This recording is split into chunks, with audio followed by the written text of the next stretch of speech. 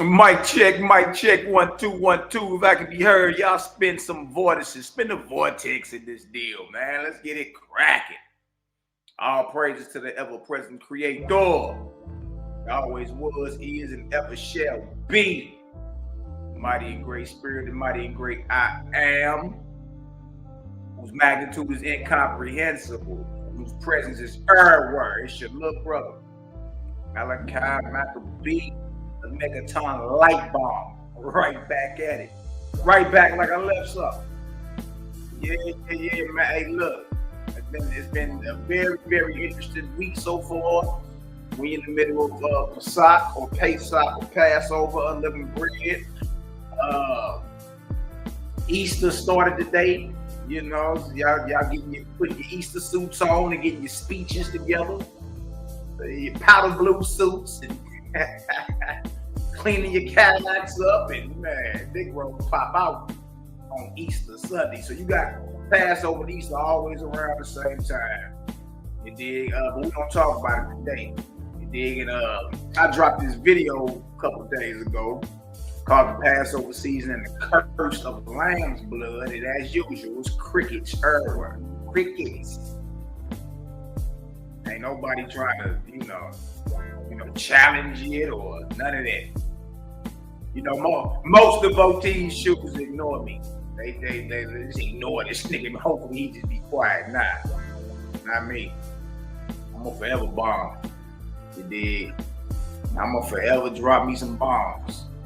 Y'all gonna have to remove me off the board to get me to be the hell quiet. And even when I'm in the spirit world, I'm still a problem.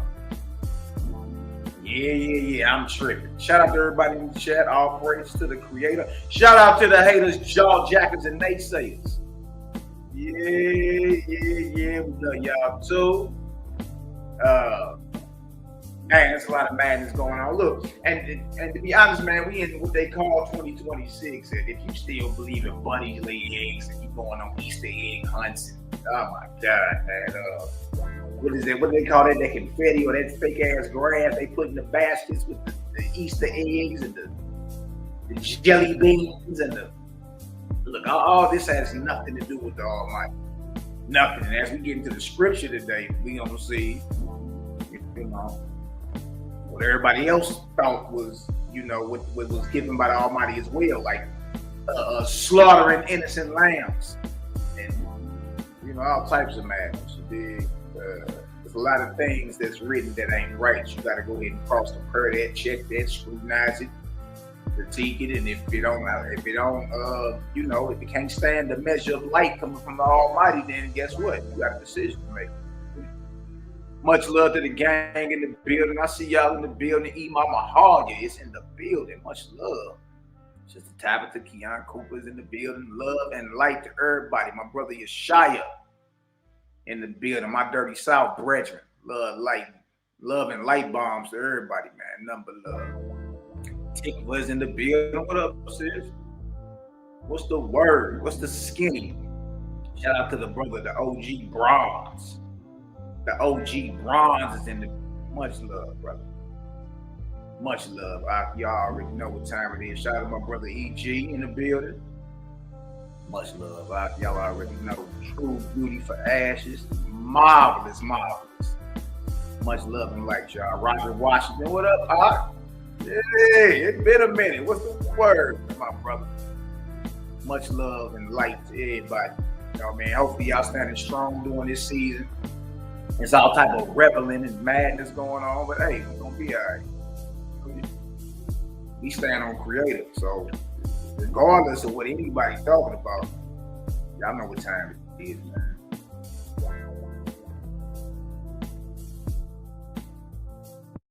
But the vibration of what we saying, how can you say that, Malachi? Because we talking about the God Maker. So if we talking about the God Maker, then you still over here, dear Father God. We talking about the one who make God. So that means you're not even coming with nothing higher, you know what I mean, off your mouth, or even coming with a higher frequency than what the Creator gang is talking about. Shout out to the CGG, man. I rock with the brothers and sisters. You know what I mean? Because it take a certain type of character to stand, you know what I mean, in a world full of darkness and to raise 1,000 pillars of light. You feel me? And trip off this and be unflinching when it comes to what we talking about. We say the things most people scared to whisper and dream about. And we say it, we don't say it, you know, in your inside voice or whatever. No. We shout it from the rooftops, right? Yeah. We bomb. And look, you just got to deal with it. You got to deal with the cleanup. You know what I mean? But one thing we ain't gonna do is spur the deity. That's not what we're here to do. We're not here to play patty cake with you or your God. We're not here to, you know what I mean, tiptoe through tulips, exchange fancy and smooth soliloquies, be real milquetoast with you. That's not us. Nah. Straight down the middle, punch you right in your mouth with this light, and you just gotta go deal with it. Go get you a bag of ice. You know what I mean? Put that on your mouth and let that swelling go on down. And when you done healing, you still got to deal with us. You know what I mean? Shout out to the gang, man. Shout out to my brother Cosmine Calvin, Cloud Kicker. Cosmine Kruger's in the building, man. What's the word? Yeah. You know, hey, after so many days not punching on somebody's deity, bro, I start feeling like something off. Yeah, I need to get back in the field. Like, what's going on? Shout out to my brother, man. Shout out to my yacht in the building, standing strong this season up. Talked to my brother the other day. He's standing strong. You dig? Shout out to the mayor of the West Side, Abdiel Israel, my ASN brother. Much love, you already know. I'm gonna share a little bit of the Minister of Wellness video. He did one yesterday morning, and he was ooh-wee. He shouted honor and humility out too. Yeah, I'm gonna play a little bit of his video too. That brother, hey, he ain't playing no games with you bros. He ain't playing. Like he's somebody done pissed him off. Yeah, real speed. You did. Shout out to my sister. Global Purpose is in the building. Hey man, y'all hit the like button, subscribe button. Y'all share this across all your social medias. You know what I mean? Let them know the gang is in the building. I ain't never left. You know what I mean? And when it come down to this, yeah. We know we play ball. We play ball, boy. You be hard pressed to find somebody else that go as hard as us when it come down to this. When it come down to the topic of the spirit world and the gods and the deities, and if your God is false and all that, yeah. We the ones that play ball. That's right. With that being said, don't get your God's head put on the floor. That's what we here to do. We're not here to play with you. We're not here to, be all milk toast with you for what? What are we turning down for? You here to turn down? We're here to turn all the way up. Turn the light up in this deal. Turn the lights on, snatch the covers off. Yeah, you got to deal with this. You got to deal with it. You feel me? Shout out to the faithists worldwide, man. Those four in there. You dig? The real Israelites. Real thingness.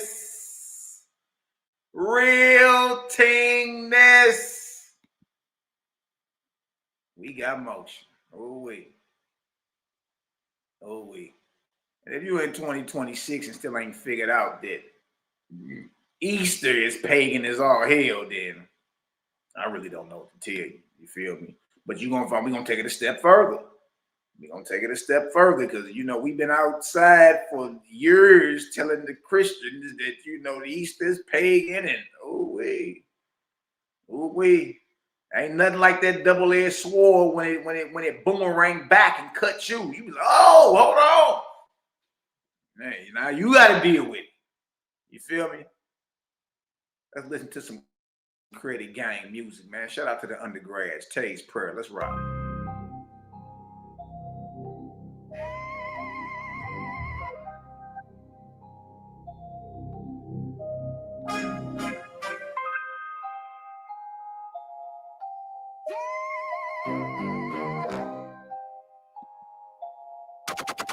Yeah.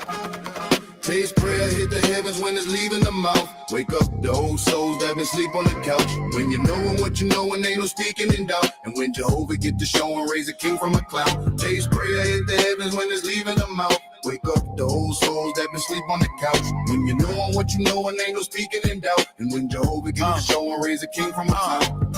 Take pray deep where the pain don't hide. Down in the dirt where the hurt reside. He spoke one truth and the cloud slid wide. Letting sun hit the block like a shift in the tide. They ask first, Father, make the unseen near. And the sky bow down just to make things clear. Teach me truth. Let the pride disappear. Show me my flaws so the path steer clear. I seen broke hearts start breathing again. Seen doubts creep in when the spirit descend. When you call from the depth, ain't no falling back in. Jehovah raise you up, no Lord contends. Take away self, let the weakness confess. Turn a soul from the chaos to a place of rest. Seen a lost man stretch past the chains and the nets. Cause the purpose stood firm under pressure and stress. Today's prayer hit the heavens when it's leaving the mouth. Wake up the old souls that been sleep on the couch. When you knowin' what you know and ain't no speaking in doubt. And when Jehovah get to show and raise a king from a cloud. Taste prayer hit the heavens when it's leaving the mouth. Wake up the old souls that been sleep on the couch. When you knowin' what you know and ain't no speaking in doubt. And when Jehovah get to show and raise a king from a cloud. I came from the low where the hurt sit deep, where the nights get long and the hope gets weak. But Tay's prayer hit, woke the pain out of sleep, made the whole hood feel what the wise ones speak. Make me strong in me, and the chains fell down. Turn an unheard voice to a well-known sound. Fear is a thief, steady blocking your crown, but the truth punched through, knock the lies to the ground. Light up the heart, Ditch the self-made clout, make the inner man glow, cause he truly devout. Seen deep wounds close from the inside out. Seen a man gain hope where he once had doubt. OSP gave game that the world don't teach. Truth so complete, you can feel it in speech. Every lesson a reminder why we push for the peak, and only put in words to action, bring the goal in reach. Case prayer hit the heavens when it's leaving the mouth. Wake up the old souls that been sleep on the couch. When you knowing what you know and ain't no speaking in doubt. And when Jehovah get to show and raise a king from a cloud. Case prayer hit the heavens when it's leaving the mouth. Wake up the old souls that been sleep on the couch. When you knowing what you know and ain't no speaking in doubt. And when Jehovah get to show and raise a king from a cloud. Now the Cosmo and Erba got the world on shift. Dark clouds take flight like Ethereum ships. Souls lost in the rifts and the messenger swift. Bearing orders from Jehovah on a heavenly bridge. They walk first, so the pathway clear. Ask creator for the truth, no vanity near. Make me upright, Father, keep my vision sincere. Let the old world fade, bring the new world here. I seen hope stay warm in the season of cold. Seen faith carry man down a beaten road. I seen the spirit hold firm with a massive load. Seen man stand pat when the plan unfold. Every creed that we chant get intention now. Every seed that we plant seek ascension now. Let Jehovah in your heart, ain't no stressing you out. Releasing all the tension that's been pressing you down. Taste prayer hit the heavens when it's leaving the mouth. Wake up those souls that been sleep on the couch. When you knowing what you know and ain't no speaking in doubt. And when Jehovah get to show and raise a king from a cloud. Taste prayer hit the heavens when it's leaving the mouth. Wake up those souls that been sleep on the couch. When you knowing what you know and ain't no speaking in doubt. And when Jehovah get to show and raise a king from a cloud.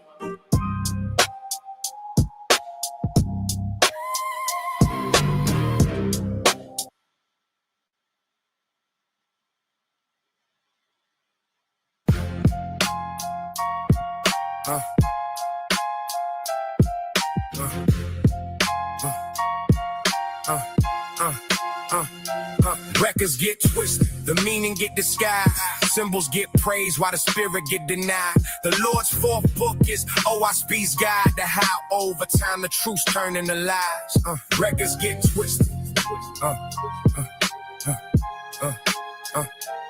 Records get twisted. Truth wasn't written, it lived and applied. Images carved, but they not what they imply. Copies get lifted and passed to the scribes. Hands on the script, but it slowly run dry. Circles and lines held the truth they can't hide. Pointing to the all, but reduced to a sign. Told not to seek it, just stay and comply. But light get diminished the moment it's time. Priests in the center, the people outside. Words getting filtered before they even applied. Gatekeepers shaping what souls can't defy. Twist the truth in the text so the ego align. Nothing was said about looking inside. All of the noise outside keep the mind occupied. Truth was a whisper they learned to divide. Buried in the scriptures that were written in lies. Records get twisted, the meaning get disguised. Symbols get praised while the spirit get denied. The Lord's fourth book is OSB's guide to how over time the truth turned into lies. Records get twisted, the meaning get disguised. Symbols get praised while the spirit get denied. The Lord's fourth book is OSB's guide to how over time the truth turned into lies. Voices get carried and shift in the span. Truth leave the source, get reshaped by hand. Spoken outside, but not part of the plan. So hear it clear without the preaching of man. Leaders keep building the heavens they command. Guards along the path, so it passed through a brain. Teaching the code, so obedience stand. Blocking the truth from the masses caught up in the sham. Some start to notice it wasn't so grand. The rise then decline all across the land. Stories get buried, then uncovered in sand. Every time echo patterns they don't understand. Reading all the records, the mind expands. Seeing the same cycle that once sunk pan. The meanings got altered the further they ran. And they took it as truth, then made laws and declared. Records get twisted, the meaning get disguised. Symbols get praised while the spirit get denied. The Lord's fourth book is OSB's guide to how over time the truth turned into lies. Looking at records, the truth can be known. Same things repeated, then written in stone. Teachings get layered and widely outgrown. Deeper foundations not built in the homes. Voices not living out, setting the tone. Taking his law, 9 followers grown. Those who will question get left on their own, told just accept what the elders condone. Patterns keep repeating, times clearly flown, rise and then fall in the ways they have grown. Nothing was random, the seeds had been sown, cycles keep turning and the harvest is wrong. Some start to see it and question the throne, some keep defending when the proof has been shown. Nothing to argue, the cover's been blown, just seeing it clear with no need to atone. Records get twisted, the meaning get disguised, symbols get praised while the spirit get denied. The Lord's fourth book is OSB's guide to how over time the truth's turn into lies. Records get twisted, the meaning get disguised, symbols get praised while the spirit get denied. The Lord's fourth book is OSB's guide to how over time the truth's turn into lies.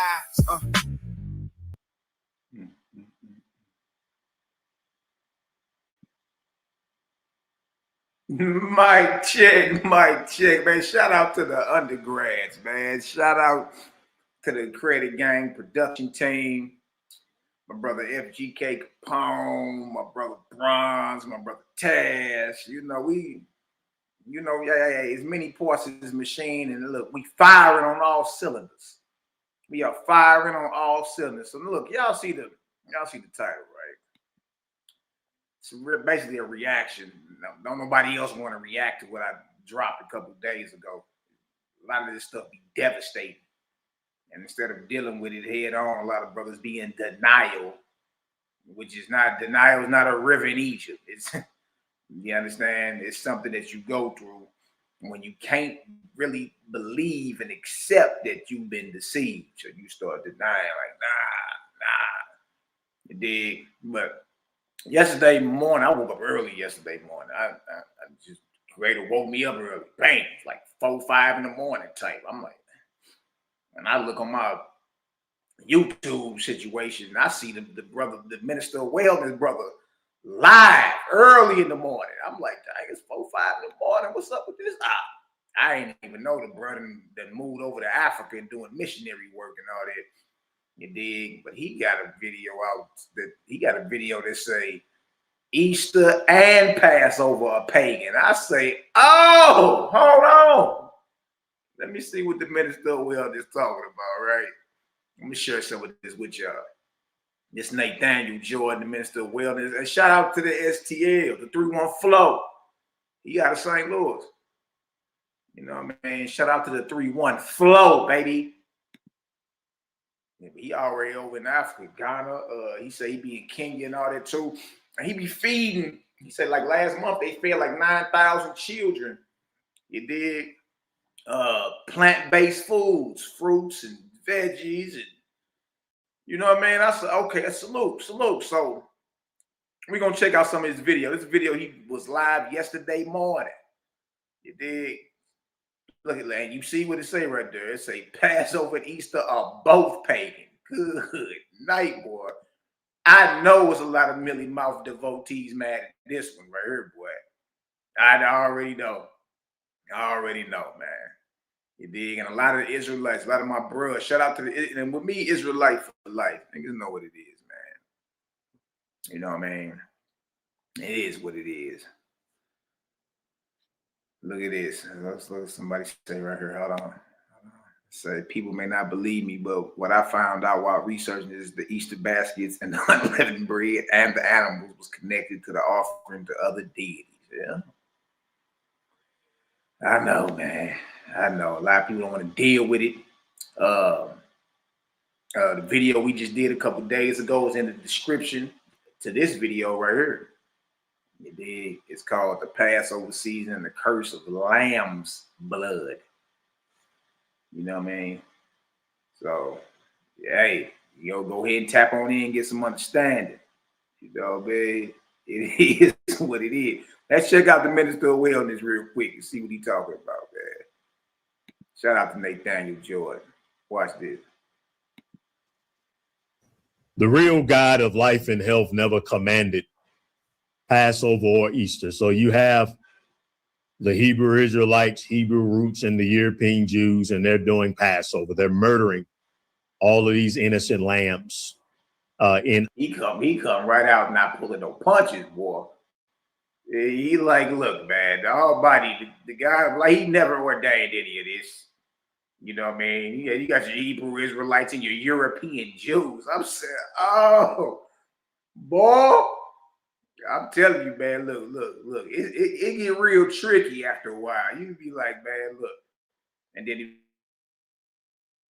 got to stand up and call it for what it is. It did. That's what I'm saying. It's like, I ain't never seen so many, and it's crazy because I ain't never seen so many cowards spiritually, especially at a time or at one point in time when everybody was like on some soldier type, like, we banging against this Easter, we banging against Christmas, nigga, we banging against, if it's false, nigga, get out your feelings, and, you know, all this extra, you know what I mean? But man, when that blade boomerang cut back, you get to stuttering like a Uzi. Yeah. Hit dogs holler, boy. So he come right out and say, look, man, the Almighty never commanded any of this. You got your Israelites doing what the European Jews are doing. It's the same exact thing. You know what I mean? Let's check him out. In honor of their monster god. And then on the flip. Hold on. He said in honor of their monster god. Now look, there's no reason to be getting mad at your brother Malaki Macabee, man. You know what I mean? There ain't no reason to be getting mad at me, man. You dig? And I already know Millie Mouth devotees gonna be mad. People mad anyway.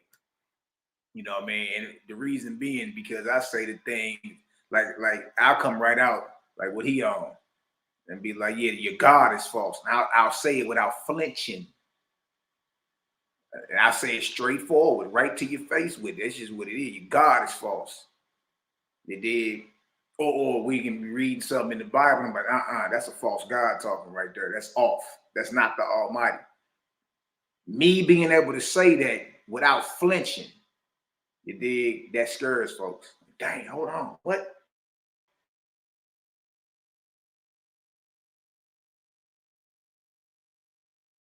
Hold on, let's see what else he's talking about. Dang. Okay.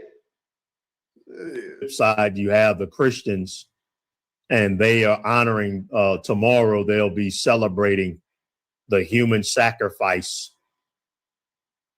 what they call the human blood sacrifice of Jesus. And then after they celebrate the blood sacrifice, and then they will proceed to pig out, to commit gluttony in worship of Satan, the god of the belly. And then they'll be participating in murdering millions and millions of pigs, as the feature of the Easter meal is the pig. So the Hebrew Israelites, they think they're doing something better by doing Passover. And there's a whole lot of history about how Easter is not in the Bible and all of these things. Well, I'm here to tell you today, brothers and sisters, that both are pagan. Hold on. This brother say, look, man, I better tell you they're both pagan. Hey, look, it's all over but the shouting. Yeah. Well, yeah.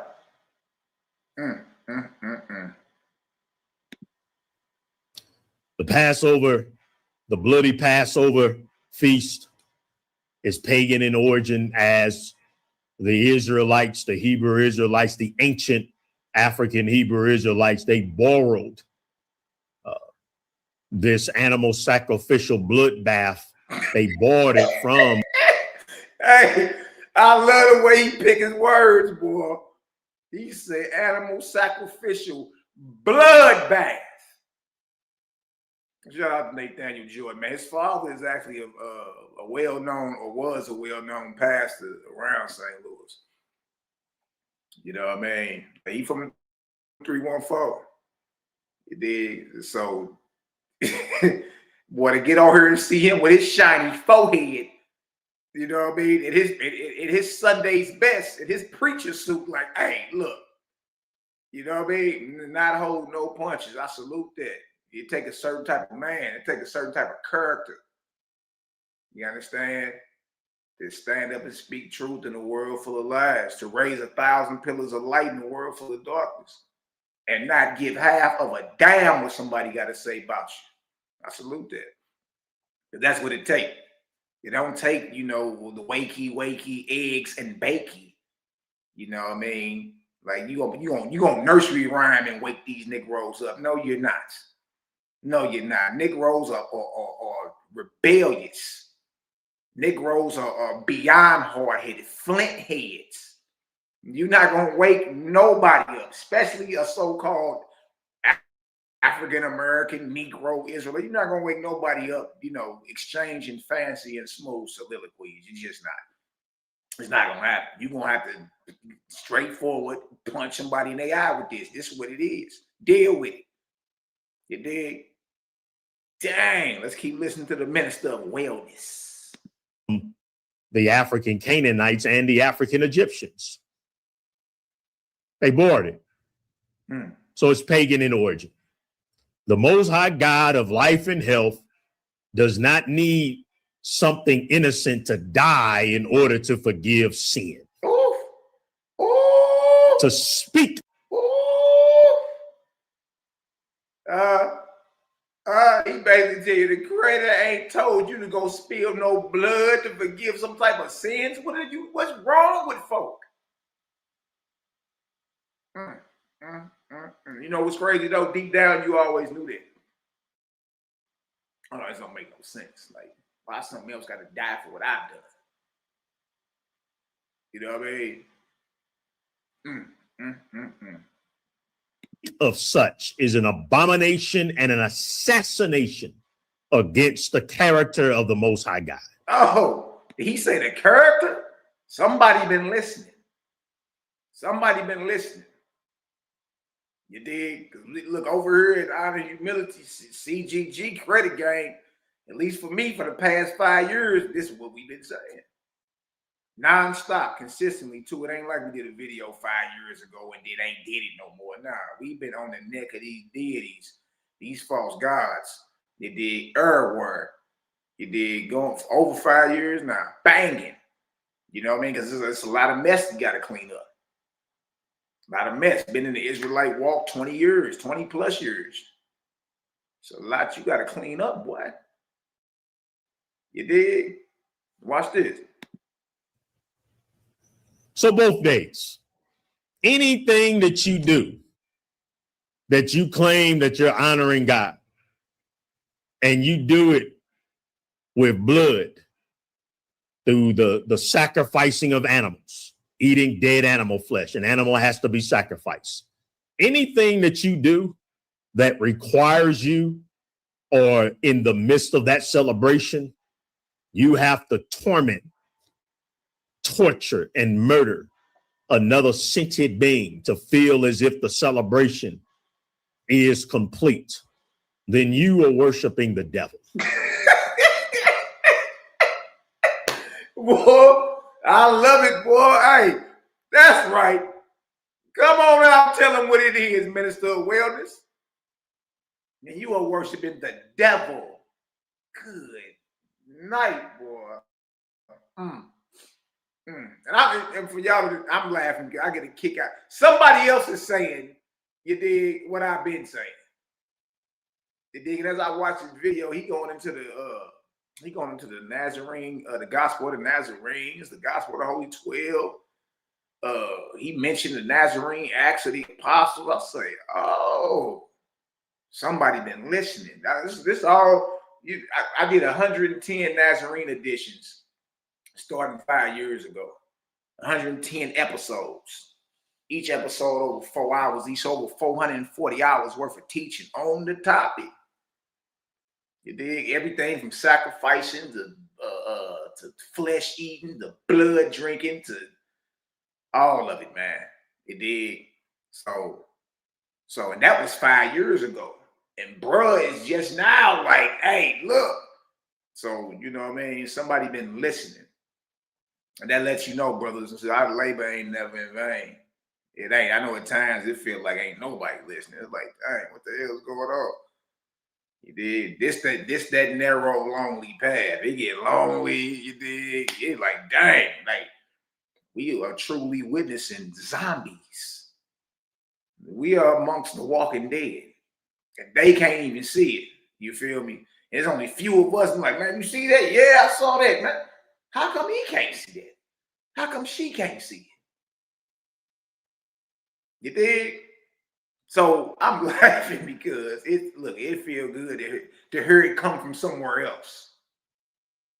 To hear it come from somewhere else, or someone else, and he ain't caring about your feelings. Same way I am. I can give less than a damn about all that. You dig? You can be mad all you want. The sun's still gonna rise in the morning. Still gonna set in the evening. You can be mad all you want. The temperature is the temperature. You can't shout at the temperature and make it go up or down. When it comes to the grand scheme of life, your feelings don't matter. They're temporary. They're like clouds. They swirl, they expand, and they vanish. So in the grand scheme of things, your feelings don't matter. We are human. We got them. But they don't matter when it comes down to the reality and the grand scheme of things. You feel me? So when I hear another brother or sister stand up with that fire in their spine and be like, nah, nigga, that's wicked. That's satanic. You dig? And mind you, he's the son of a pastor.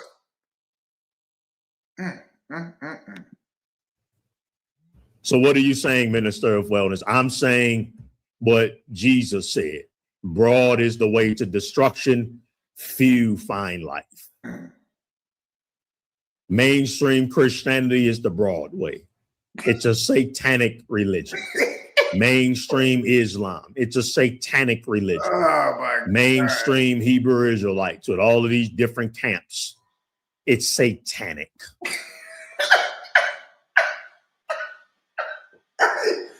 Boy, man, look, y'all can't get me started, boy, because I get to laughing, crying. Boy, I get to laughing so hard, I get to crying in this deal, boy. Hey, hey, and look, this brother is very sincere. It's satanic. Oh, man, boy. Don't make me start laughing. Shout out to my brother Daryl Cosmine in the building. Much love. That's the Donatello of the Turtle Gang. That's the Robin McCall. Y'all know who the Equalizer is. Denzel. This brother right here. This brother right here on the screen, Daryl Cosmine. Make sure y'all go like, subscribe, share. That's my brother. He one of the four horsemen. You dig? Shout out to my sister Melissa Harris in the building. I'm glad you in the chat. Yay. Yeah. We talked briefly the other day. Yeah, I'm glad you in the chat. You know what I mean? Shout out to your parents too, your father, your moms, to send my love to everybody, man. You know what I mean? Let me see who is this right here. About John Kidd, man. I appreciate credit for you. I've been on this journey with y'all from North. Hey, salute, bro. Salute, man. I salute you on your journey, y'all. You know what I mean? Much love. We bros, we family in this. Whatever I've always been like that. Whenever I find out any type of information that can benefit us as a whole, hey, I don't sell it, none of it. I bring it right to the table. Hey, y'all, look at what I found. Dang. Let's rock. You feel me? Let's see what else we got. We're going to calendar. Yeah. Man. All right, so hold on, man. Dude got me laughing. But look, y'all, look at his face, though. He's serious. He's serious. He's serious as nut cancer. He's serious. He's serious with it, man. You know what I mean? I'm just being honest with you. Hold on. Let's throw some more. Dang. The way of life, the way of selflessness. I am not going to do or eat or drink anything. Every action I take, every crumb I put in my mouth, every sip that I drink, every action that I take will be to produce life and health. Yeah, he mean that. Look at the frontal lobe on this man. Look at the forehead. Look, he not playing. He listen to me. He's serious with it. He's serious with it. Salute to Nathaniel Jordan, the minister of wellness, brother. I salute you and what you're doing. I seen some of the videos. Boy, you got me laughing over here. Boy, I see village of brothers, little brothers and sisters over in Ghana. You know what I mean? I think you over in Kenya too, East Africa type. You dig? Like out there, and you ain't feeding them, you know what I mean, the bologna sandwiches. You ain't feeding them, you know what I mean, cheeseburgers. And it's plant-based foods. You dig? And you feeding thousands of short leggers, you know what I mean, a month. That ain't nothing to sneeze at. That ain't nothing to to take lightly or whatever. You dig? Like, you really in this work, bro. I salute that. You dig? That's inspiring. Like, I'm over here, got my wheels turning now. Like, you know what? I probably can start hitting all these little major cities. We gotta figure out how to raise some bread. And I'll be over here doing the same thing. You feel me? Like that's inspiring. I gotta keep it real with you. I'm like, dang, y'all see what he doing? Y'all see what he doing? You dig? But man, look, I can't front. You got me laughing, boy. You got me laughing. Not only in myself, but I want life and health to spread throughout all of God's creation. That's right. That is the narrow path. Come on. And only few find that path. Shout out to my brother T, bro. Which path are you on, brothers and sisters? As we are in the Easter holiday. Right. Passover's a holiday too. Oh. Passover's a holiday. Ooh. Say it ain't so, bro. Oh. Did he say Passover is a holiday? Good night. What kind of a monster are you serving? Oh, man. Woo! Oh, boy. I needed this laugh. I can't even front, boy. You know, man, I usually about once or twice a year, I get a good laugh that I had me like on the flow laughing. You know what I mean? There's one of them. What kind of monster? Is your God a monster? Oh, man. Shout out to my Oxy La Shalom in the building. What's the word? All the four horsemen in the building. You know, when it's time for us to show up and start, taking some heads, it's easy money. That's what we do. Let's cook. Let's go and let's read about the monster. In the book of, is it Exodus chapter 12, where we read about the monster? Bro. He say, let's go read about the monster. Shout out to my brother Dreadful Cosmod in the building. They worship in a monster for Passover and Easter. It's the same. There's no difference. Yeah, but minister, the original black Hebrew Israelites were of the devil. They were of Satan. Okay. Skin color don't get you into the righteous standing of the Lord, or blood, or your bloodline heritage. Oh, man. See, what do you say? Like, you want to be chosen, choose creative. All the living are his sons and daughters. None are orphans.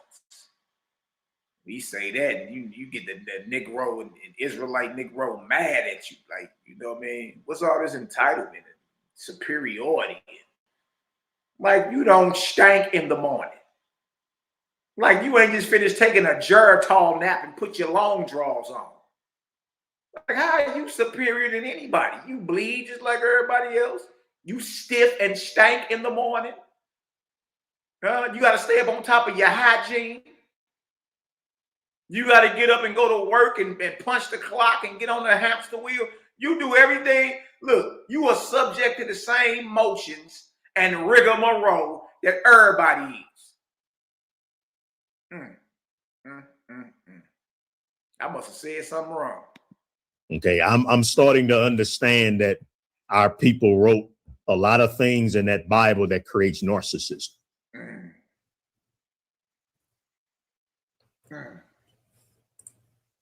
So you go here to the book of Exodus, chapter 12, and we see the monster god. The monster god said to Moses and Aaron in the land of Egypt, this is a wicked scribe writing this. This is not the word. This is not the infallible and inerrant word of God. Ah, man. Okay, so the monster god said to Moses and Aaron, he said on the 10th day of this month to go and steal a lamb. You're supposed to kidnap a lamb from its family.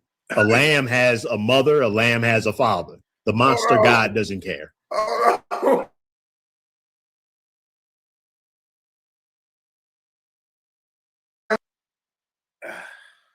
but that's really what it's saying. If you look, you remove your emotion out of it. What is it telling you to go do? He say go kidnap a lamb. He said a lamb has a mother and a father. So the monster tells them to take an innocent lamb for yourself. So kidnap a lamb from his mother and father. And then the lamb, and then not only must you kidnap, but the monster says, I want that lamb to be 1 year old. I want that lamb to be 1 year old. That's practically a baby. What type of a monster? So I want you to take the son, the 1 year old son, perfect, away from his mother and father. I don't care how much the mother and father scream. I guess you can murder them too. You must take it from the sheep or the goats. And then as a whole community, as an entire community, the monster says, I want everybody to take their 1 year old male lambs that they just kidnapped, and then I want you to murder it. Then I want you to take the blood from that murdered baby lamb, and I want you to splatter the blood on your door frames. Then I want you to eat the dead flesh from that innocent lamb that you murdered, that you kidnapped from its family and murdered. Whoa. And I want you to roast it over fire. I want you, this is the monster god talking. I want you to roast its head. This is the monster that we were raised under in the Christian church. This is why your church is a fat, sick, disease, is no healing. Hey, look. So I know it's a big conspiracy, basically, to ignore the CGG creator gang. You dig? He ain't even he not even with us. And guess what he doing? He telling you the same exact thing. This is somebody else who don't even like who got his own thing going on. Huh? And he telling you the same exact thing. You got to deal with that. You got to deal with that. The monster god. Dang. They have mental illness. Their children are autistic. They had to run away like chickens with their head cut off during the COVID pandemic. This is why. This is the monster they serve. They want you to remember, this is the baby lamb. I want you to roast the head. I want you to roast the legs and his guts. That's what entrails means, family. That means guts. The monster wants you to eat the guts. And I don't want you to leave nothing. And whatever you don't eat, I want you to burn with fire. The guts so the guts you would call lamb chitterlings. Chitlins. Not chitlins growing up, those are pig guts. You supposed to be eating lamb chitlins for Passover. How many of y'all do that? Because this show ain't happening. There ain't never a serving of no chitlins, you know what I mean, at the Passover. There's not. But you supposed to be eating head meat, huh? Chitlins. Dang. The remains of that innocent lamb. This is the Passover of the monster. And then after you commit genocide, by you committing genocide, on innocent lambs, then I'm going to commit genocide against the firstborn in the land of Egypt, but I'll spare you because you gave me my blood. This is a monster talking. Is your God a monster, family? Oh, man, dog. That should sicken your stomach reading that. That should sicken your stomach. That's a monster talking. But minister, my pastor your pastor is a minister of Satan. Okay, your pastor is a minister of Satan. Oh, no. This is what they're worshiping. This is what this weekend is about. This is what Easter is about. It's about worshiping a monster. What type of monster would order that type of genocide?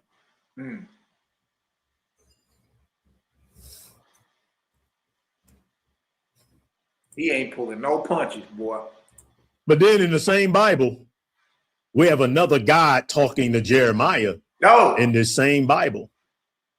What's going on with the Bible? I thought it's the infallible and inerrant word of God. So we just read the monster God, but then if you go with me to the book of Jeremiah, hold on, he say he got enough sense to discern that there are two different gods. That's a different. And trip off this, it's real simple. How you know it's a different God? How do you know, Malachi? The message is different. One message is thou shalt not kill.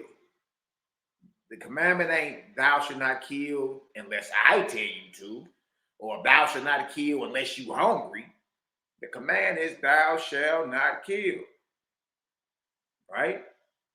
Then you get a different message telling you to go kill. Right? It ain't because the deity is schizophrenic. These are different deities talking under the disguise of the all capital Lord. And you figure you done learned you a little Hebrew, the all capital Lord is Yahuwah. Yahweh, Yahweh, Yahweh. Huh? He got enough sense to understand what the gang been saying, what we've been saying. We've been saying, look, learn the character of the creator. That way you can't be fooled. Everything you read ain't right. Just because it say the Lord or Yahweh don't mean it's the Most High or the Almighty. Well, Mally, how do you know? Listen for the message. If the message is about killing and you've been commanded not to kill, then that's not the Almighty. It's that simple. It's that simple. But we've been in agreement with this, who he calling a monster, for so long, you stop trying or testing the spirit when it comes to you. Any spirit of inspiration of killing or whatever skip across your plate, you just say, sir, yes, sir. You don't be like, hold on, what? I'm not about to do that. You crazy as hell. Well, why? Because I've been told not to. See?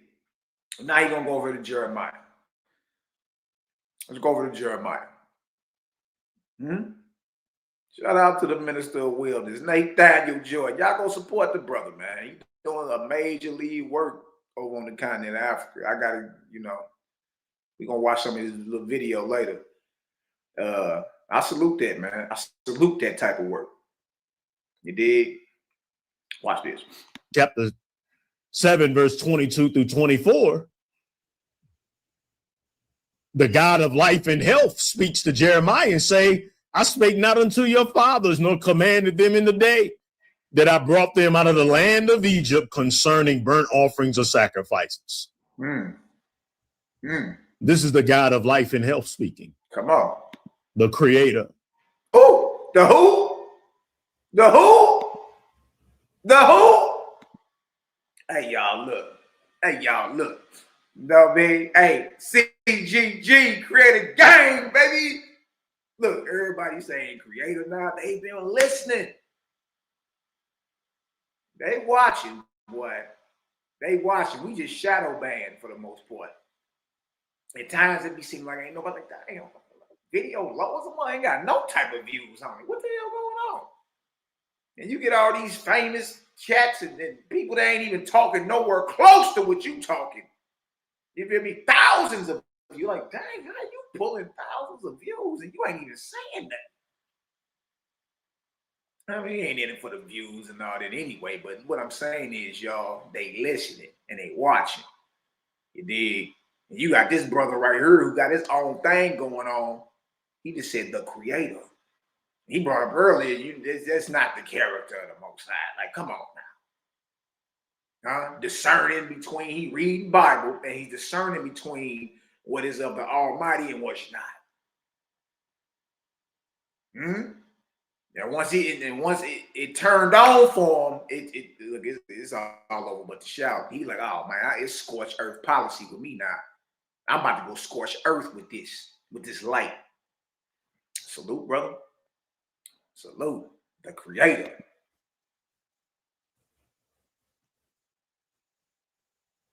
Which God is true?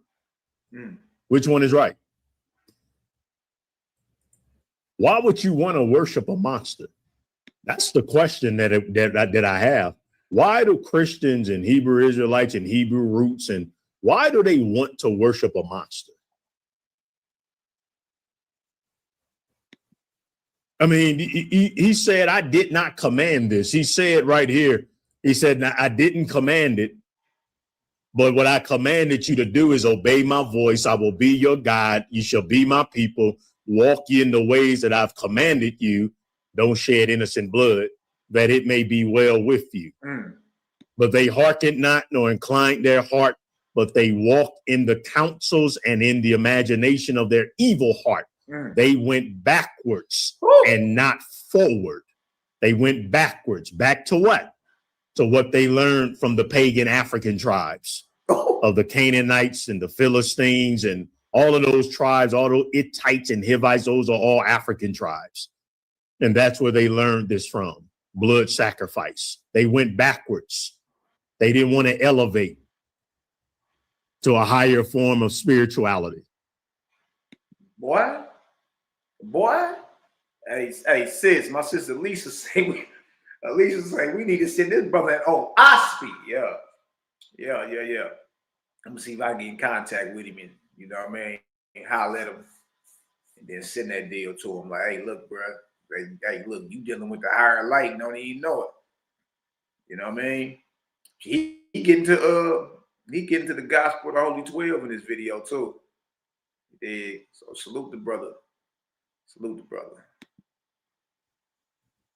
That you are responsible for repenting from your sins. I mean, what a cowardly thing to do. You sin and you're going to go and murder something innocent because of your sins. Oof, come on. I mean, what a cowardly thing to do. What a cowardly thing to do. And we put a standard on God that we would never put on a human being. If you have two sons and one of your sons does something wrong, and then you slap and strike and beat and punish the other son because of something the other son did wrong, you would be looked upon as an insane person. You would be looked upon as a monster. Straight up. And your son would hate you. Why are you slapping me when he's the one that did something wrong? I'm not even doing anything, but I got to get punished. And then you tell him, well, I require, that's how God is. You see, we would call that type of parenting a monster. No, whichever child does something wrong, that's the child that gets the whooping. That's the child that gets chastised. You don't chastise the other child. My father, who was a minister of Satan in the church of Satan, even he never did that. It was 7 of us. Hey, well, I told y'all he ain't pulling no punches.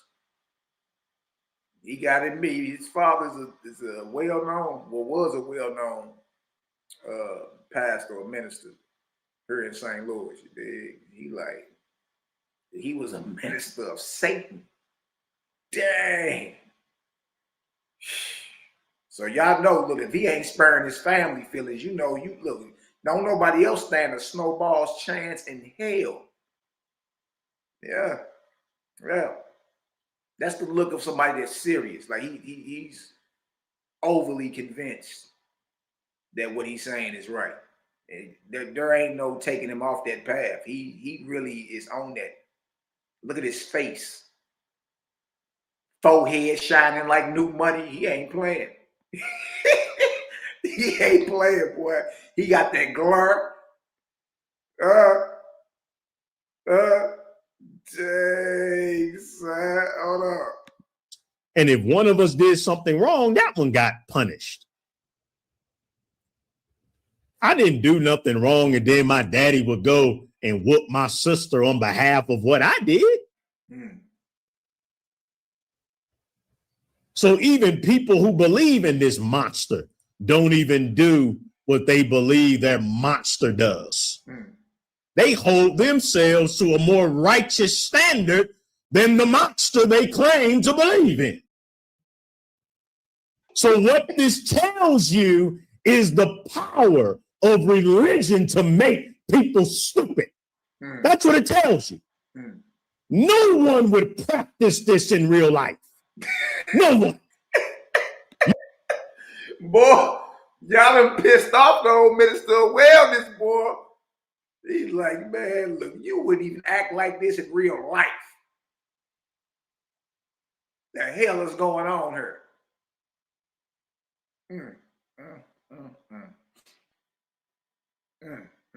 Make sure y'all reach out, tap in, and support this brother, man. You dig? Support this brother and what he doing. Straight up. You don't kill something innocent on behalf of someone who did wrong. So somebody murdered somebody, so now I got to go murder something. Nobody does that. We don't even do that. That's and right. Anybody who does that is looked upon as a wicked person. That's right. But yet, these are the very characteristics of the God of the Bible. And we don't even question it. Or it took us too long to question it.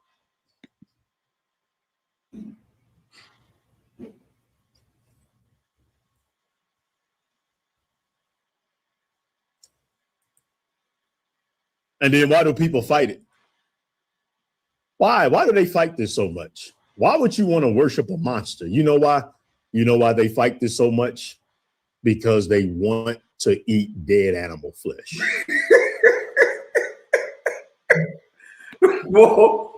Brothers and sisters, don't complicate this. I want you all to pay attention to me. I don't want you to complicate this. The reason why people will cling. Hold on. He done took the glass.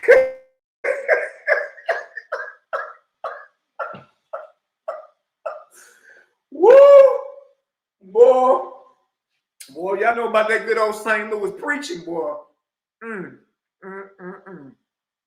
That's that good old St. Louis preaching right there, boy. Boy, he done took the glasses off. Man, this brother is serious. He not playing. He not playing, boy. He ain't skinning teeth. Oh, man, boy, hey, Mr. Boy, you got me over here crying laughing, boy. Oh, man, I needed that. Oh, man. Sometimes life, boy, you had your bow-legged in the shoulders, boy. I be on point all the time, just militant mode, you feel me? I need a good laugh every once in a while. Boy, hey, this brother is not playing. Boy, if you skip across him and you over there, nigga, looking at a McDonald's commercial, boy, he liable to slap the taste out your mouth. He's not playing. Look, if you carnivorous, you better stay away from this brother. He ain't playing no games. No games. He done took the glasses off. Woo! I needed this laugh, boy. I'm trying to tell you. Gosh. So this genocidal monster is because they want to eat dead animal flesh. It's really not more complicated than that. Because to accept these spiritual truths mean I can't eat meat.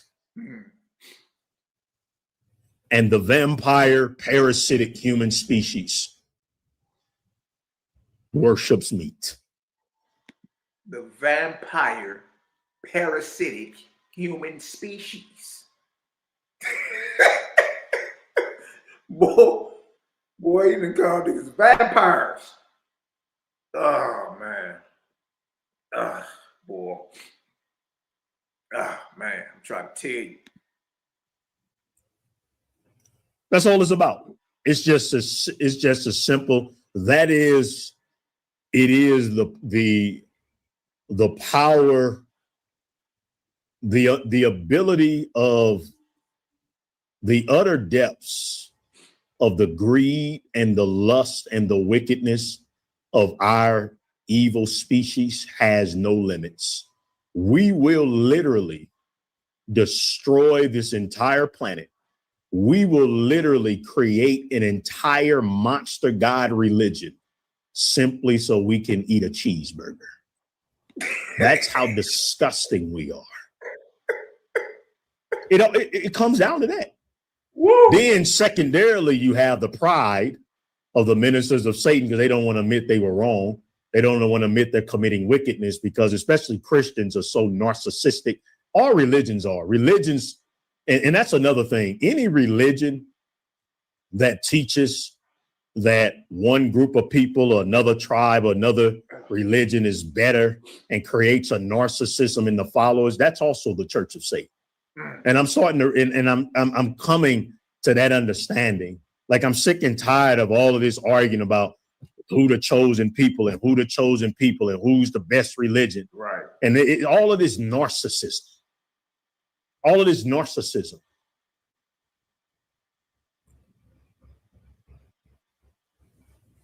You want to know who the chosen people are? Let me show you who the chosen people are. Now, I'm not talking about historical facts. We're not talking about history. You know, the Afrocentricity of the scriptures, the African history of the biblical Hebrews and Jesus, that's history. I'm not talking about history. A historical fact should not create narcissism.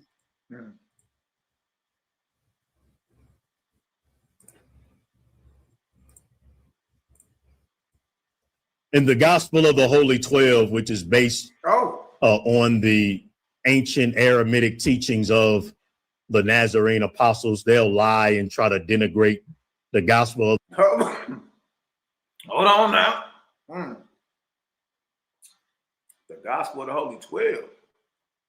Well, y'all know we've been bringing that out on this channel for 5 years now. The Gospel of the Holy 12 is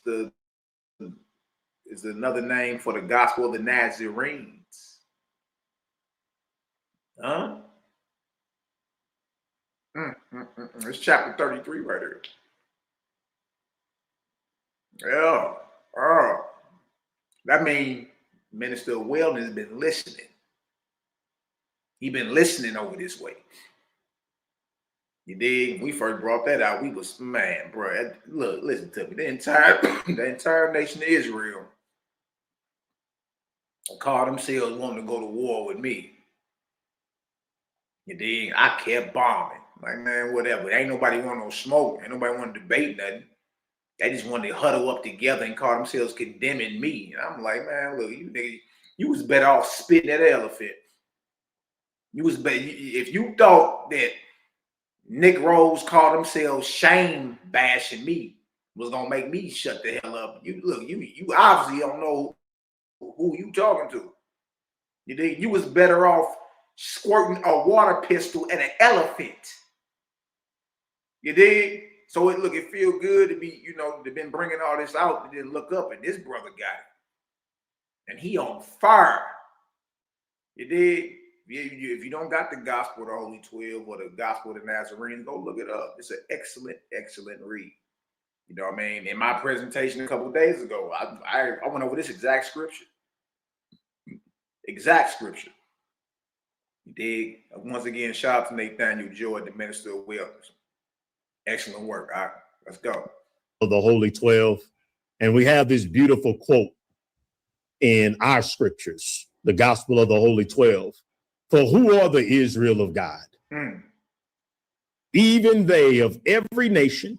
It don't matter where you from, China, Saudi Arabia, Come on, America, Canada, Brazil, Italy, Europe, Asia, Africa, North America, South America, Antarctica, North Pole and South Pole. Whatever nation you're from, whatever tribe you're from, if you work righteousness, God's righteousness, meaning love, mercy, and you keep God's commandments, these are the true Israel of God. And then he goes further along in the gospel in that same passage. Ye shall not take away the life of any creature. that's right. For your pleasure, nor for your profit, nor yet torment it. Ye shall not eat the flesh, nor drink the blood of any slaughtered creature. The gospel of the Holy 12. Hallelujah.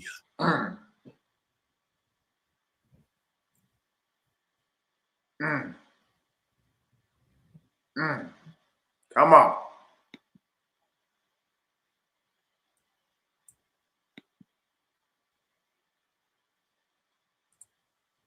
Y'all done pissed this man off. I'm telling you. Y'all done made him mad.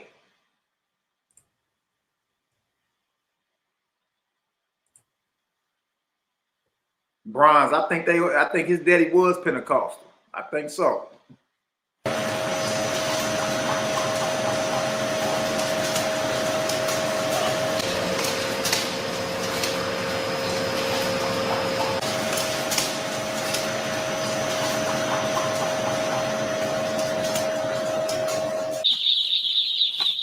He about to go on his man.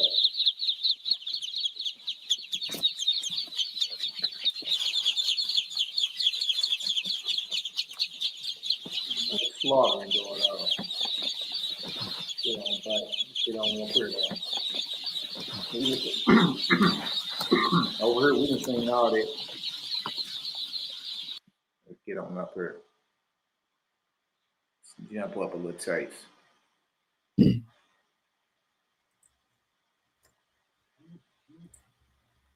What kind of monster would allow that? What kind of monster?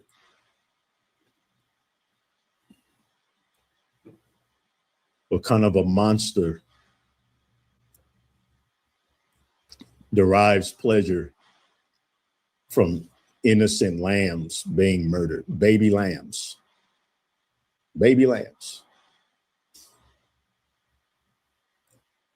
That he created with a central nervous system. That he created with pain receptors. What type of monster derives pleasure from seeing his own creation tortured, screaming at the top of its lungs in excruciating pain? What type of a monster? I tell you here today, brothers and sisters, on Easter weekend, that millions and millions of Christians will be worshiping the devil himself. I tell you, brothers and sisters, that during the Passover, millions and millions and millions of Hebrew Israelites, Hebrew roots, and European Jews, they are worshiping Satan.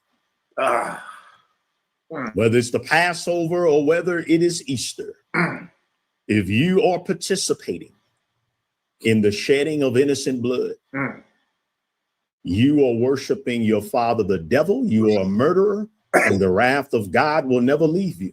Hey, man. Hey. Y'all, look, I can't front. This is a joyous occasion for me. You did? Man. I've been at war with these Negroes, boy. Boy. These are tears of joy. I ain't laughed this hard in a long, long time. You did, and it, like I said earlier, it feels good to see a brother that, because you got some people that'll catch this light, but they'll be real. They'll still be trying to be diplomatically correct. sound all, yeah, I don't want to say anything to offend too many people. And this brother is coming in the spirit like, I look later for your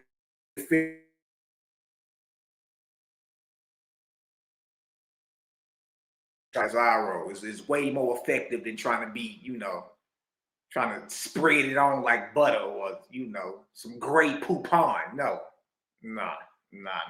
We gonna drop some bombs. You dig? And we gonna let y'all deal with the cleanup. That's how we gonna be. So, to see brothers that's not only that receive the light, but still not compromise with it either. Ain't trying to be politically correct. You may hear a few choice words that rattle your spirit, especially if you're watching me, because I'm not the type to go soft. I don't know no other way to go. You dig? So just to hear a brother, not only stand on it, but man, what's funny in a good way is this man's facial expressions. Look at his face. Man, this is funny. Oh man. And again, hold no punches. Yeah, you're worshiping the devil. Ooh. Boy, you done made a Negro spill his yak, boy. That boy done spilled his douce listening to this. Boy. Oh man, shout out to my brother Yada LL Young, the husband of my sister Elisa Edwards in the building. Much love, y'all. Hey, what you say, Cal? Yeah, man. Minister of Wellness is gang. Yeah, he gang, man. We just gotta have a little conversation with him, send him on a waspy, you know what I mean? Tell him tap on in, but he been listening, man. He been listening. He about to go over. He about to show a video of him doing a major league work, man. Major league work over in Africa. You dig? And it's inspiring, actually. It's like, dang, okay, bro. Yeah, that's the type of time I'm on. What's good? You know what I mean? And that's what I'm saying. It's like, man, Creator got, how like what is that? The arc cycle of speed, the 23rd arc cycle, and how the Creator had Abram, Iwata, Brahma, and Poe, and they all was in different divisions of the earth, born at the same time, speaking the exact same message, exact same light, never even knew each other, never even ran across each other, but had the same message. You know what I mean? That's how I be looking at these little situations. So I never met this brother in the flesh. Never met him. You know what I mean? Was in the same city with him and all that. Never had met the brother. You know what I mean? I remember hearing his father's name though. I remember hearing his father. Now, his father is was a well-known, like in the Pentecostal, I believe, circles. Yeah. But like you say, man, look, bro, faith is and don't even know it. You know what I mean? And that lets you know, man, when that higher light, that inspiration come upon you, you can't do nothing but speak. You gotta look, man. You can't hold that light in. You gotta open up and let that deal out. You'll explode. You'll explode. You know what I mean? I think his info streaming down there at the bottom of his screen too, man. Y'all go check bro out. They will never leave you. And you are not a part of the called, a part of the chosen. You are on your way to the fiery judgments of the Most High God because of your wickedness. Who are the Israel of God? It don't matter what nation you from, what tribe that work at righteousness. Again, we're not talking about denying and, whitewashing history. We're not talking about that. That's right. But if you claim to be Israel, if you claim to be a Hebrew Israelite, a Hebrew roots, then we must walk in righteousness, love, mercy, keep God's commandments. We must not take the life of any creature for our pleasure, nor for profit, nor torment it, nor eat the flesh or drink the blood of any slaughtered creature. That's Israel.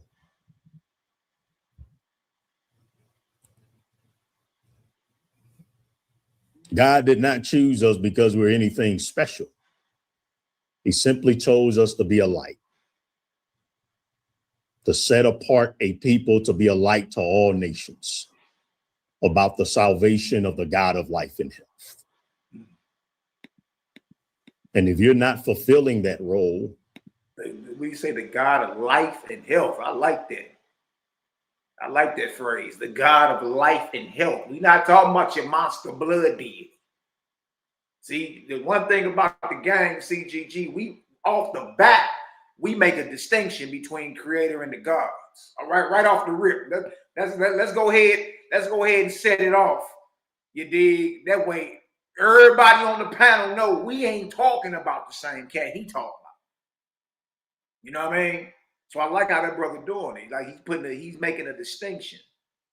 There's a difference between, you know what I mean, who he called the God of life and health and the monster blood deity. I like that.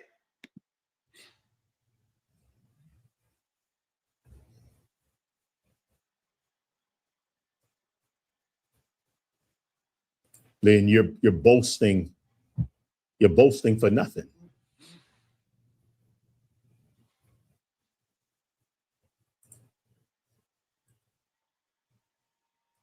Please, if you haven't family, I don't have much time left. I have to go feed the children. If you have anything to give in the offering plate for the service to help me recover a $3,000 balance, we didn't raise the $10,000 this time as of today. Last month we did. Look at that. Look at that. Him and his team out there. I'm talking about feeding the whole community. Feeding the whole community. Look at that. Watermelon all on the plate. Boy, that little short leg got all fruit and, man, look, bro. That's what I'm saying. That's inspiring, man. We did last month. But this month we failed, and that leaves me in debt. And I can't afford to be in debt, family, because we have the patch drive. We have 2 patch drives we're doing now for the girls. And we have that coming up on Friday. Next Sabbath day, because schools are out. Next Sabbath day is our patch drive at New Children's Home. And then the following Friday is a patch drive in the community in the slums. We're going to a horrible slums to give out organic sanitary pads. And our pad drive initiative is $5,000. So that's where we're looking at. When I have to sit here and I have to owe this person and this farmer and that farmer for these massive food drives, it really puts a lot of stress and strain on my shoulders, family. So whatever you're able to do today to help clear that balance, because now starting tomorrow, now the focus has to be on the patch drive. And then remember, we have our field trip coming up. So this brother's actually doing the work, man. Y'all look up the Minister of Wellness, subscribe to him.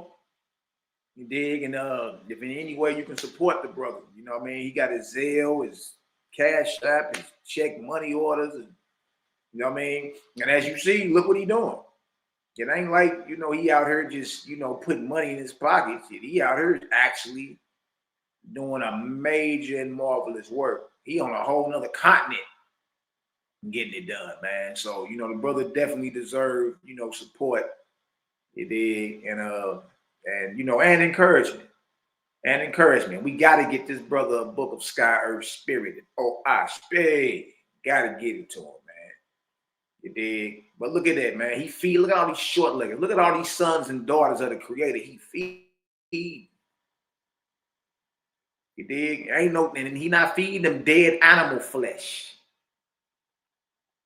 You know what I mean? Straight up. So the food drive is today. That's why I'm on at this hour. Please, especially for those who've made it to this. Okay, that's just some information right there.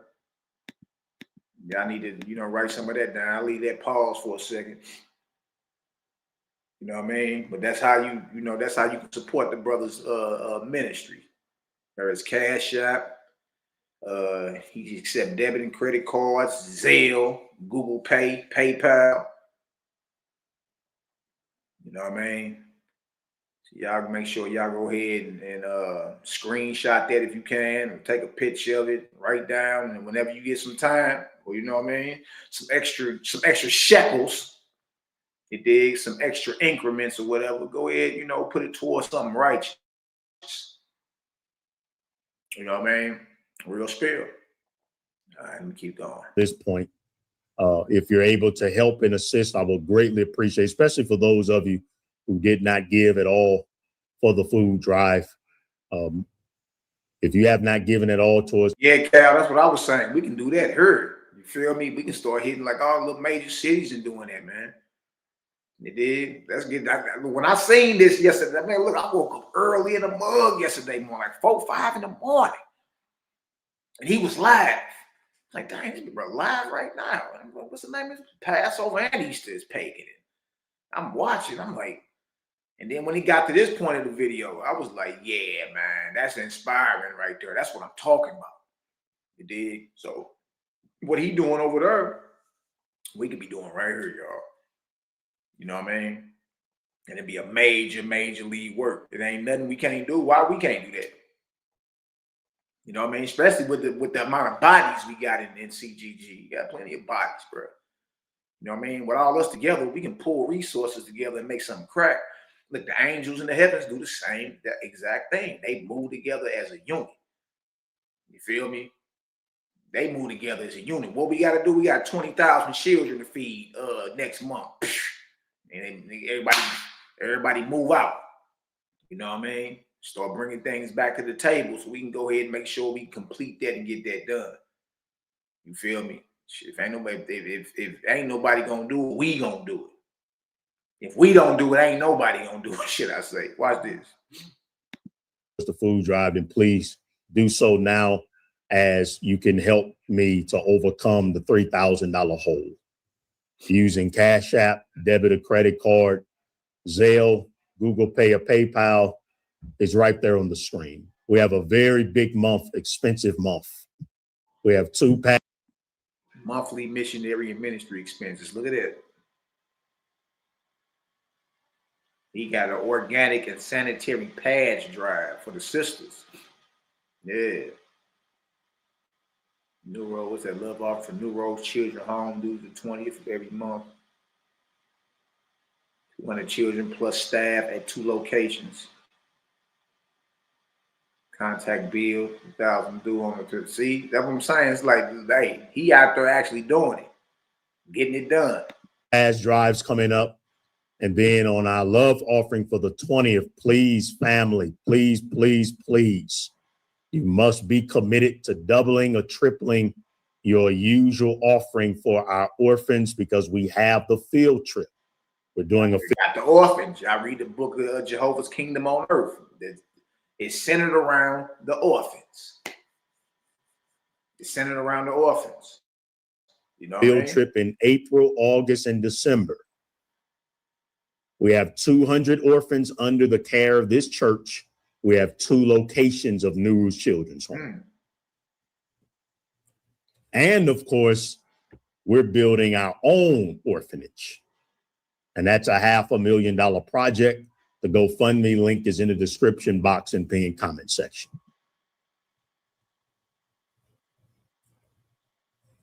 Amen. Hey man, that dude is funny. It's true salvation. This is true salvation right here. God don't want blood. This is what he wants us to do, family. This is salvation. This is what God commanded us to do.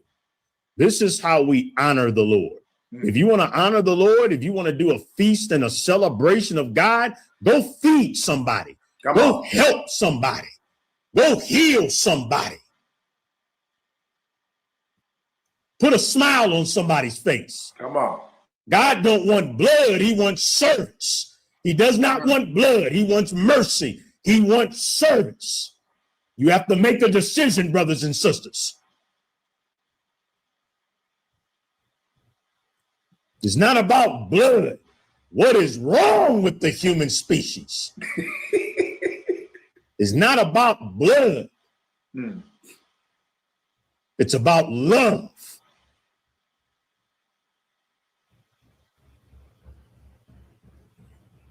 And the definition of love is any action that produces life and health outside of yourself.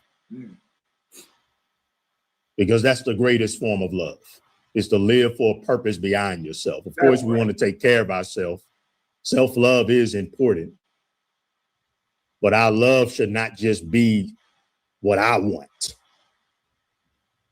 Our love is supposed to extend throughout the entirety of the universe.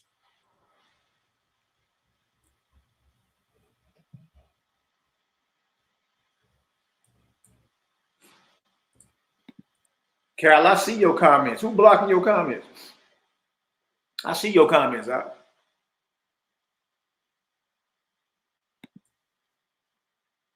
Isaiah chapter 1.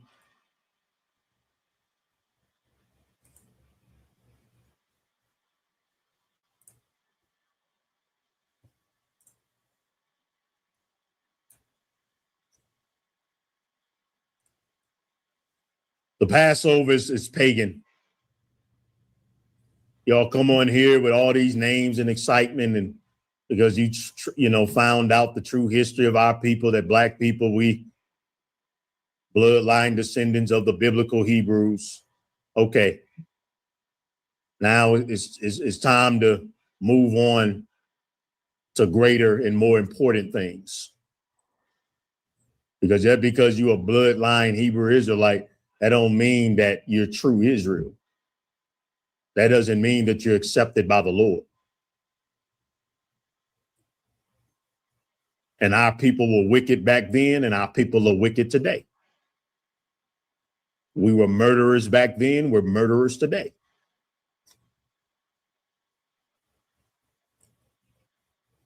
Of what importance to me are your many sacrifices? This is the God of life and health speaking to Isaiah thousands of years ago to the Hebrew Israelites. What importance to me are your many sacrifices, says the Lord. I have had my fill of burnt offerings, meaning I'm sick of it, of rams and the fat from steers, the blood of bulls, lambs, and goats I do not want. What don't these devil-worshiping Bible thumpers understand about the word not? Because it conflicts with their blood cult. And that's what Christianity and Hebrew Israelite and most Bible-believing religions, they are a blood cult. They are a pagan blood cult. And they believe that it's all right to sacrifice to their God. But if somebody sacrifices to another God, then they say that's wrong. It's the stupidity of man. Everybody arguing over which God should we give blood and death to, not knowing that they all worshiping the same God, Satan.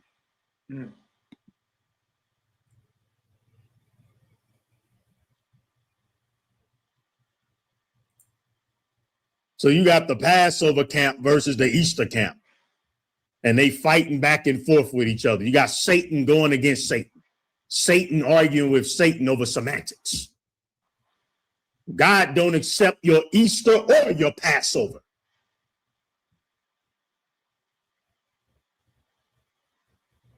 And he do not accept your worship of a human sacrifice.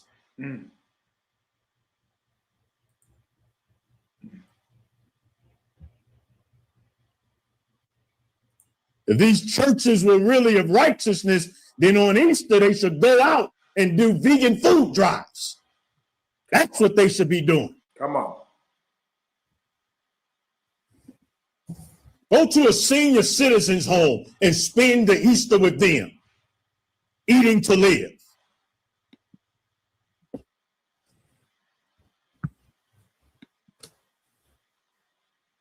Go minister to the prostitutes.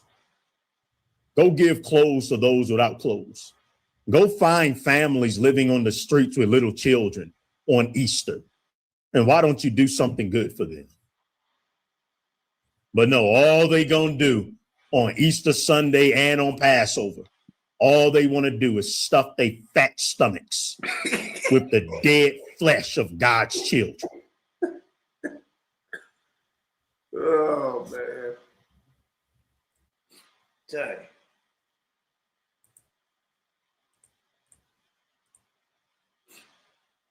When you enter my presence, do you actually think I want this? The blood of animals trampling on my courts. Do not bring any more meaningless offerings. I consider your incense. That's the smoke from the burnt offering detestable. But the God of death says that he loves the smell of burning flesh. That's the monster God. You observe new moon festivals, Sabbaths, and convocations, but I cannot tolerate. Look at what the Most High calls. He said, the God of life and health, sin-stained celebrations. Your Passover is sin-stained. Your Easter is sin-stained. Your feast days, your first fruits, they're sin-stained. I hate your new moon. This is the God of life and health. I hate your new moon. I hate your assemblies, your Sabbath, your convocations. They're burden to me. I don't even want to hear your prayers anymore because your hands are covered with the blood of my innocent animals. Watch yourself. Remove your sinful deeds. Stop sinning. Learn to do what's right. Promote justice for the animals and for mankind. Give the oppressed animals and humankind reason to celebrate. Take up the cause of the orphan animals and humans. Defend the rights of the widowed animals and the humans. How many widows are we making in the animal kingdom? How many orphans are we making in the animal kingdom? What justice do they have?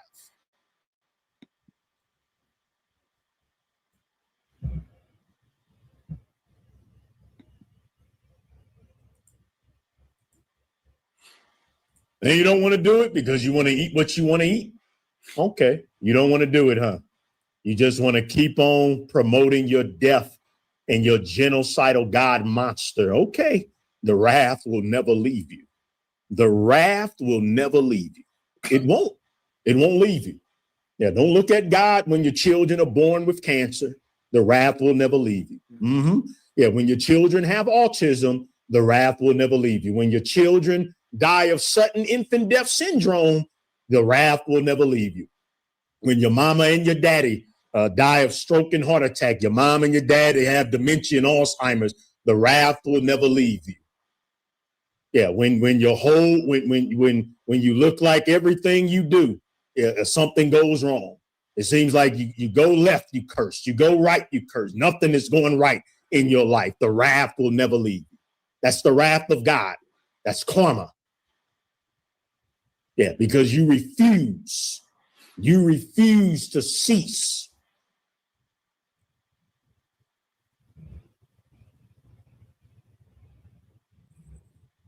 And on the family part, let me clarify that, because I know that can be controversial what I say, that unfortunately, even for those of us who are true Israel, walking according to righteousness, love, and mercy,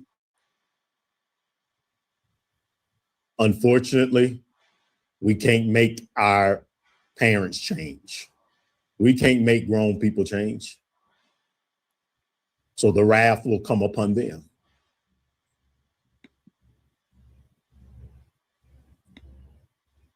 But I'm speaking of those who are astounded. Why is this happening to me, Lord? Why? I pray, I believe in Jesus. I go to church every Sunday. My mama go to church. My daddy's a pastor. Why you do him like that? Why you allow a little child to die, my child to have cancer? These are the questions that these vampires ask. This is the despair that they're suffering from. People say these vampires. Because they don't understand the wickedness of what they're doing.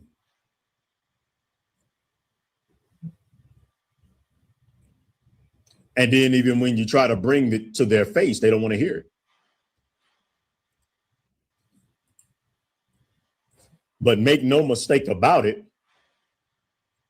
The reason why we have to thank the Lord for his grace and mercy, we have to thank the Lord for his mercy in granting us an opportunity to learn this. And then no matter how hard I preach, yes, I do understand that there has been a concerted effort to bury this truth that I'm bringing out. The truth that the Jesus Way podcast, STL, honor, and humility. Salute. You already even shouted the gang out. You hear that? I was like, dang, he straight shot. So that's how that right there is proof. I said, okay, bro, I've been listening. He been listening. You know what I mean? He was like STL, honor, and humility. Oh, okay. Okay, salute. Salute to the brother Nathaniel Jordan, Minister of Wellness at 314 STL Native, actually. You feel me? And I heard, like I say, man, I woke up early yesterday morning. I seen dude was live. I seen the title, man. I hit play. I'm like, dang, he going in. And he doing a major work out here. And then he shot us out. Like, you know, it's been a concerted effort to bury this. You know what I mean? Like he called these people vampires and all type of. Boy, this is funny, man. I can't front, but you know, I ain't gonna lie. Sometimes this walk get lonely. Sometimes I be thinking, man, ain't nobody listening. Like, what the hell?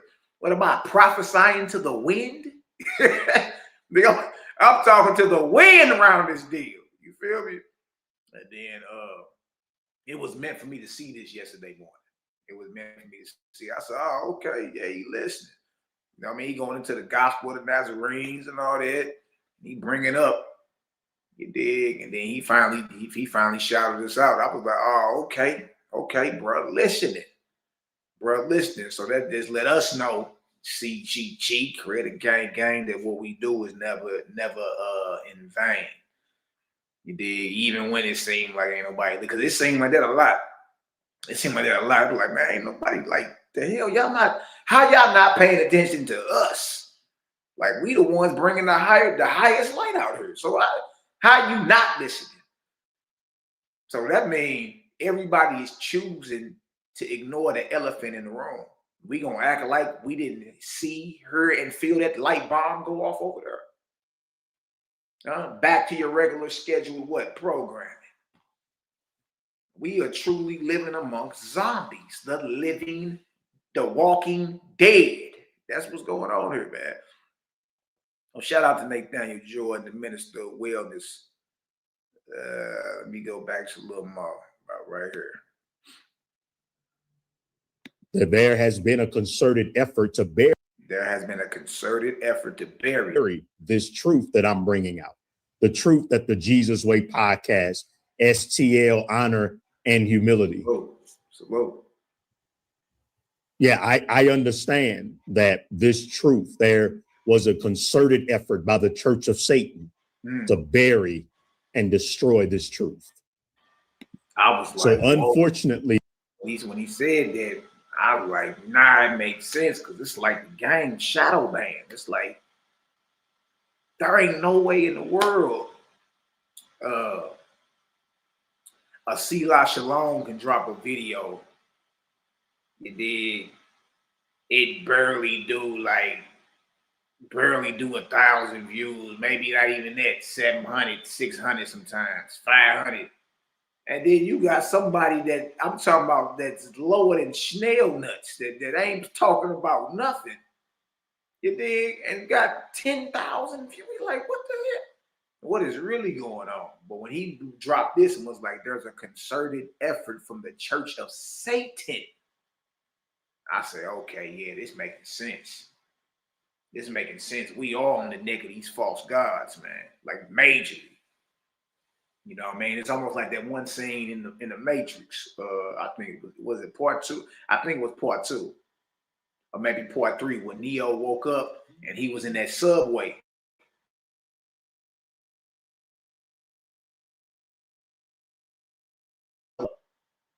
He did, and the train pulled up, and the you know, he started letting everybody on the train. And then when Neo tried to get on, he said, hold on.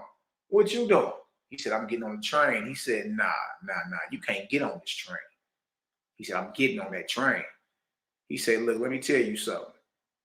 In your world, you may be, you understand? You may be the big muckety muck, or you may be, you know, the nigga that called the shots or whatever. But down here, this is my world. You dig? And I'm saying, and I call the shots, and I'm saying you can't get on this train. He, you know, hit Neo in his solar plexus. He flew back. Neo couldn't get on the train. He did, saying that to say, like, we really are in the arena of these false gods, bombing on them, doing our thing, but really this is still their construct setup. You dig? So when he said that, I was like, okay, it's starting to make a little more sense now. Like, we are the ones bombing on all of it to where it don't benefit no false ass God and his devotees to even challenge us. You see what I'm saying? This is their construct. This is their playground right now. You dig? So yeah. When he said it, I was like, oh, okay. I see what you're saying. I see where you at with it. Listen to it one more time, right here. I preach. Yes, I do understand that there has been a concerted effort to bury this truth that I'm bringing out. The truth that the Jesus Way podcast, STL, honor and humility. Yeah, I understand that this truth, there was a concerted effort by the Church of Satan to bury and destroy this truth. So unfortunately, there are many, maybe millions, who are suffering the wrath of God because God operates according to laws of cause and effect. They are under the wrath from participating in devil worshiping. And that's what flesh eating is devil worshiping, according to the boy, I love it. I love the fact he ain't pulling no punches, boy. He say, man, that's what flesh eating is. It's devil worship. You dig? And again, his face tell it all. He's not playing with you. He's not playing. Apostle Peter. And they really don't know, because they were trapped under these religions all the days of their life. And then look, he just brought up the Apostle Peter saying that if you eat flesh, it's devil worship. That's in the Nazarene Acts. I said, yeah, he watched them Nazarene editions that I started dropping back in 2021. That was the beginning of like 2021. And then toward like August, I think it was like toward like July, August up in there, 2021 is when Yazo, shout out to my brother Zoe, Yazo put me on the phone with C-Lock. Yep, and it's been on every, man, look, it's been gang ever since. That's what I'm saying. It's like it's 5 years. Banging. Just, boy, I'm telling you, gang, we've been running through the cops community taking tops. It ain't even been close. It ain't even been close. You know what I mean? So me, I'm just like, I'm like I say, even though it be lonely, it be moments like this they come through. And look, they come through right on time. You feel me? Because we all what they call human, mankind, or whatever. So we go through a range of emotions. At times, again, this deal get lonely, boy. You be like, man, this is crazy. But this that narrow path that they was talking about. Like, the broad is the way that lead to the straight. Everybody on, you know what I mean, the Orthodox Israelite thing. Everybody on Orthodox Christianity. Everybody. You dig? But when it come down to that higher light, it's only a few that find that. You dig? And that's why it's a narrow, lonely path. You dig? So when messages like this come through, or people hit you up out the blue and say, bro, really appreciate that, man. That helped me get over this situation in my life where I was going through this, that, and that. Like, that do a lot.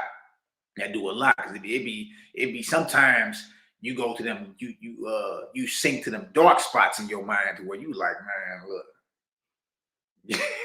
You know what I mean? And you start entertaining certain things you ain't supposed to be entertaining. Like, snap out of it. What you doing?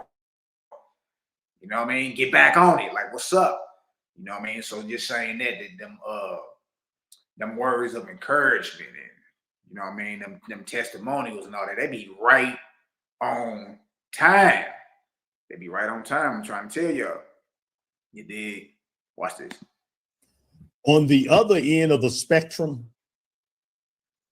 sometimes I do believe, and I'm speaking of such as the conversations I have with my mother, my 76-year-old mother, that a lot of them don't want to know this.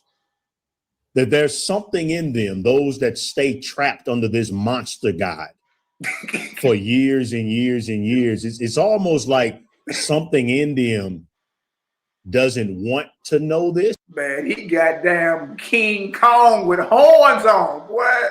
Oh my God. That boy say this monster God.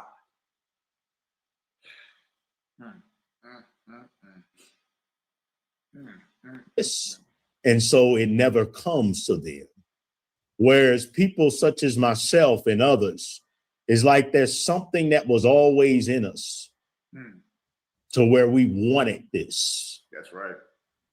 And so some way, somehow the Lord gave it to us. So I wonder sometimes about these people that's been in these churches for 50 years, worshiping this monster, worshiping the devil. Dang. And this whole thing of, well, they don't know, minister.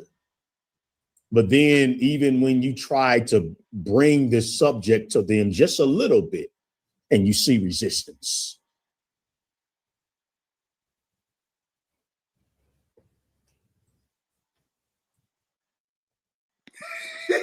Boy, look at the glare.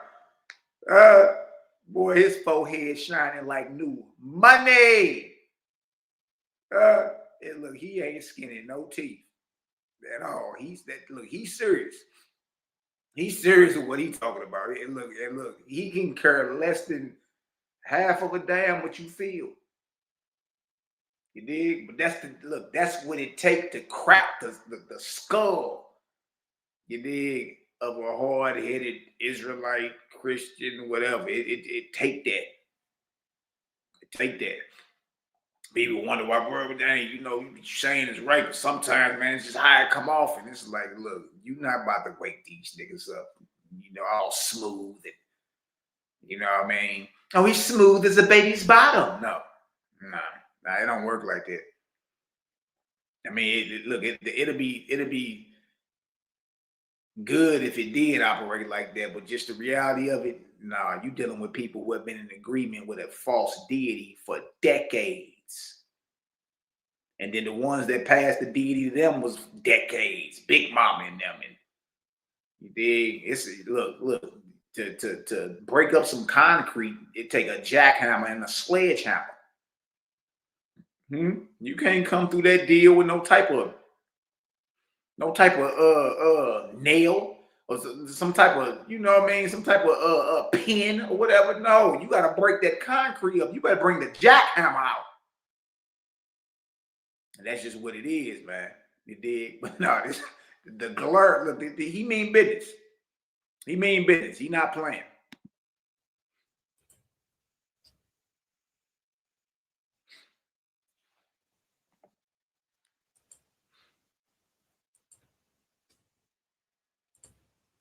Isaiah chapter 66, verse 3. And I have to start coming to an end. Make sure you all like, share, and share. You all know I'm shadow banned, highly censored. Whoever sacrifices a bull is like one who kills a person.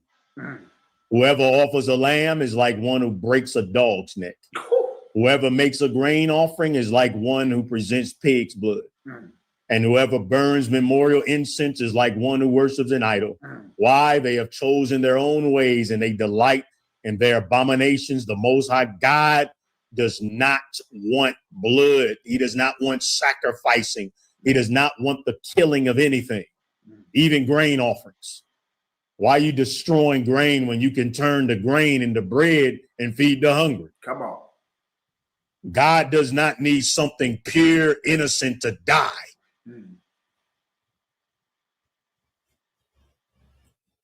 Well, what does he want, minister? You see how sick we are as a human species? Why would that even be a question? Because we're sick. What does the Lord require? What will I come before the God of health and life? Huh?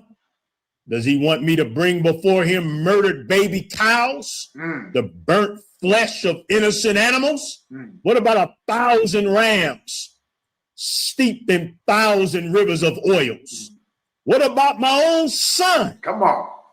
What about the Son of God? Huh? No. I told you what, oh man, you wicked, parasitic, rebellious, hard-headed. I told you what is good. I told you what I require of you. Do justice. That's right. To all of my creation. Kindness, love to all of my creation. And walk humbly with your God. I told you that. I've been telling you from the beginning what I want. But you keep pushing blood in my face. Woo, boy. Boy, that brother getting me out. I'm ready to go punch on somebody, God, right now. Boy. And look, he be going to the same scriptures we go to. Same exact ones. You know what I mean? Shall I give my firstborn for my transgression? Hold on. Jesus is the firstborn of God. And he died for your sins. And he has told you, old man, what is good. It ain't the burnt offerings and the flesh of animals. It ain't 1,000 rams soaked in olive oil. And even your firstborn for your transgression. He done already told you what you're supposed to be doing. And what does the Almighty require of you but to do what? Justice and to love kindness. Man, boy, I'm ready to go. Man, look. No, look. I'm ready. Look, I'm ready to start tripping. I'm ready to start tripping, boy. I ain't punched on no deity in a couple of days. I start feeling like something off. Like, man, what the hell am I doing? This is my purpose. So what am I delaying my purpose to do what? To do what? Oh yeah, you gotta go pay some bills and gotta make sure you pay your rent and all this extra. Man, I'm ready to get it cracking. Straight up, bro. Like, look, this bro got me out when I was watching this. I said, that's right, you know what I mean?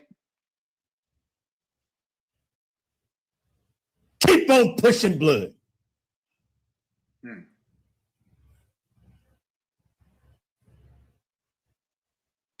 But you keep pushing. You wicked, parasitic and rams steeped in 1,000 rivers of oils. What about my sick we are as a human species? Hey, man. He called you niggas some parasites. Boy, oh man, I be needing to laugh, boy. I try to tell you, life is brutal. I gotta be all the way honest with you. Life is brutal, boy. It don't pause and wait and ask you how you doing and are you okay? And man, life keep going. It ain't tripping off none of that you talking about. It don't care if you're injured. It don't care if you're broke. It don't care if you're happy, you're sad. It keep on ticking. Huh? Man. Why would that even be a question?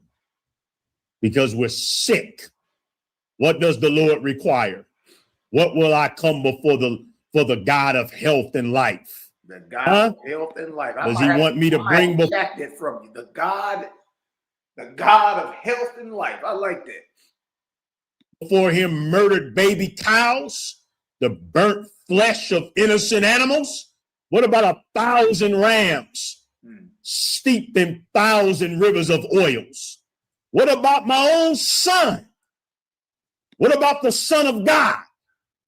Huh? No. I told you what, oh man, you wicked, parasitic, rebellious, hard-headed. I told you what is good. I told you what I require of you. Do justice to all of my creation. Kindness, love to all of my creation. And walk humbly with your God. I told you that. I've been telling you from the beginning what I want. But you keep pushing blood in my face. Keep on pushing blood.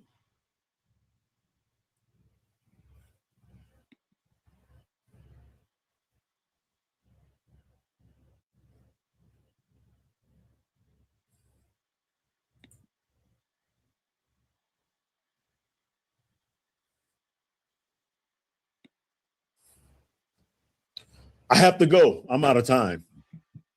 I have to go, family. Yeah. I have to go. I got to go to the food drive. I got to get ready. I got to get off this suit. I need to change over. You got to take off your Sunday's best, boy. Yeah, you ain't gonna go out there in the trenches with that suit on. Well, you got that suit on. You got the handkerchief in the pocket. I see you over there. You got the matching tie on. Salute to the minister of wellness, man. He's straight preacher mode. Man, I gotta go, y'all. I gotta go get out here and feed these people. I gotta take this suit off. Yeah, you might want to take that suit off, boy. You might want to take that off. You dig? But shout out to the minister of wellness, man. Y'all make sure y'all support this brother. Go over to his channel, subscribe over there.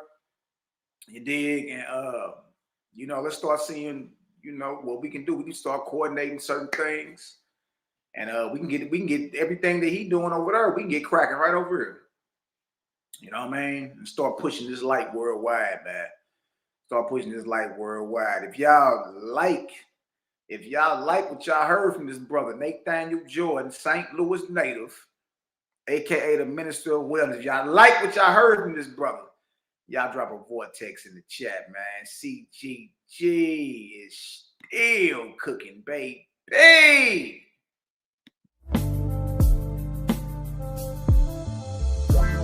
Fuck that brother, man. Yes, sir.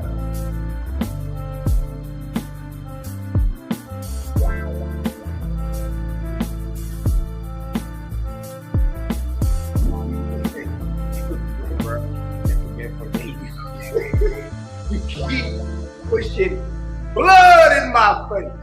What? What blood, man? What you say? Don't filter.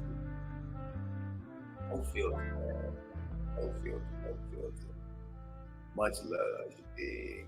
All right, let's go here real quick. Y'all get y'all something to drink, a little taste.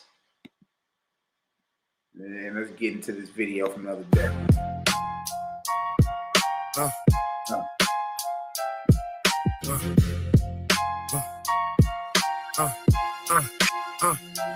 Records get twisted, the meaning get disguised. Symbols get praised while the spirit get denied. The Lord's fourth book is OSB's guide to how over time the truth's turn into lies. Records get twisted. Records get twisted. Truth wasn't written, it lived and applied. Images carved, but they not what they imply. Copies get lifted and passed to the scribes, hands on the script, but it slowly run dry. Circles and lines held the truth they can't hide, pointing to the all but reduced to a sign. Told not to seek it, just stay and comply, but light get diminished the moment it's tied. Priests in the center, the people outside, words getting filtered before they even applied. Gatekeepers shaping what souls can't defy. Twist the truth in the text so the ego align. Nothing was said about looking inside. All of the noise outside keep the mind occupied. Truth was a whisper they learned to divide, buried in the scriptures that were written in lies. Records get twisted, the meaning get disguised. Symbols get praised while the spirit get denied. The Lord's fourth book is OSP's guide to how over time the truth turned into lies. Records get twisted, the meaning get disguised. Symbols get praised while the spirit get denied. The Lord's fourth book is OSP's guide to how over time the truth turned into lies. Voices get carried and shift in the span. Truth leave the source, get reshaped by hand. Spoken outside, but not part of the plan. So hear it clear without the preaching of man. Leaders keep building the heavens they command. Guards along the path, so it passed through a brain. Teaching the code, so obedience stand. Blocking the truth from the masses caught up in the sham. Some start to notice it wasn't so grand. The rise and decline all across the land. Stories get buried, then uncovered in sand. Every time echo patterns they don't understand. Reading all the records, the mind expands. Seeing the same cycle that once sunk pan. The meanings got altered the further they ran, and they took it as truth, then made laws and declared. Records get twisted, the meaning get disguised. Symbols get praised while the spirit get denied. The Lord's fourth book is OSP's guide to how over time the truth turned into lies. Looking at records, the truth can be known. Same things repeated, then written in stone. Teachings get layered and widely outgrown. Deeper foundations not built in the homes. Voices not living out, setting the tone. Taking his law, 9 followers grown. Those who will question get left on their own. Told just accept what the elders condone. Patterns keep repeating, times clearly flown. Rise and then fall in the ways they have grown. Nothing was random, the seeds have been sown. Cycles keep turning and the harvest is wrong. Some start to see it and question the throne. Some keep defending when the proof has been shown. Nothing to argue, the cover's been blown. Just seeing it clear with no need to atone. Records get twisted, the meaning get disguised. Symbols get praised while the spirit get denied. The Lord's fourth book is OSB's guide to how over time the truth turn into lies. Records get twisted, the meaning get disguised. Symbols get praised while the spirit get denied. The Lord's fourth book is OSB's guide to how over time the truth turn into lies.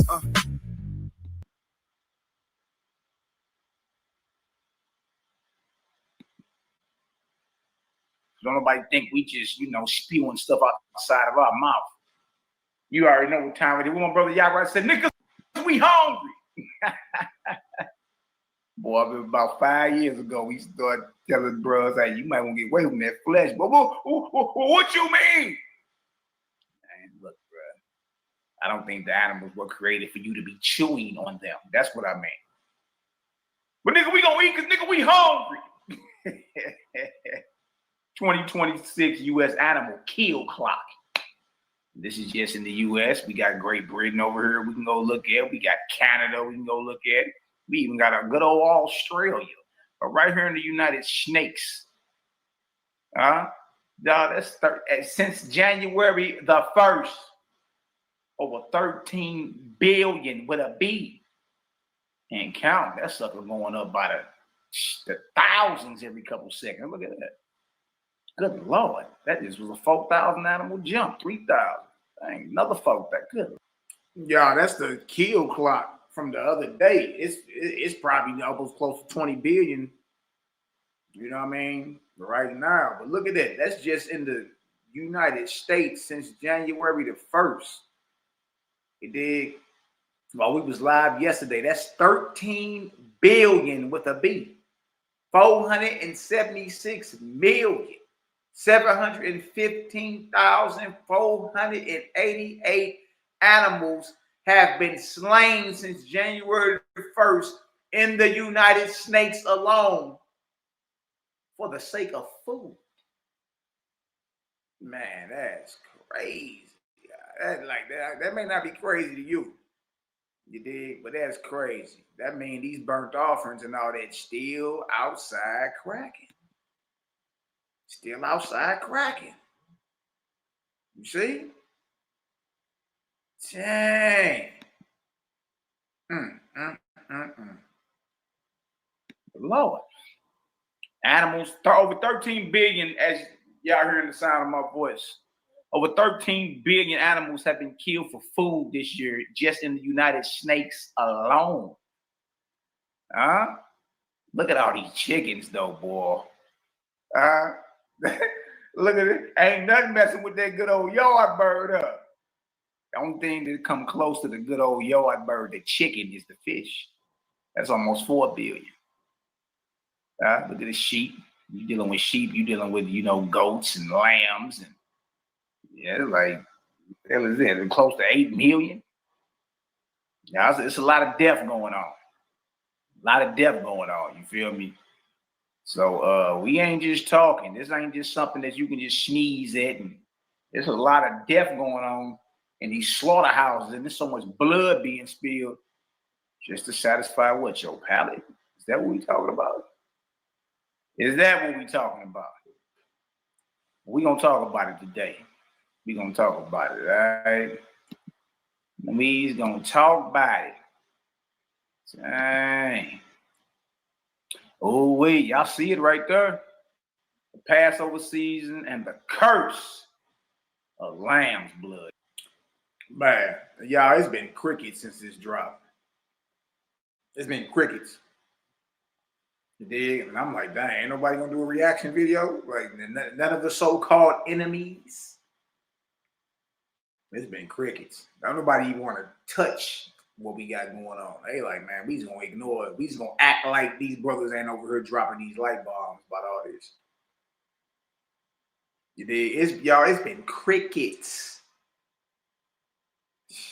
Man. But yeah, it's gonna be some Negroes, man. I already know. You know, man. Now, Cal, don't think, brother. Don't think, brother. You know it's about to be some deities fall tonight. My brother say, sheesh. Yeah, that's a lot of killing, man. That's a lot of flesh, a lot of blood being spilled, all because you say you hungry. That's right. Burnt offerings are still happening. Man, they better leave us alone. If you knew what was best, you know what I mean? All right, so let's get into this right here. Let me see if I can do it like this real quick. Shout out to the CGG. Shout out to the brothers and sisters. You know what I mean? I rock with all y'all. Straight fam in this deal. Yeah, it's gonna hurt. It's gonna hurt. I think I probably should just put the whole thing up on the screen. That way we ain't missing nothing around here. All right, let's get into this. You dig? All right, the Passover season and the curse of lamb's blood. Oh, wait, look at that there, boy. That blood airwire. That lamb got his head chopped off. Man, hey, man. Y'all just need to leave us alone. That's it. Let's get into Jeremiah 7. Jeremiah 7, 21 and 22, KJV. Thus saith the Lord of hosts, God of Israel. Put your burnt offerings into your sacrifices and eat flesh. For I spake not unto your fathers, nor commanded them in the day that I brought them out of the land of Egypt, concerning what, y'all? Burnt offerings or sacrifices. So this is Jeremiah, who just so happened, if we're going with the whole biblical paradigm, he's a Levite, and he's supposed to be a priest, right? But he get word, you know, and if he a priest, that means he got his own little course and everything. Like, he officiates in the so-called temple, whether it's the courtyard or whatever. He may have been partaking in burnt offerings or whatever, but he get hit with a understanding from who his God is and say, look, it was never commanded when we left from out of Egypt, man. Burnt offerings or sacrifices were never commanded. So the question is, well, who commanded them then? Because they for sure in your Bible. You can't read through Leviticus without stumbling upon any of this. Leviticus, Exodus, Numbers. They for sure in there. But we got a prophet telling you what the priest is doing, and this nigga is a priest. He's the son of Hilkiah, the priest. And he telling you, nah, trick no good. This was never commanded. All right, so look, this book right here you see up on the screen is the Holy Bible, but it's the Peshitta, which is older than your Aramaic. That's what your King James. Your Old Testament and your King James Bible is Aramaic, is your Masoretic, should I say. It's your Masoretic text. The Peshitta is older, way older than the Masoretic. Now look what Jeremiah 7:21. This is one of the books we got. When they got this years ago, I'm like, man, let me start cross-comparing what the hell going on around here, right? Start dropping all bread on different like books and literature, right? Look at this right here, Jeremiah 7. Y'all see it right there. Let's zoom in some more. Zoom in, Malachi. Got you. Don't even worry about it.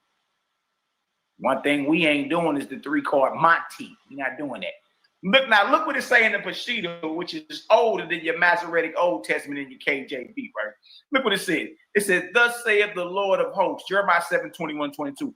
Thus saith the Lord of hosts, the God of Israel, add your burnt offerings to your sacrifices and eat meat which I did not command your fathers to eat. Hold on. This right here got a whole half of another verse in this deal. That deal say, eat meat which I did not command your fathers to eat. Wow. Because you sure got, allowances, Leviticus 11, Deuteronomy 14, you got allowances to go ahead and chew on an animal loin if you want to, right? Neither did I command them concerning either burnt offerings or sacrifices in the day when I brought them out of the land of Egypt, which we all know in that day is called what, y'all? The Exodus. That's the Passover and unleavened bread. Nobody's denying that. But what we have is a prophet here, the son of a Levitical priest according to the biblical paradigm. And he is being inspired by his God to let everybody know this was never commanded. It was never commanded for your burnt offering sacrifices or to be flesh chewing. Good Lord. Hold on. Don't you ever bring flesh business to me. Now look at this. This right here is Exodus, chapter 12, 5-9. Your lamb shall be without blemish, a male of the first year. You shall take it out from the sheep, or from the goats.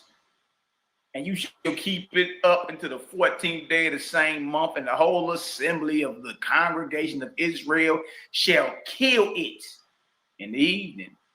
And they shall take of the blood, this lamb's blood, and strike it on the 2 side posts and on the upper door posts of the houses wherein they shall eat it. And they shall eat the flesh in that night. Look how you got to eat this. Look how you got to eat this. And ain't Nam Israelite even observing this.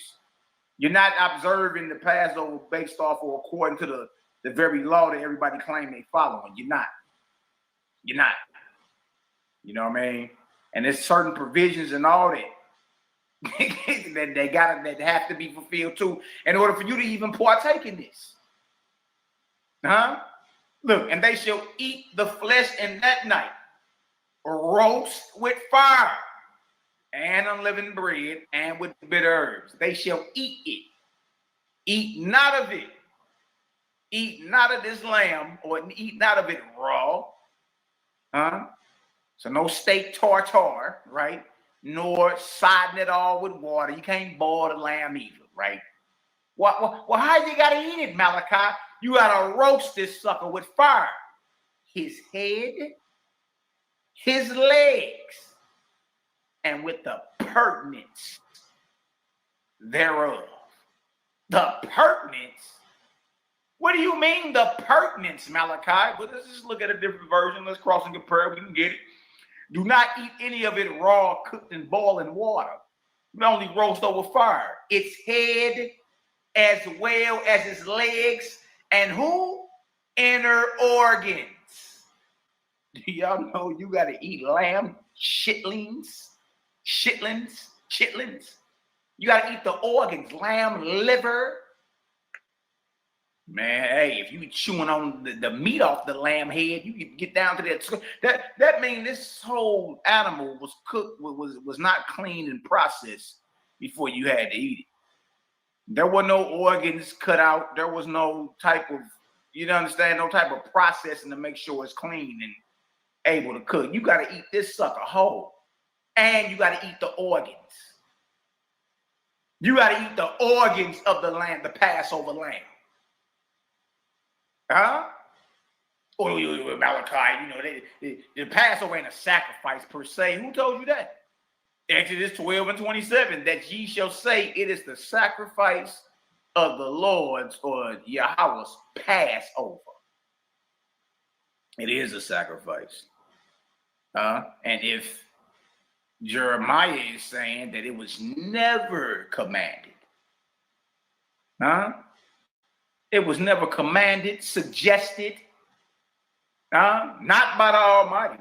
Not by the Almighty. So that means we dealing with a man-made tradition of man, or assemblies of men came up with this whole understanding of all these lambs being slain and eaten,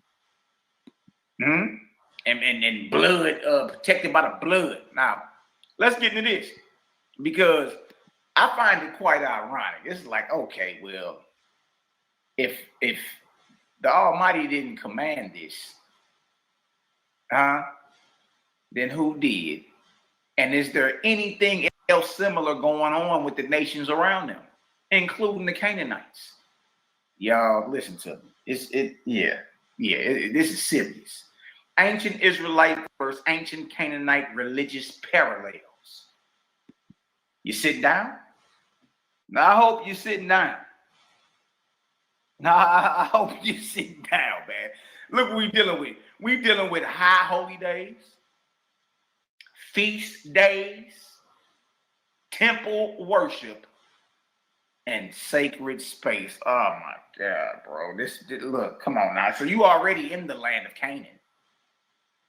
That's supposed to be the promised land. You already using Canaanite script. That's what these people call Paleo-Hebrew. You already share gods with Canaan. Even if you don't think it's the same one, at least in name, El is a Canaanite god, the chief deity of the Canaanite pantheon. You got Baal.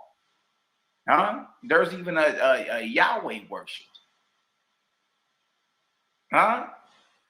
So you already share geographical locations with these Canaanites.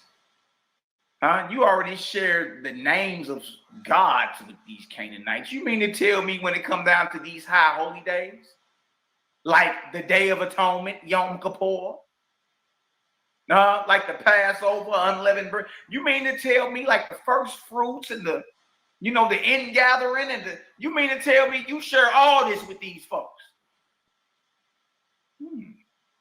Interesting. Very, very, very interesting. Sacred space and temple worship, holy of holy concept. What?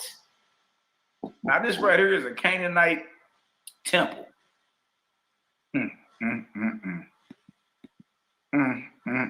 You got somebody attending at the altar right here. That would be the altar of burnt offering. You see this little curtain pulled back right here? Behind the curtain is what's called the Holy of Holies. Good Lord. You got somebody over there making showbread, grinding at the mill, preparing for the grain offerings. You got your pool, your lava right here. Look at this water. All this is in Bible. Good Lord. Okay, and here's the, little layout of what the, You got your Ark of the Covenant right here. This whole little colorful partition right here is that curtain. It's the veil. And what's behind the veil? The Ark of the Covenant, tables and showbread. You got your menorahs in this deal. Same concepts. Oh, but there's more. Okay, well, we got them side by side, just in case anybody think we playing. Ancient Israelite, Holy of Holies, inner sanctum of the temple where the ark resided. Ancient Canaanite, Ugaritic, and Levantine. Inner shrine, added some restricted divine chamber in temples to who? Baal and El. So they got an inner shrine, just like you got a Holy of Holies. It's the same thing. Okay. Access to this Holy of Holies is restricted to the high priest once yearly, Day of Atonement. Access to this inner shrine with the Canaanite temple, restricted to priests. There's a divine presence localized in the inner chamber. Okay. Divine enthronement, imaginary, even though it's imaginary, of Yahweh above cherubim. Over on the Canaanite side, divine enthronement of El/Baal in temple sanctuaries. Okay, what are your sources? Everybody arguing about sources. Okay, we'll give them to you. Hebrew Bible, 1 Kings 6 and 16. And he built 20 cubits on the sides of the house, even for the oracle, even for the most holy place. Ugaritic text, KTU 1.4, verses 6 through 9. A house shall be built for Baal, a court within his palace. What?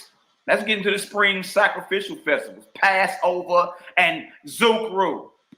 The Canaanites got a festival at the same time you got your Passover called the Zukru festival. Huh? At the same first month, at the same time, you either having it or getting prepared to have your Passover. Your little Canaanite neighbor who worship El or Baal is doing almost identical to what you do. Remember, Jeremiah said this was never commanded. But we do see nations of men, or other nations that live next door to you. You in their land, doing the exact same thing you doing. We got a problem, man. We got a problem. You know what I mean? There go your altar, burnt offering. Poor little lamb. There go Jaime and them. Look at that. They got their little brick altar, then chop their head off the damn lamb.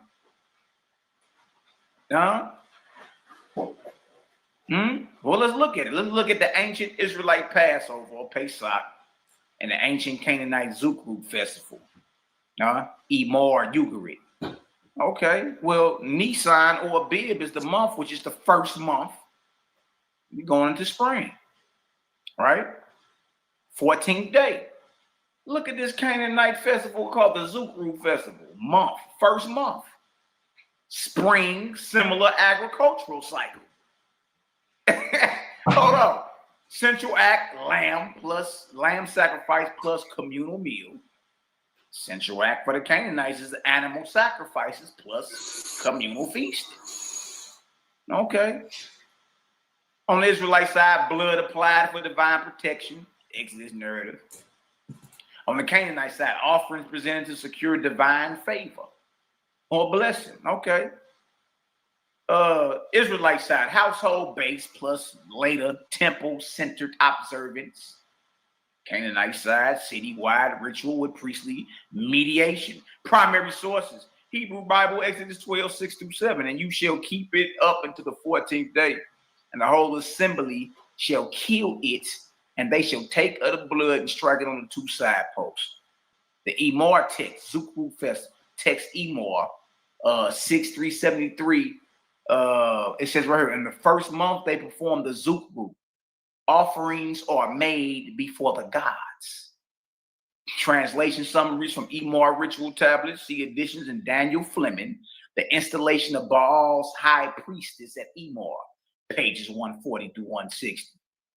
Okay, well, let's get into the pilgrimage and agricultural feast cycles. Look at this. Giving God our first fruits. Look at this monstrosity right here, boy. You mess around and put the babies up. Hey, what's really going on? You don't know what this thing is.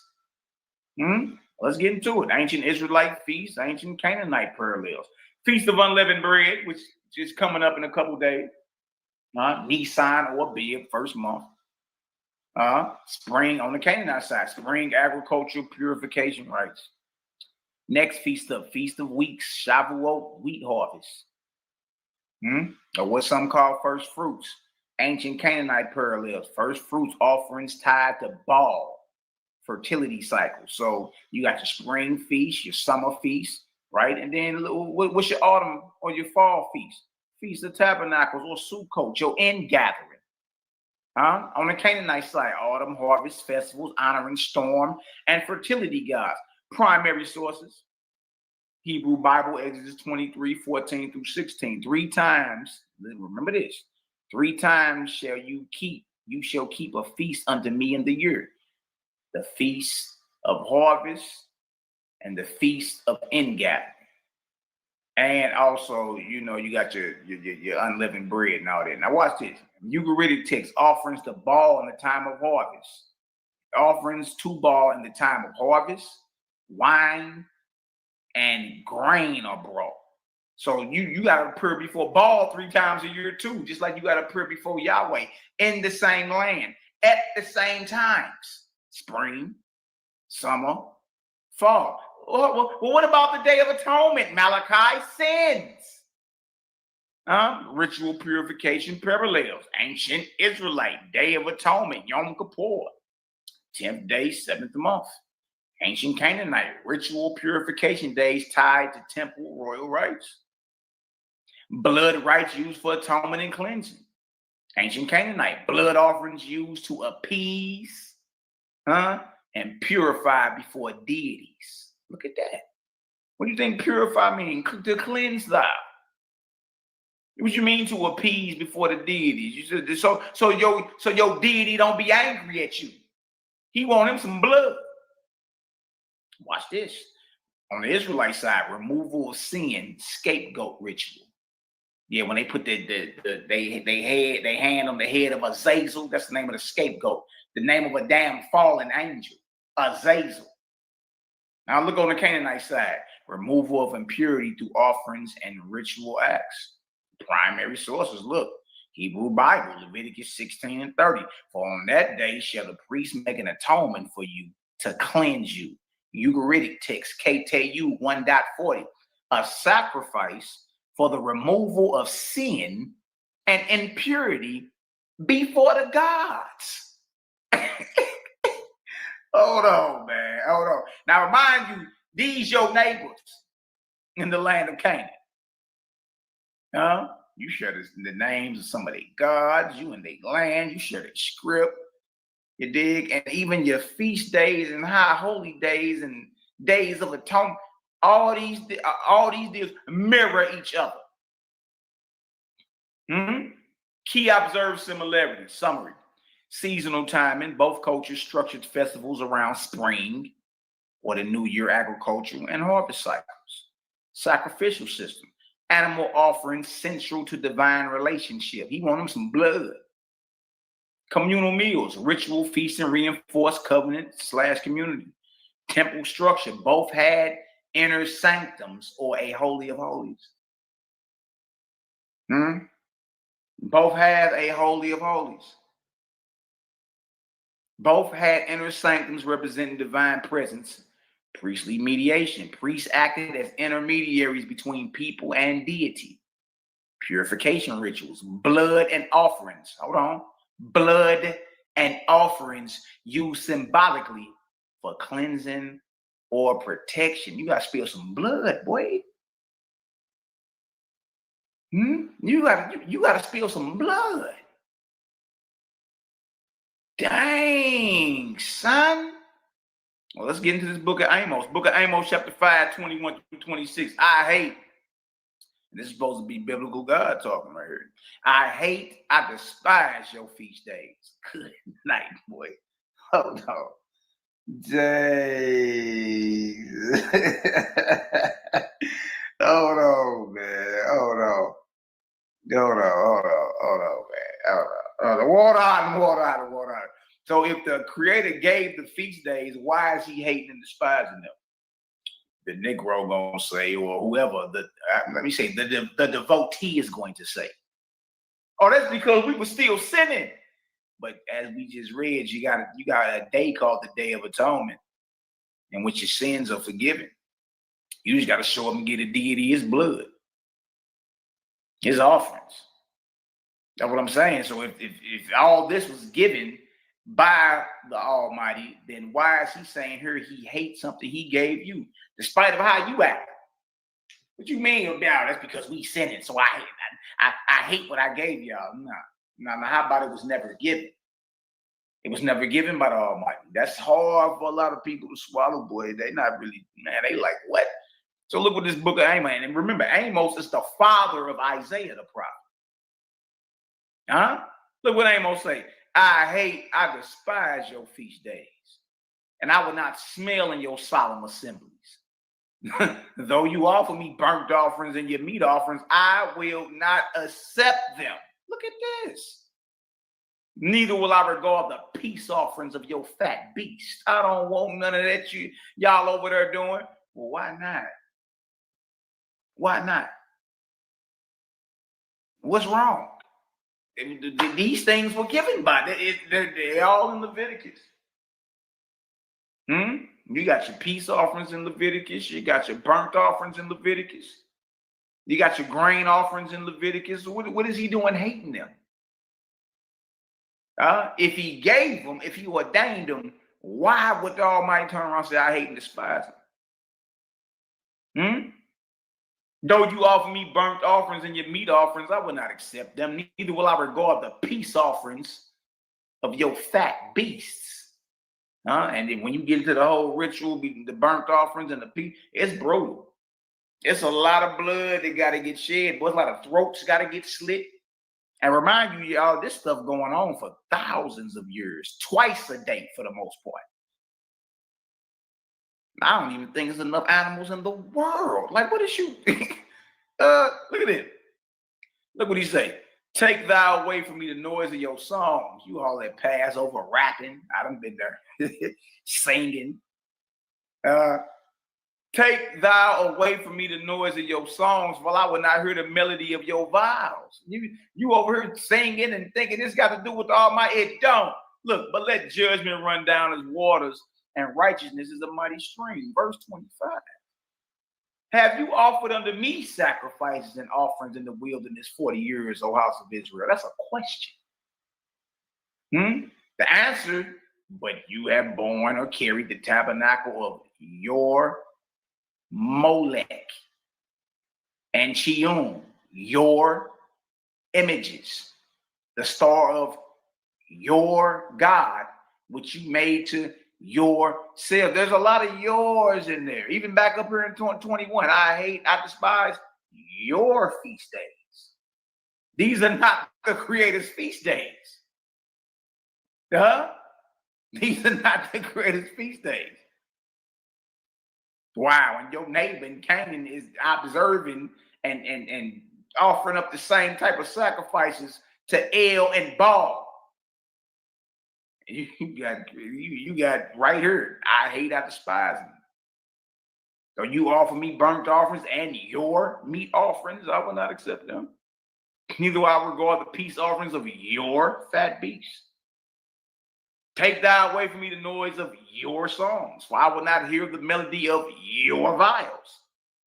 This ain't got nothing to do with the Almighty. Nothing.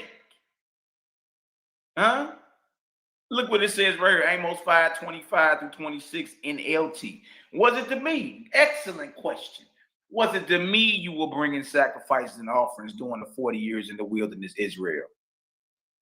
Answer, no. You served your pagan gods. You served your pagan gods. Saku.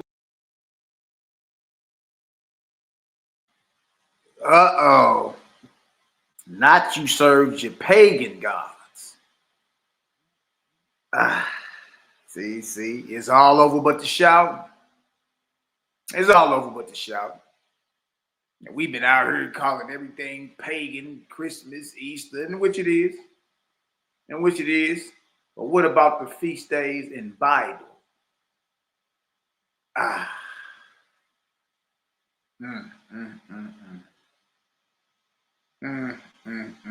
We got Jeremiah say, I never commanded it. No, burnt offerings or sacrifices. We get historical context. We lay the ancient Israelites side by side with the ancient Canaanite. Feast days, temple structure. holy days. It's all similar. It's like it mirrored each other. You get into this Amos, he comes straight out and say, I despise your. It's a lot of yours getting dropped in there. Your feast days, your melodies, your vials. Huh? And then the question get asked, what's it do? So being this is your thing you got going on, and it wasn't never given by me, what you thought you was doing in the wilderness for 40 years? Walking in a circle. What you was doing? Was it to me you was? Oh, wait, see, that blade, that double-edged sword hit different when it boomerang and hit you. And you got it, and it boomerang and cut you, and you got to look this deal in the face. You got to look reality in the face for what it is.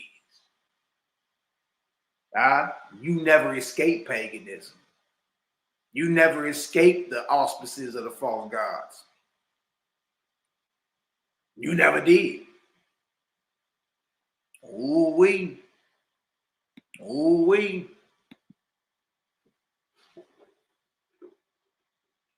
Watch this, man. It get deep. You over here. That's pagan. Okay, yeah. Yeah, but what about what you doing? And that's crazy because the Hebrew name for the Feast of Tabernacle is Chag Sakuth.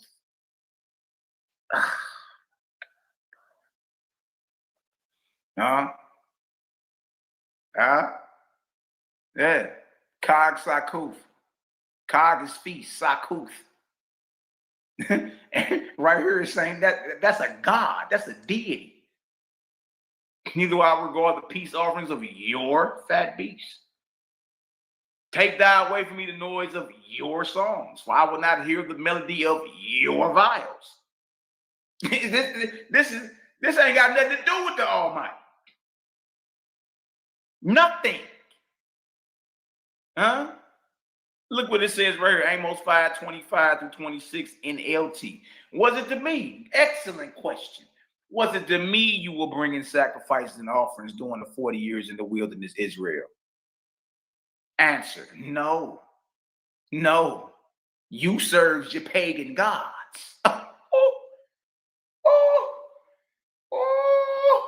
You served your pagan gods.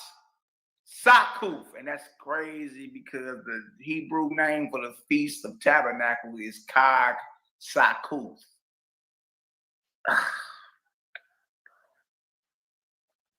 Yeah. Chag Sakuth. Chag is feast, Sakuth. And right here is saying that's a god, that's a deity. No, you served your pagan god, Sakuth, your king god, and Kaiwan, your star god. The images you made for yourself. Let's go to the book of Psalms because I can hear you now. Well, we was serving, for a period of time, Malachi. We was serving false gods, but not the whole time. I can hear the distaste over the airwaves. I can hear the denial over these airwaves. And we in Bible. Y'all scared of Owaski. Y'all scared of the Nazarene scene. We writing Bible. We writing Bible. It should be Nam, N-A-M, Nam body. Mad about this. This ain't according to the creator gang. This ain't according to Malaki Macabee. You gotta deal with the prophets on this. Now, hey, it may be your job to be, an apologetic and try to make a square, a circle, or apple or orange, and try to make things match up that are clearly, on the opposite ends of the spectrum. That's not my job. I'm more critical in my approach. I critically examine everything I read. You feel me? And if it don't add up, it just don't add up. A square ain't a circle, Johnny. Look at this. Well, just for a few years, we was worshiping false gods. Only for a few years. Huh? Look what it say in the book of Psalms. Psalms 95, 8 through 10. Harden not your heart, as in the provocation. Huh? As in the day of temptation in the wilderness. When your fathers tempted me, proved me, and saw my work. 40 years long. Well, according to the biblical narrative, you was in the wilderness 40 years walking in a circle. 40 years long was I grieved with this generation and said, it is a people that do err in their hearts, and they have not known my ways.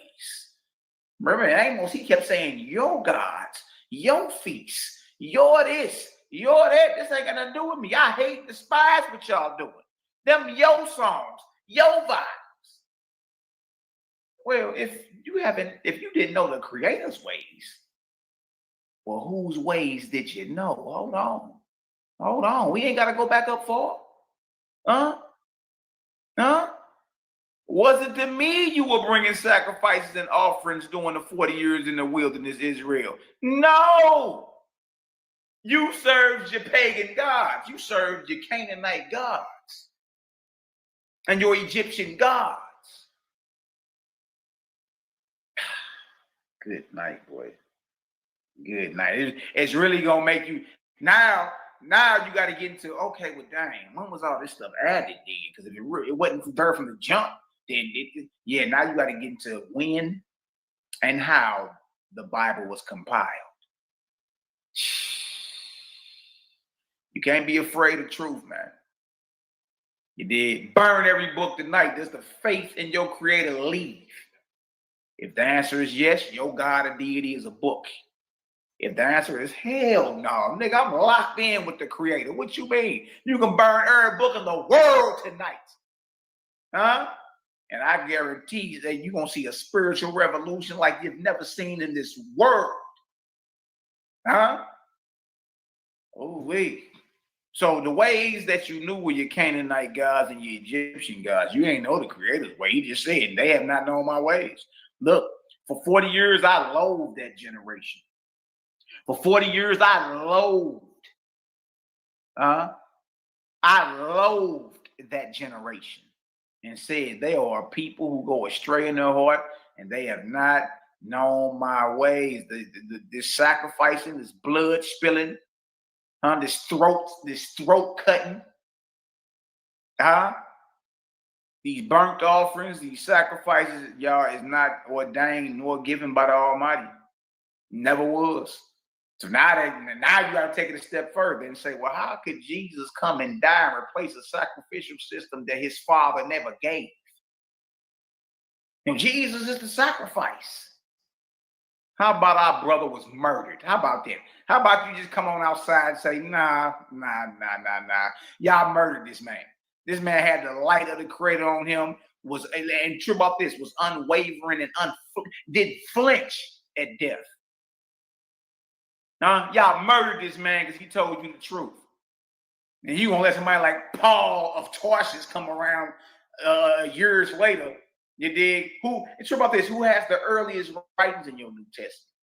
And get to talking to you about how Jesus is the blood of Jesus and the sacrifices and the... Man, look, if the Creator never gave this, then how could who you call his son die and be a foreshadow of a system that was never given anyway? Yeah, I'm tripping. You may not be. I'm tripping. Let's go to the book of Isaiah. This is easy work. Yes, the entire 40 years. There was no gray areas. There was no, now 40 years long, you niggas was on, you was rebelling for 40 years. Huh? Dang.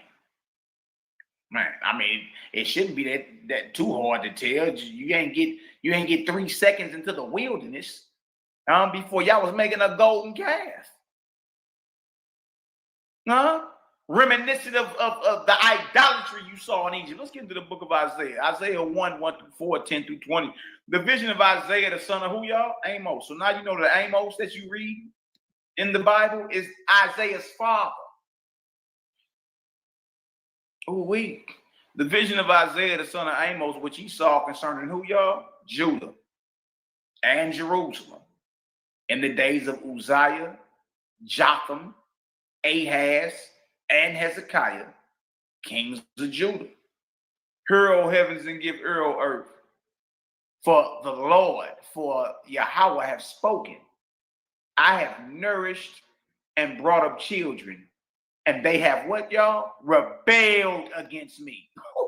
Man, look, if y'all don't leave me alone, if y'all don't leave me alone, look, the ox knoweth his owner and the ass his master's crib, but Israel does not know. My people doth not consider.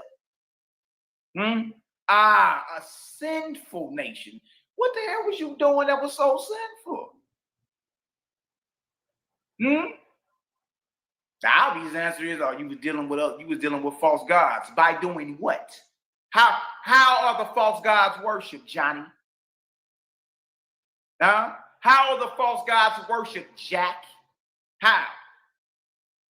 What was you doing?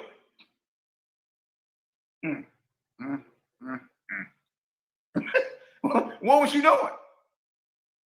You speaking your language. You got your Torah. You going to the synagogue every Saturday or every Sabbath, should I say? You got your zeets on. Yeah, y'all even got phylacteries and all types of man. There's all types of stuff going on. So if you was dealing with false gods, what were you doing that didn't come from the Creator? But we see the false gods was allowing this type of worship. What was that? Because right here, he say a sinful nation, a people laden, covered with iniquity, a seed of evildoers. Oh, don't worry, you about to find out in this Isaiah what you was doing. A seed of evildoers. Meaning evil is being practiced. Look at this. Children that are corrupters. They have forsaken. They have forsaken Yahweh. They have provoked the Holy One of Israel under anger. They are gone away backward. By doing what? What was you doing? And look, you were so backwards in your understanding. You were so dark, no light, right? Look what you get called. Look what you get called. Hear the word of the Yahweh the Lord, ye rulers of Sodom. Don't forget, this is about Judah in the days of Uzziah, Jotham, Ahaz, and Hezekiah, kings of Judah. And guess what the Creator or the Almighty is calling these Judites in Jerusalem during the days that Isaiah was prophesying? From the rulers or the kings on down, Sodom and Gomorrah. Even though Sodom and Gomorrah had already been incinerated with brimstone back during the days of Abraham. This is hundreds of years later, if not 1,000 or so. But notice that the rulers in Jerusalem and the people in Jerusalem are being compared to Sodom and Gomorrah. Look at this. Look what it says. To what purpose is the multitude of your sacrifices unto me? When you ask somebody, what you doing that for? What's the reasoning behind all this? To what purpose is the multitude of your sacrifices unto me? Saith the Lord, I am full of the burnt offerings of rams and the fat of fed beasts. And I delight not. And I delight not, meaning I delight not in the blood of bullocks or of lambs. Passover, right? Or of he-goats. Passover too. Negroes be eating cow, lamb, and goats at Passover. I don't delight in the blood of bullocks or of lambs. Well, hold on. You got a story about lamb blood. And that's you covered by the blood of the Lamb. Huh? But Isaiah is saying what his father Amos was saying. It's the same inspiration. I don't like the blood of lambs and bullocks and goats. What are y'all? What's up with this? And don't forget what Jeremiah say. It was never commanded.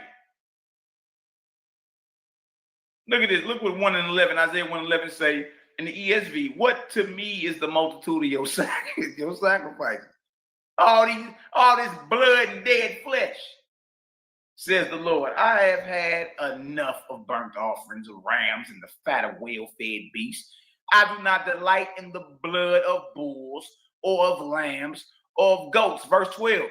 When you come to appear before me, whoever required this at your hand to tread my courts. Verse 12, ESV. When you come to appear before me, who has required of you this trampling of my courts? Who told you to even do this? Don't forget, Jeremiah said it was never commanded. Amos said you were serving your pagan gods. Talking about you bringing all this to me. And now Isaiah is asking, who told you to do this? Who told you to do this? Wait, look what this say. Bring no more vain, worthless oblations. Incense is an abomination unto me. They burning incense to the Lord, right? Thinking it's a requirement in the temple. No, that's what they doing over there, messing with Baal and El in them. Bring no more vain oblations. Incense is an abomination unto me. Watch this. The new moons and Sabbaths, the calling of assemblies, I cannot away with. It is what? Iniquity. Even the solemn meeting, he calling all that. The Israelites love the claim they doing. The law, Negro sound like Judge Dredd. The law. He right here through Isaiah saying, man, oh, that's iniquity to me. It's iniquity. Iniquity means sinful. Look at this. Look what 14 say. Your new moons and your appointed feasts, my soul hateth. They are a trouble unto me. I am weary to bear them. It don't sound like the Almighty. You know what I mean? It don't sound like the Almighty. Not only did he not give any of this, he ain't cool with none of it. Look at this. And when you spread forth your hands, I will hide mine eyes from you. Yea, when you make many prayers, I will not hear. Your hands are full of blood. Whose blood? Whose blood? Hold on. Verse 11. What to me is the multitude of your sacrifices, saith the Lord. I have had enough of burnt offerings of rams and the fat of well-fed beasts. I do not delight in the blood of bulls or lambs or of goats. Back to 14, back to 15. When you spread out your hands, I will hide my eyes from you, even though you make many prayers. I will not listen. Your hands are full of blood. Literally. You sacrificing and cutting the necks and throats of all these animals. Talking about this is what the Lord requires. And he telling you right through his prophets, I ain't never commanded. I hate what you doing. Look, even when you pray to me, I won't hear you. Or why? Look how much blood is on your hands and in your hands. Look how much bloodshed is in your heart. He ain't even finna hear what you talking about. You got too much blood on your hands. Huh? Look at this. Verse 16. Wash you. Make you clean. Put away the evil of your doings from before mine eyes. Cease to do evil. He's calling all this evil, y'all. The sacrificing. Huh? The organ cutting. the throat slitting, the blood sprinkling. He's calling this evil. He's saying, look, wash up and clean up, man. Put away the evil of your doings from before my eyes and stop doing evil. Stop killing all these animals, talking about some niggas because we hungry. Then the animals were not made for you to chew on them. They were made to enjoy creation just like you was. Under the constant threat of a slaughter. Or the chewing on something. Look what he say. Learn to do well. Seek judgment. Relieve the oppressed. Judge the fatherless. Plead for the widow. Be stand up for once in your life. Come now, let us reason together, saith the Lord. Though your sins be as scarlet, they shall be as white as snow. Though they be red like crimson, they shall be as wool. If you be willing, if you do what's right and good, and stop doing all that evil and spilling all this blood and chewing on all this flesh, if you be willing and obedient, you shall eat the what? The good of what? The land. But if you refuse and rebel, you shall be devoured with the sword. For the mouth of the Lord has spoken it. Look at this 19 and 20 in a different version, NET. If you have a willing attitude and obey, then you will again eat the good what? Crops of the land. Your food is what you grow, not what you kill.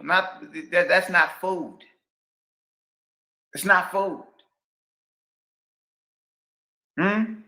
It's not food. If you have a willing attitude and obey, then you will again eat the good crops of the land. Not all these animals that we just looked at. It's been almost 14 billion animals killed since January 1st for food.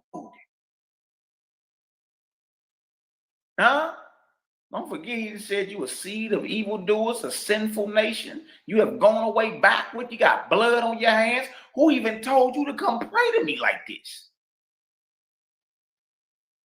Who told you this? Who? If you have a willing attitude and obey, then you will again eat the good crops of the land. Your food is what you grow, family. Okay? But if you refuse and rebel, you will be devoured by the sword. Know for certain that the Lord has spoken. Good night, boy. Okay. Look what it said right here. He that kills an ox is as if he slew a man. Yeah, you learn to kill by killing animals. Look. He that kills an ox is as if he slew a man. He that sacrifices a lamb as if he cut off a dog's neck. He that offers an oblation as if he offered swine's blood. He that burneth incense as if he blessed an idol. Yea, they have chosen their what? Own way. This ain't got nothing to do with the Creator.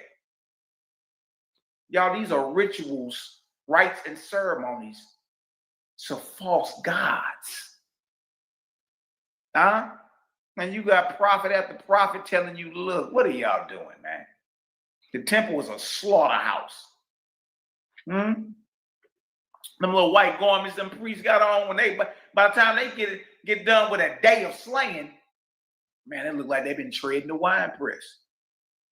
Man, it look like they've been in the wine press stamping on grapes. All the garments spotted, garments are full of blood.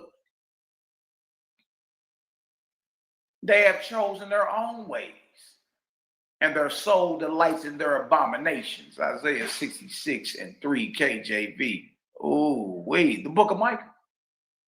The book of Micah, another prophet, chapter 6, verse 6 to 8. Wherewith shall I come before the Lord and bow myself before the high God? Shall I come before him with burnt offerings, with calves of a year old? Like your Passover lamb got to be a year old? That's something else. You niggas is not eating no lamb that you know for sure is a year old. You ain't doing that. You're not doing that. You going to Walmart. You going down to the meat market. You going to your little deep freeze in your basement and pulling out some ribs, some beef ribs or some lamb ribs that's been in there a whole year. Talking about you keeping the Passover.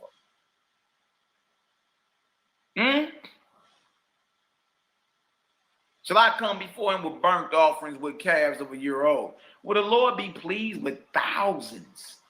Y'all, this stuff was going on, y'all, I'm talking about, y'all, twice a day for thousands of years. Will the Lord be pleased with thousands of rams or with 10,000s of rivers of oil? Shall I give my firstborn for my transgression, the fruit of my body for the sin of my soul? Ooh-wee. Shall I give my firstborn for my transgression, the fruit of my body for the sin of my soul? Hold on, ain't Jesus the firstborn of God?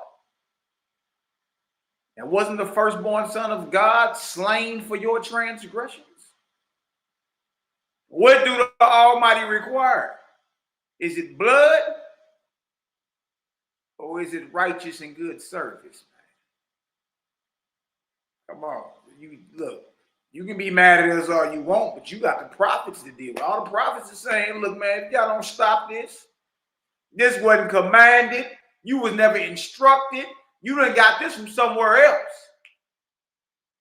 Look, it's so diabolical, y'all, that he and they're saying, I hate and despise what you got going on.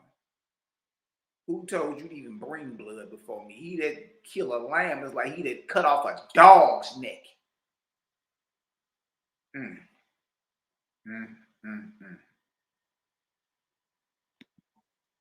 He have showed thee, O man, what is good, and what doth Yahweh require of thee but to do justly, and to love mercy, and to walk humbly with your God. You see that? He ain't tripping off no burnt offerings and no calves and thousands of rams. And look, stop it. Look at this.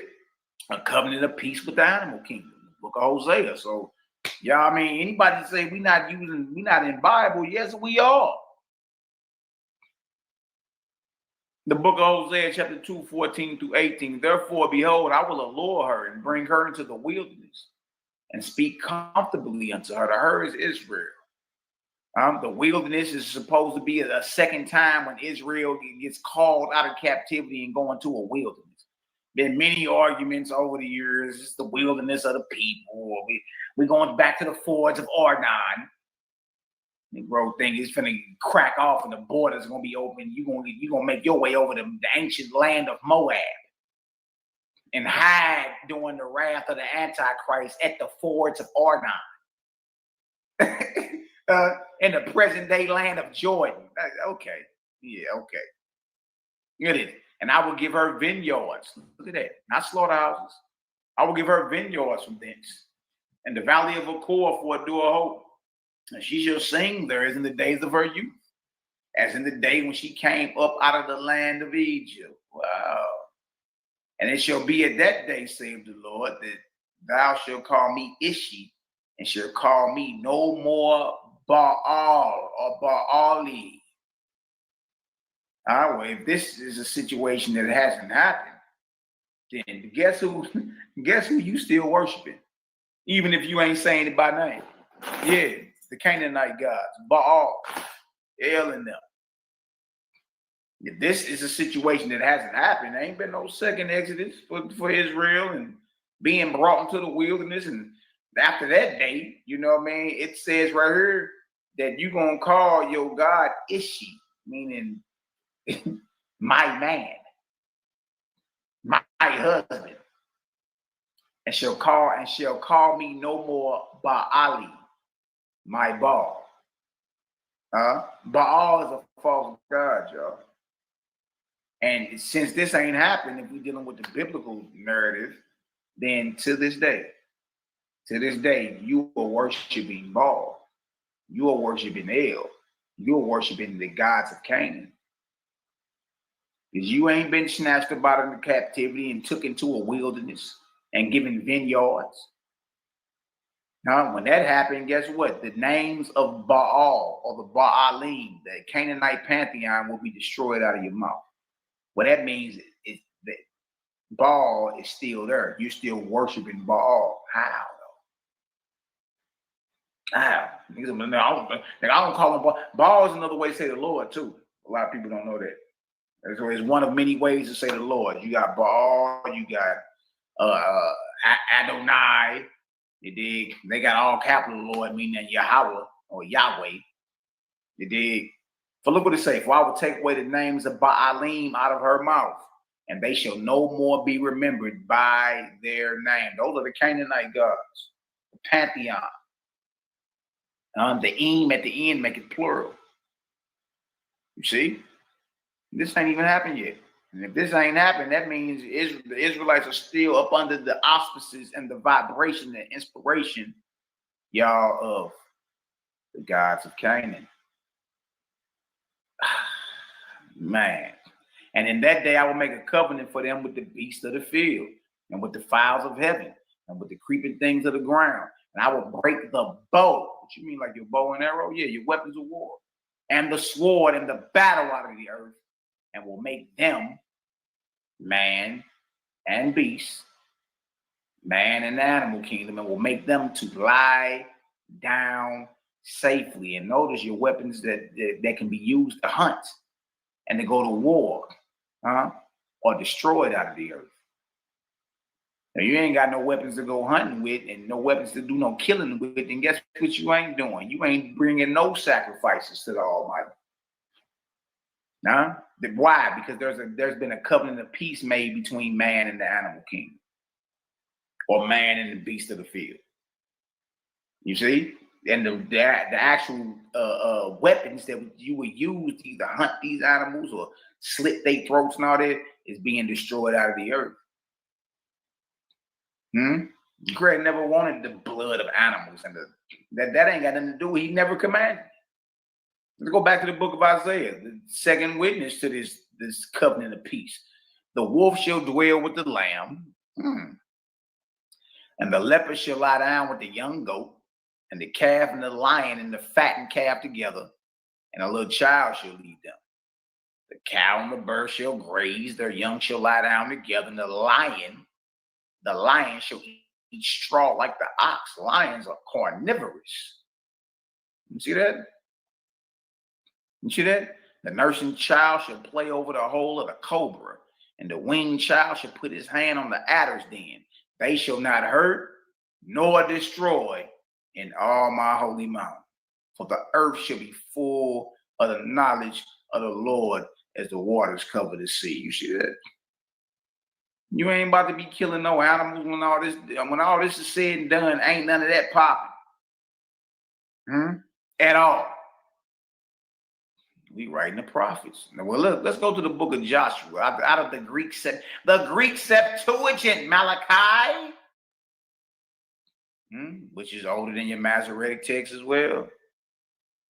Let's go see how they celebrated the Passover right before they invaded Jericho in this book of Joshua in the Greek Septuagint. What you think is a game? What you think we playing? You think we playing, don't you? There goes the Septuagint with the Apocryphal Ben. Yeah, we on deck with that Joshua chapter 5.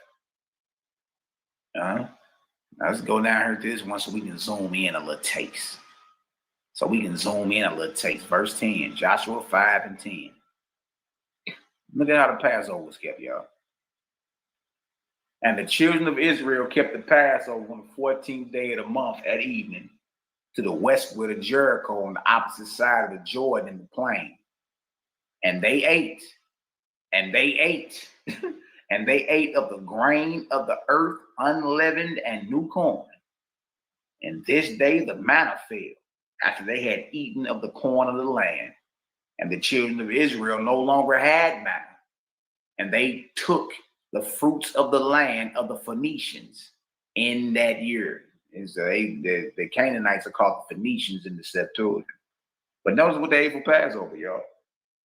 They ate of the grain of the earth, unleavened and new corn. So you know, some brothers, because it ain't no secret, Israel was in Egypt, and Israel did get delivered out of Egypt. You want to observe and have a memorial, you know, as your brother would say, look, stay away from that lamb, man. Eat you some unleavened bread, you know, some bitter herb, and you know what I mean, and be in the spirit of gratitude. You feel me? Be in the spirit of gratitude. But how many of y'all knew that in the Septuagint, Joshua chapter 5, verses 10 through 12, there was a Passover being kept, and there ain't not piece of lamb flesh. Not nam piece of lamb's flesh. And they buy cuspers and molars. Dang, if you knew that the Israelites sell it. So that means, you know, because some people play with you like that and be like, you know, man, I don't even eat no meat, but on Passover, I gotta eat the lamb. It's like, I have to. And it's like, well, they didn't. That show you everybody wasn't keeping the Passover, observing it the same way. Everybody is not carnivorous. Everybody doesn't chew on flesh. Look, when I first looked at that, I said, there it go. There it go. They not even chewing on no, they ain't none of that cracking at all. They ate unleavened bread. Dang, son. Dang. What about Daniel? What about Daniel, Malachi, another prophet? I mean, Jeremiah, Amos, Isaiah, Micah, Hosea, Psalms, Micah. Now we in Daniel, the book of Daniel. Who knows what month and through what days of that month is the Passover observed? Who knows? Who knows? It's the first month, all right, 14th day at evening to the 21st day at evening. And you got plenty of brothers and sisters that still observe Passover in captivity. All right? But look what Daniel did. Daniel chapter 10, 1 through 4. We read right over this, man. You read right over this. You have the month of Abib, or the first month. Some, you know, the Babylonian name for it is the month of Nisan. Like your card. My brother Dre said they was making tortillas. You hear me? Look at this. Now check this out. Daniel 10, 1 through 4. In the third year of Cyrus, king of Persia, a thing was revealed unto Daniel, whose name was called Belshazzar. And the thing was true, but the time appointed was long. And he understood the thing and had understanding of the vision. In those days, I, Daniel, was mourning 3 full weeks. I ate no pleasant bread, neither came flesh nor wine in my mouth. Neither did I anoint myself at all till 3 whole weeks were fulfilled. And in the 24th day of what month? The first month. Well, if he done fasted 3 full weeks, them 21 days off that first month. And the Passover is from the 14th day to the 21st day. And notice what he said, I ate no pleasant bread, neither came flesh nor wine in my mouth. All 3 things for the Passover. Unleavened bread. Flesh is the lamb or the goat. And then you know you get your cup of wine and all that. Daniel was a slave in Babylon. And instead of partaking in the Passover as a captive slave, because the Torah tells you, you can't offer the Passover in all your gates wherever you at. You got to come to Jerusalem. Negroes ain't going to Jerusalem for Passover. And even if you did, ain't no temple standing and there are no priests officiating at the altar. Trick no good. Trick no good. Daniel knew what the Torah said, but it seemed like today we try to make excuses. You keeping the Lord's Passover and you in Brooklyn, you in Watts, you in Houston, Texas, talking about you keeping the Passover, and look, run around here and call yourself a slave, and we in captivity and bond. Well, Daniel was in captivity in Babylon. Huh? And he abstained from eating the Passover. How do we know? He just said, I ate no pleasant bread, neither came flesh nor wine in my mouth, neither did I anoint myself at all till 3 whole weeks were fulfilled. And in the 20th day, the 24th day of the first month, and this is when he get to having his vision and all that, but this is after he fasted for 3 weeks in the first month. You see? That means he skipped Passover then. Here you go as claiming to be a slave and, you know what I mean, not living in your promised land. And nigga, we about to go get us some lamb from Walmart, lamb from Costco's. Huh? You got the nerve to call the Passover lamb, you dig? And you ain't going to Jerusalem. You don't know if your lamb is a year old. You dig? There ain't no priest officiating at the altar for making sacrifices. And now, how about we do what Daniel did? How about we do what Daniel did? Abstain from it. Nigga, I'm eating my lamb.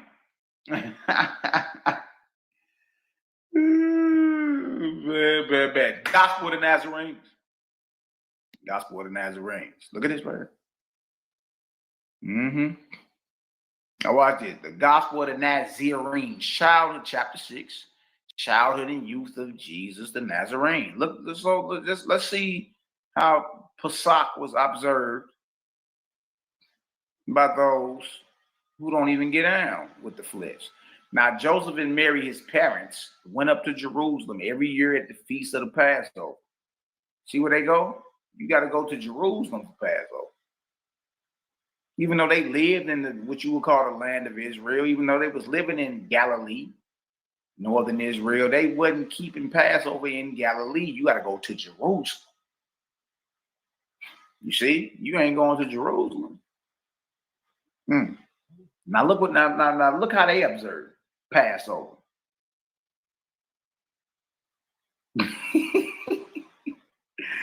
Hey man, hold on. That deal say, now Joseph and Mary's parents went up to Jerusalem every year at the feast of the Passover, and they observed the feast after the manner of their brethren. Their brethren. Right, watch this. Who abstained from bloodshed and the eating of flesh and from strong drink. Dang, at the Passover with Don Julio. Oh man, you know, look. I know it well. I know it well, man.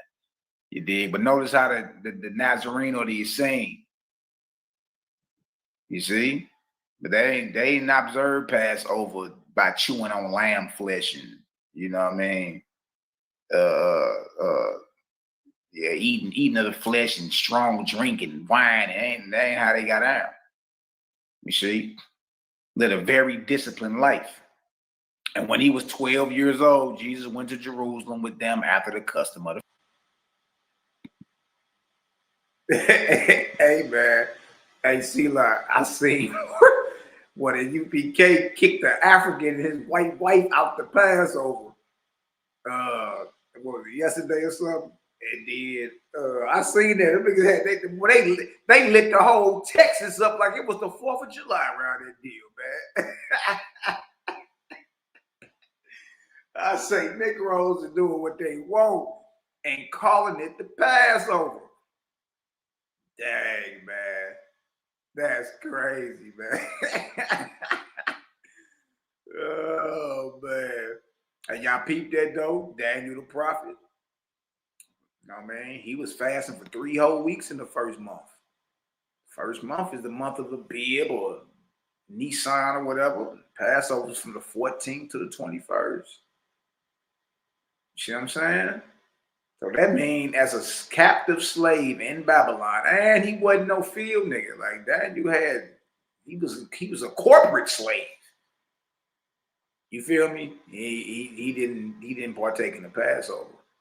See, it's certain things that got to be in place. You see what I'm saying? Now we reading about how Yahshua, the Nazarene, how him and his family observed Passover, and they kept all that bloodshed, flesh eating, and wine drinking, and blood splatting, and they wasn't playing no blood, none of that. Unleavened bread, bitter herbs, and get up out of here type. Because it ain't no secret, Israel was, you know what I mean, held captive in what we call Egypt or Kemet today. You dig? But the whole point is the blood spilling. The blood spilling. You dig? So yeah, Daniel abstained, you dig, from Passover as a slave in Babylon. Now, most Israelites will tell you today, we in Babylon, we slaves. Now, how is you niggas keeping the Passover? How? It makes 0 sense. You dig? Easy money, man.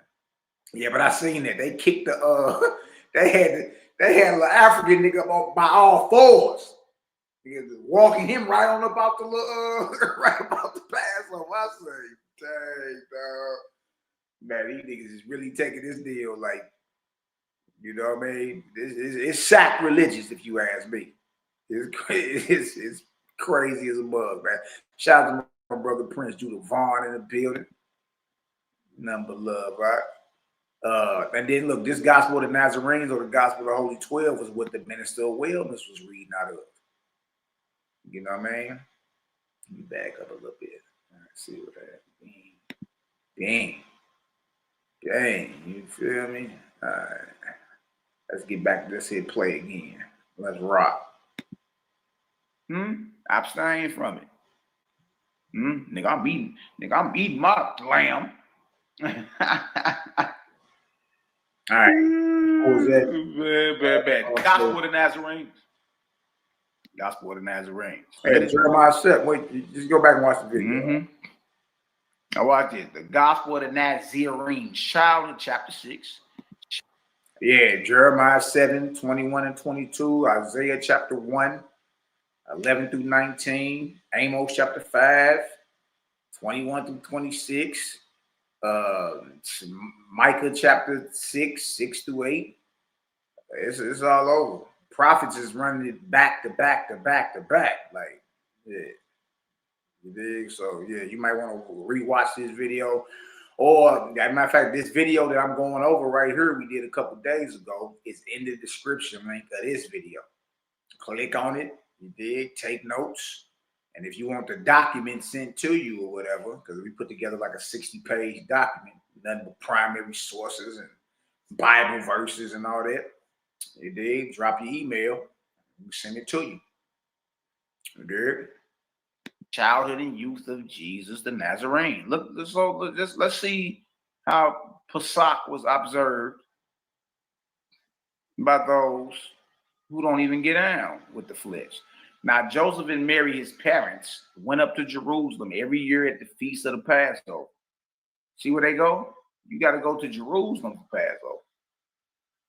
Even though they lived in what you would call the land of Israel, even though they was living in Galilee, northern Israel, they wasn't keeping Passover in Galilee. You got to go to Jerusalem. You see, you ain't going to Jerusalem. Now look now look how they observe Passover.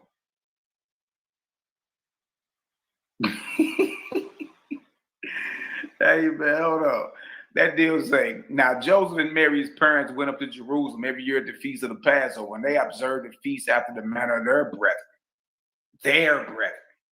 Right, watch this. Who abstain from bloodshed and the eating of flesh and from strong drink. Dang, you had to pass over Don Julio. Oh man, you know, look. I know it well. I know it well, man. You dig? But notice how the Nazarene or the Essene. You see? But they ain't observed Passover by chewing on lamb flesh and, you know what I mean? Yeah, eating of the flesh and strong drinking, wine. That ain't how they got out. You see? Led a very disciplined life. And when he was 12 years old, Jesus went to Jerusalem with them after the custom of the feast. Dang. Okay. Shit. Okay. Now we're cooking. Let's keep going. Let's get into the Nazarene Acts of the Apostles, page 39 and 291. See who's in Bible. They ain't want to deal with that. You probably foaming at the mouth. You done spilled your Don Julio. You over here mad. Now we get into the Nazarene scene literature. Okay. Let's get into this. Or the recognitions of Clement, however you want to call it, right? Now look at this. Look at this. Look at this. Look at this. This is about to be brutal right here. All right, allowance of zebah or sacrifice for a time. Now pay close attention. And remember, we read in Jeremiah that it was never given. It was never given by the Almighty, ever. It was never given. So let's see what this is saying. It says, when meantime Moses, that faithful and wise steward, perceived that the vice of zebaim or sacrifices to idols had been deeply ingrained into the people from their association with the Egyptians, the Mitzrayim, and that the root of this evil, what evil, y'all? The sacrificing. The root of this evil could not be extracted from them. He allowed them sacrifices. Who did? Who allowed it? Who? Moses. He allowed them zebaim or sacrifices, but permitted it to be done only to Yahweh. Wow. Okay. Look at it. That by any means he might cut off one half of the deeply ingrained evil. He's just gonna remove the idol out the way and put our God in place of that idol. But he wasn't commanded to do that or nothing. He doing this on his own whim. Look at this. It said right here, it says the deeply ingrained evil, leaving the other half to be corrected, which be the sacrifice, to be corrected by another at a future time. By him, namely concerning whom he said himself, a prophet will Yahweh, your Elohim, raise unto you, whom you will hear even as myself, according to all things, look, that he will say to you, whosoever will not hear that prophet, that Navi, his spirit will be cut off from his people. The set apart place of the temple. Let's get into it. Notice we reading about the sacrificing being allowed, but it's being allowed by Moses. And he doing it as a strategy to get you up off the sacrifice and the idols, because it was deeply ingrained in Israel, being in Egypt all that time. Now watch this. Let's get into the temple, set apart place. It says, in addition to these things, he also appointed a place in which alone it should be lawful to them to sacrifice to Yahweh.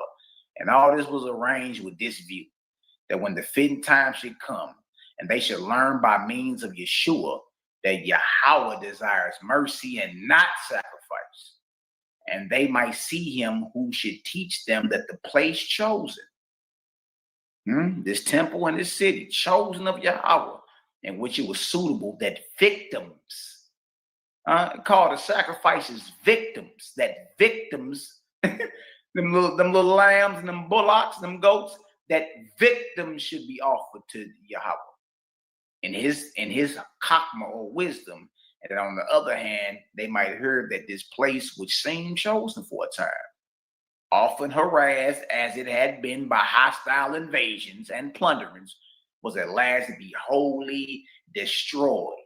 And in order to, okay, right here it says, and in addition to these things, he also appointed a place in which alone, okay, yeah, right here.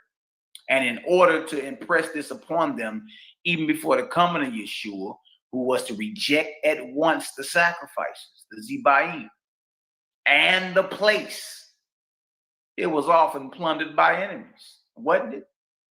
Wasn't the temple often plundered and sacked and you carried into captivity, right? In order to impress this upon them, even before the coming of Yeshua, who was to reject at once the sacrifices, and the place, it was often plundered by enemies and burnt with fire. And the people carried into captivity among foreign tribes. Trip off this. And then brought back when they betook to themselves to the mercy of Yahweh. And that by these things they might be taught that a people who offer sacrifices, listen, y'all. Remember, Isaiah said, your hands are full of blood.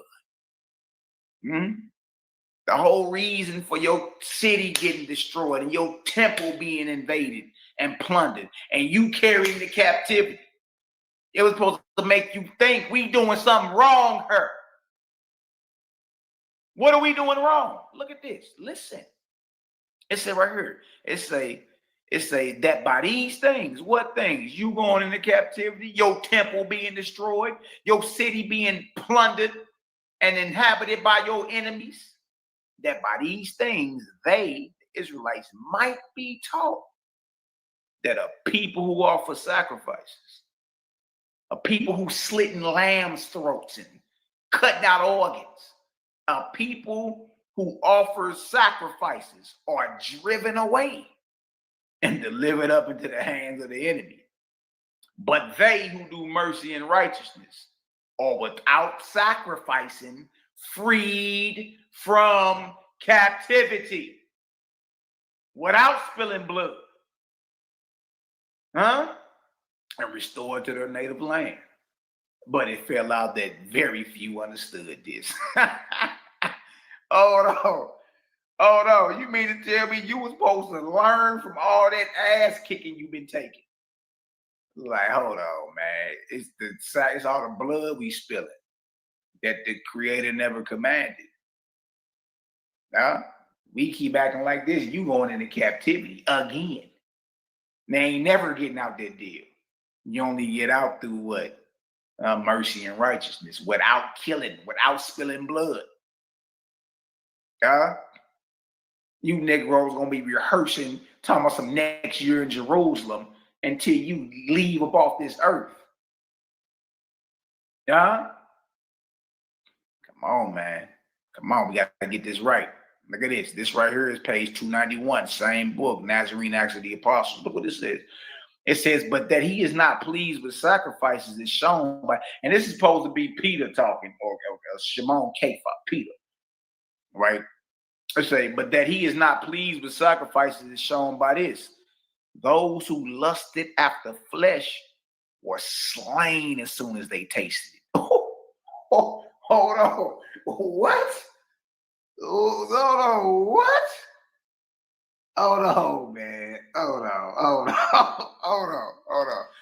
It say, but that he is not pleased with sacrifice. Christ don't want don't want you killing nothing and bloodshed and somebody smell good.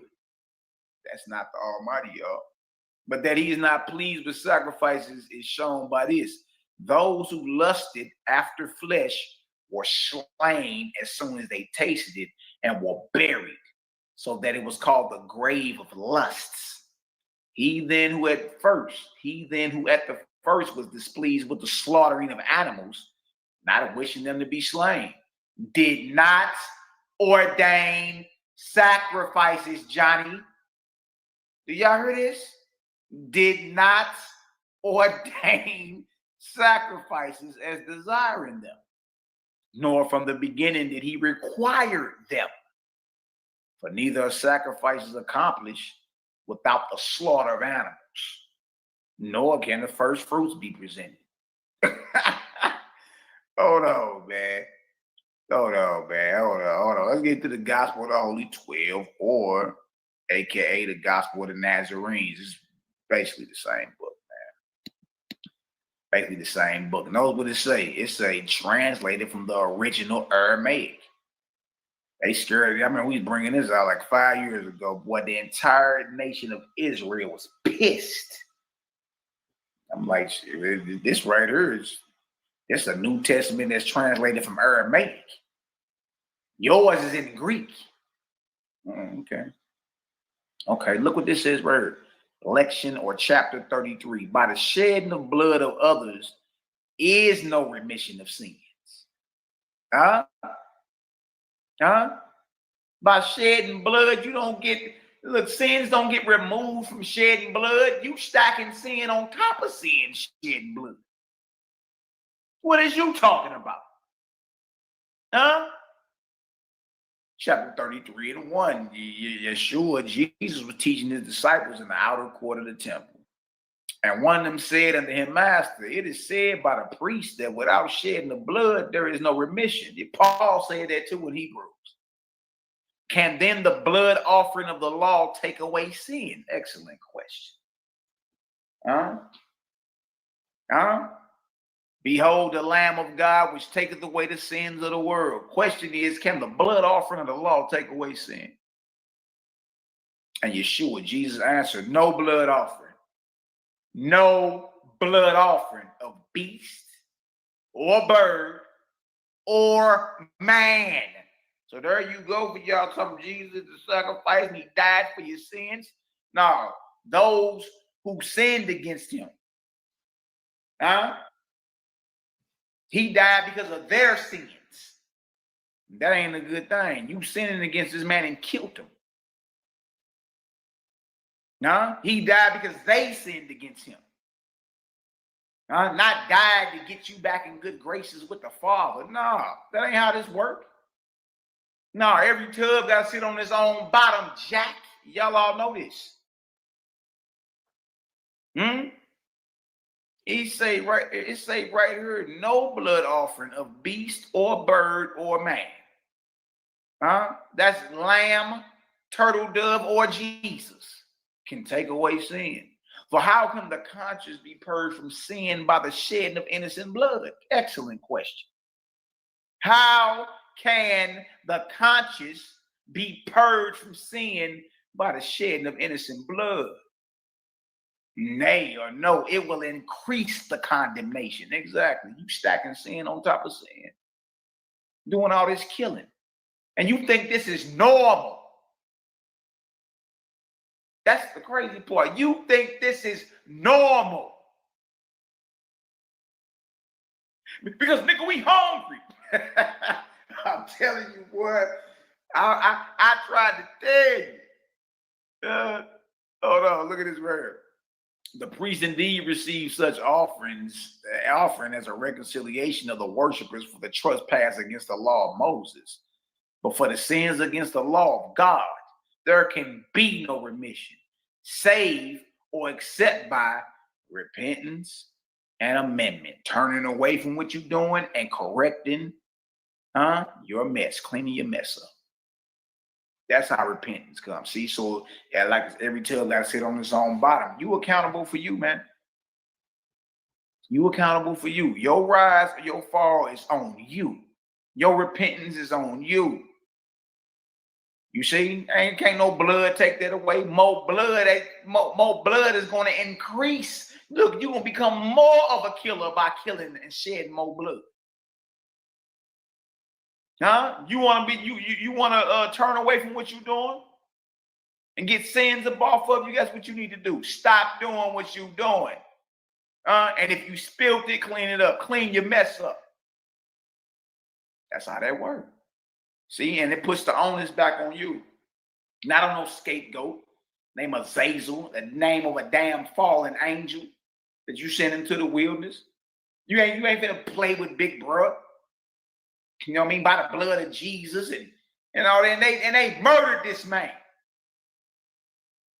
You over here playing with blood. But the system or the sacrificial system that Israel is still involved with, even until this day, whether regardless if they know it or not, was never given by the Creator. So how could Jesus come and die and replace a system that was never given by his Father in the first place? Look at this. Is it not written in the prophets? Like Jeremiah. Put your blood sacrifices to your burnt offerings and away with them. And cease ye from the eating of flesh. For I spake not to your fathers, nor commanded them when I brought them out of Egypt. Passover, y'all, concerning these things. But this thing I commanded. This is what was commanded to you. obey my voice and walk in the ways that I have commanded you. And you shall be my people. Ooh wee. Ooh wee, ooh wee, ooh wee. This right here is the giving of the law by Yahshua, chapter 46, same book. Look what it says right here. Chapter 46, verse 7. And Jesus or Yeshua said unto them, behold, a new law I give unto you, which is not new, but old. New to your ears, but this way of life been around. Been around. Look at this. Even as Moses gave the 10 commandments to Israel after the flesh, so also I give unto you the 12 for the kingdom of Israel after the spirit. For who are the Israel of God? Even they of every nation and tribe who work righteousness, love mercy, and keep my commandments. These are the true Israel of God. You see, so we ain't dealing with no racial or tribal superiority, or we ain't dealing with none of that. That ain't how the Nazarite or the Nazarene Essenes move. That ain't how the faithists move. Huh? Right? You chose an other creator when you choose him. How do you choose the creator? By doing acts of righteousness and love to your neighbor, or even to a complete stranger. That's how you serve the creator. That still say, for who are the Israel of God? Malaki, even they of every nation. See, we finna stop playing. Even that you can't come around us with all that racial superiority. You dig? Like, nigga, you ain't stiff and don't stank in the morning. Boy, walking around here talking about some, man, I walk around this earth like there ain't nobody that outrank me, except for my generals. I say, boy, this stuff done went to Negroes' heads. That went to their head. You want to be chosen by the Creator to do a work righteousness, love mercy, keep his commandments. These are the true Israel of God. And standing upon his feet, Yeshua spoke, saying, hear, O Israel, Jehovah thy God is one.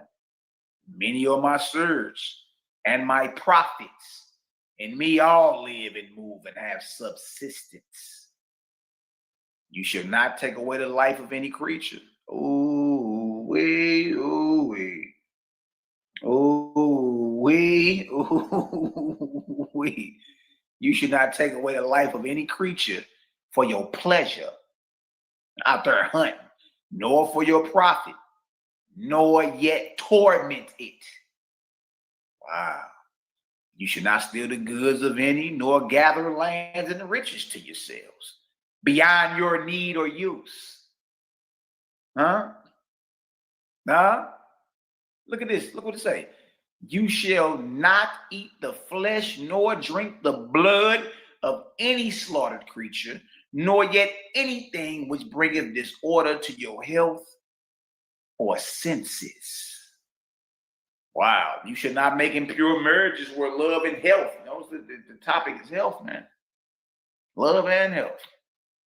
I mean, you ain't supposed to be married and all sick and decrepit and, man, look. You dig? How when we're eating what we're supposed to be eating that crumbs out of the ground, and we exercising and getting ourselves together. You see? You're not making your body a graveyard.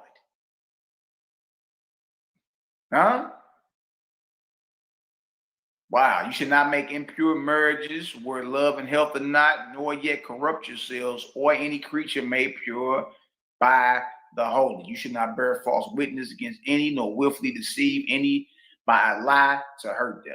You shall do unto others, you shall not do unto others as you would not that others should do unto you. Makes sense, huh? Makes sense, huh? Back to Jeremiah 7:21 through 22, the Peshitta. What it say? What it say? Thus say the Lord of hosts, the God of Israel, add your burnt offerings to your sacrifices and eat meat which I did not command your fathers to eat. Hey, man. Hey, man, look at this. Neither did I command them concerning either burnt offerings or sacrifices in the day when I brought them out of the land of Egypt. According to Jeremiah, shout out to my son Jeremiah, man, little joker. According to Jeremiah, Isaiah, Amos, Hosea, Micah, Joshua, David, the Gospel of the Nazarene, the Nazarene Acts of the Apostles, Clementine Homilies, and the Gospel of the Holy 12. The Almighty Creator never ordained or commanded burnt offerings and sacrifices. This would also include the Passover lamb. Oh, see, Mally, I was with you. Nah. I was with you to that, Mally, right there. Now you tripping, bro. I'm gonna eat my lamb. Y'all, of course, look, get mad at who you call God. What did you mad at me for? Look at all these witnesses stacked against you. Is you got to go back and make it say what it's not saying. You got to rewrite Bible. You got to rewrite Bible to prove this wrong. Nah, you got to do some redacting, some editing, some erasing. Y'all, this is not according to the Creator gang. This ain't according to the Four Horsemen. This ain't according to Malaki Macabee. According to what's in your Bible. Huh? You got to deal with that. You got to deal with that. I don't got to deal with that. You got to deal with it. Because this is what you standing on, right? You an apologetic. You a defender of the faith, right? Huh? This would include the Passover lamb. Look what it says right here. I delight not in the blood of lamb. Isaiah 1:11.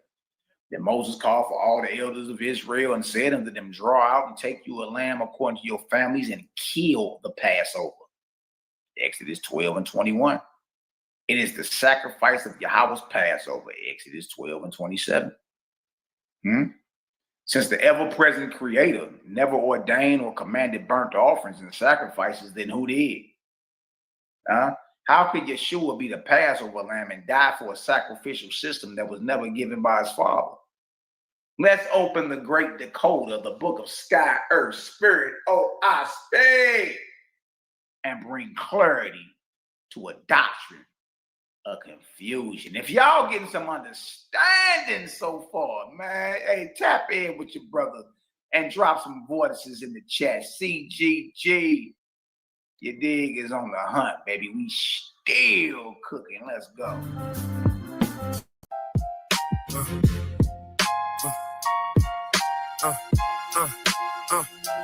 Records get twisted, the meaning get disguised, symbols get praised while the spirit get denied. The Lord's fourth book is OSP's guide to how over time the truth's turning to lies. Records get twisted. Records get twisted. Truth wasn't written, it lived and applied. Images carved, but they not what they imply. Copies get lifted and passed to the scribes, hands on the script, but it slowly run dry. Circles and lines held the truth they can't hide, pointing to the all but reduced to a sign. Told not to seek it, just stay and comply, but light get diminished the moment it's time. Priests in the center, the people outside, words getting filtered before they even apply. Gatekeepers shaping what souls can't defy. Twist the truth in the text so the ego align. Nothing was said about looking inside. All of the noise outside keep the mind occupied. Truth was a whisper they learned to divide, buried in the scriptures that were written in lies. Records get twisted, the meaning get disguised, symbols get praised while the spirit get denied. The Lord's fourth book is OSP's guide to how over time the truth turned into lies. Records get twisted, the meaning get disguised, symbols get praised while the spirit get denied. The Lord's fourth book is OSP's guide to how over time the truth turned into lies. Voices get carried and shift in the span. Truth leave the source, get reshaped by hand. Spoken outside, but not part of the plan. So hear it clear without the preaching of man. Leaders keep building the heavens they command. Guards along the path, so it passed through a brain. Teaching the code, so obedience stand. Blocking the truth from the masses caught up in the sham. Some start to notice it wasn't so grand. The rise and decline all across the land. Stories get buried, then uncovered in sand. Every time echo patterns they don't understand.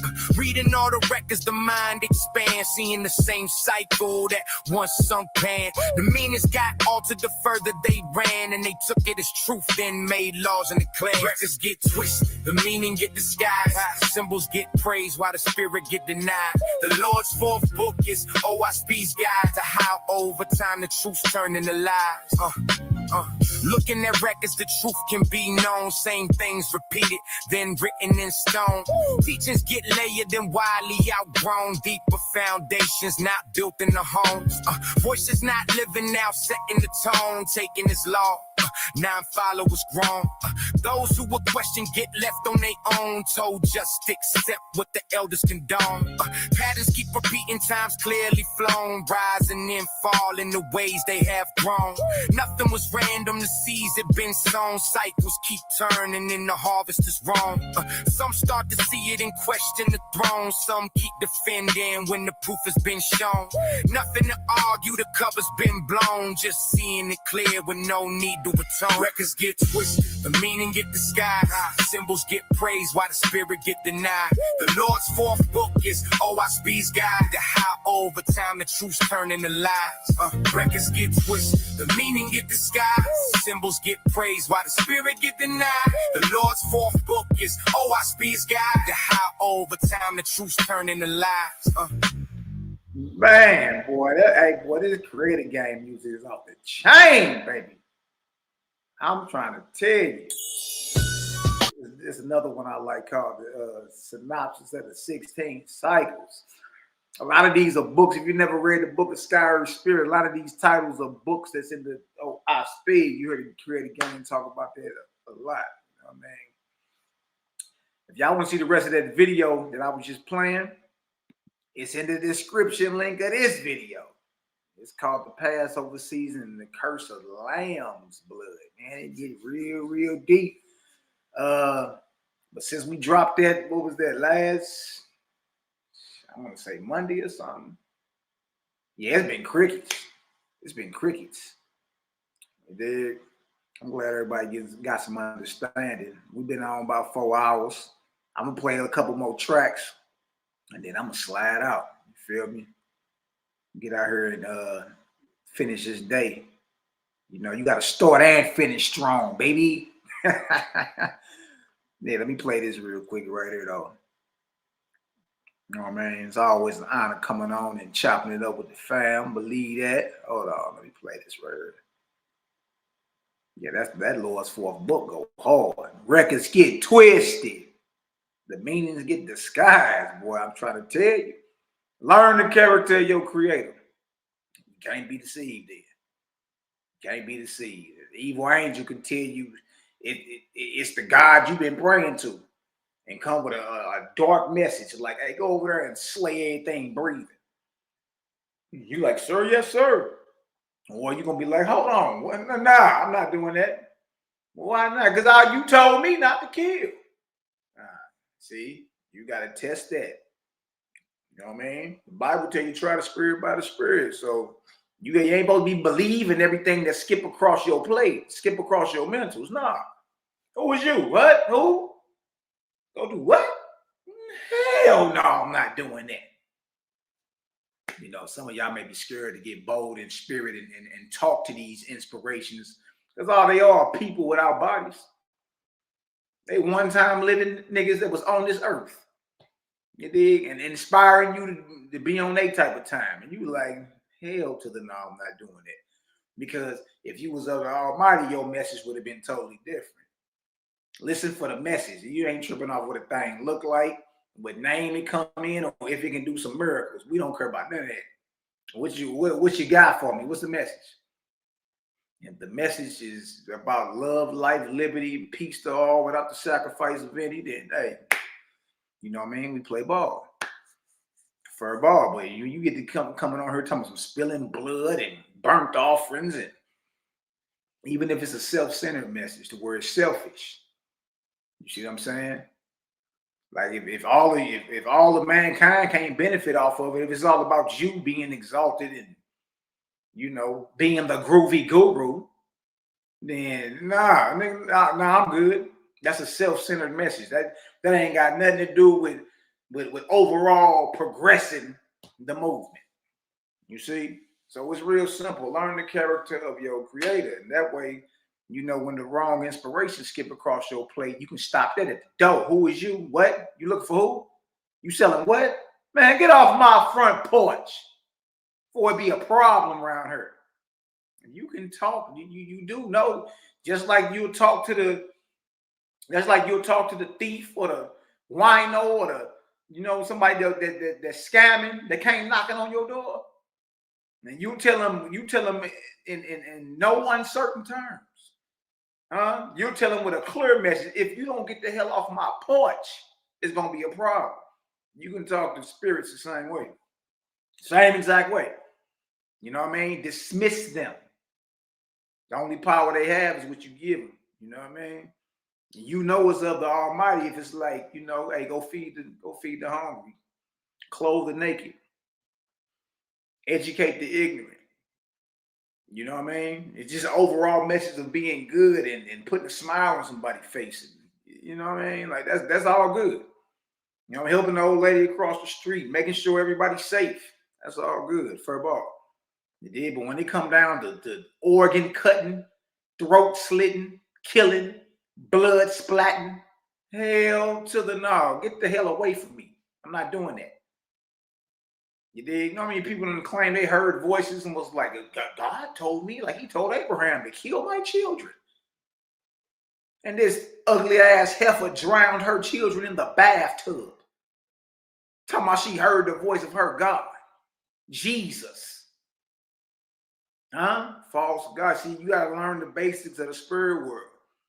Because the evil angel can come in the name of Jesus or Yahshua or Yahuwah or Yahweh or Yahushai or Yeshua or Ahaya or whatever you coming off your mouth. Don't matter. Whatever name coming off your mouth, an evil angel can come in that same name, looking how you expect it to look, and doing some type of miracle, do something that you perceive outside of normal. And here you go, your knees get to slapping like you a naked child, newborn, knees slapping. Sir, yes, sir. Here you go bowing. That's the problem. You not tripping. Yeah, you supposed to be tripping. I'm tripping. I ain't giving no type of pass to none of it. I'm tripping. Damn right. You don't like. Look, if you don't like what's being said, then you might want to stay away from me. You know what I mean? Any dark spirits get sent around us, we gonna raise them up. You're gonna get whooped with this light. That's it. You know what I mean? Because our job is to bring light to mortals and spirits that are sunken in darkness. So if evil spirits come this way, they about to get whooped with this light, just like your mama gonna get whooped with this light. You see? Nah, they ain't doing nothing but talking about creator over there. Yeah. And what's up? Nah, you don't like it, keep it moving, because I'm tripping. I'm tripping. You may not be. That may be too militant for you, or you may like the message more smooth and reserved and more milk toast, and you rather it spread like parquet. Not me. I'm bombing. Hey, get the hell away from us, or get this light. One or the other. You know what I mean? But one thing we not about to do is just let some evil happen, and we got these women and children to go at. No, hell no, I'm tripping. The gang tripping. CGG is tripping. Yeah. So go ahead and send an alarm on out through the heavens and all throughout the earth. They not going for it. We sure the hell ain't going for none of it. You know what I mean? It's just what it is. That may be a little too rough for thou, but hey, it's just the type of brother and man I am. I don't know no other way to go. Nor do I desire to go soft. And be, you know, diddly do, neighbors, hello. The creator, this loves you. And look, that ain't reality. You know what I mean? Life is brutal. What are you talking about? You dig? It's so many scandalous spirits and dark forces and wandering spirits running around this deal. Man, look, in the flesh and in the spirit. What I look like playing this life like it's soft, like this ain't war or something. It is. It is. You dig? But we're gonna wage this war with this light, though. That's what we're talking about. Check this out right here. The synopsis of the 16 cycles, boy. Shout out to the creative gang production team. FGK Capone, my brother Taz, my brother Bronze. You know what I mean? Shout out to the lyricists in the building, C-La Shalom, Cosmo and Cal. And I'm Bronze being the booth too. Yeah. I'm making my way back too. I ain't been in the lab in a couple years. I got a lot to get off my chest. So yeah, you dig. But shout out to the bros, man. We got some marvelous music. Check this out. Check this out right here.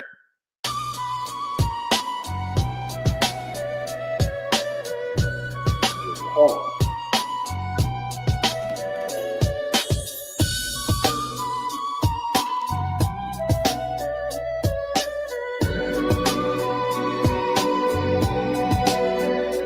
16 cycles, the story unfolds from light into darkness, as heaven foretold. God rose and labor, the harvest was stored, all from the records of Jehovah, the Lord. That's all. The earth spins around in a circuit of time. 4 arcs of the seasons, the circle's design. 3,000 years in a cycle complete. Jehovah's angels guiding mortals' feet. First came Sethens, the first God's name. Raised up the brides for Jehovah's flame. Then a shown followed with hosts on high. Harvest in billions beneath the sky. Who leads see for Ivan and more took their turn. Each left a record for mortals to learn. Civilization rose, the cities grew vast.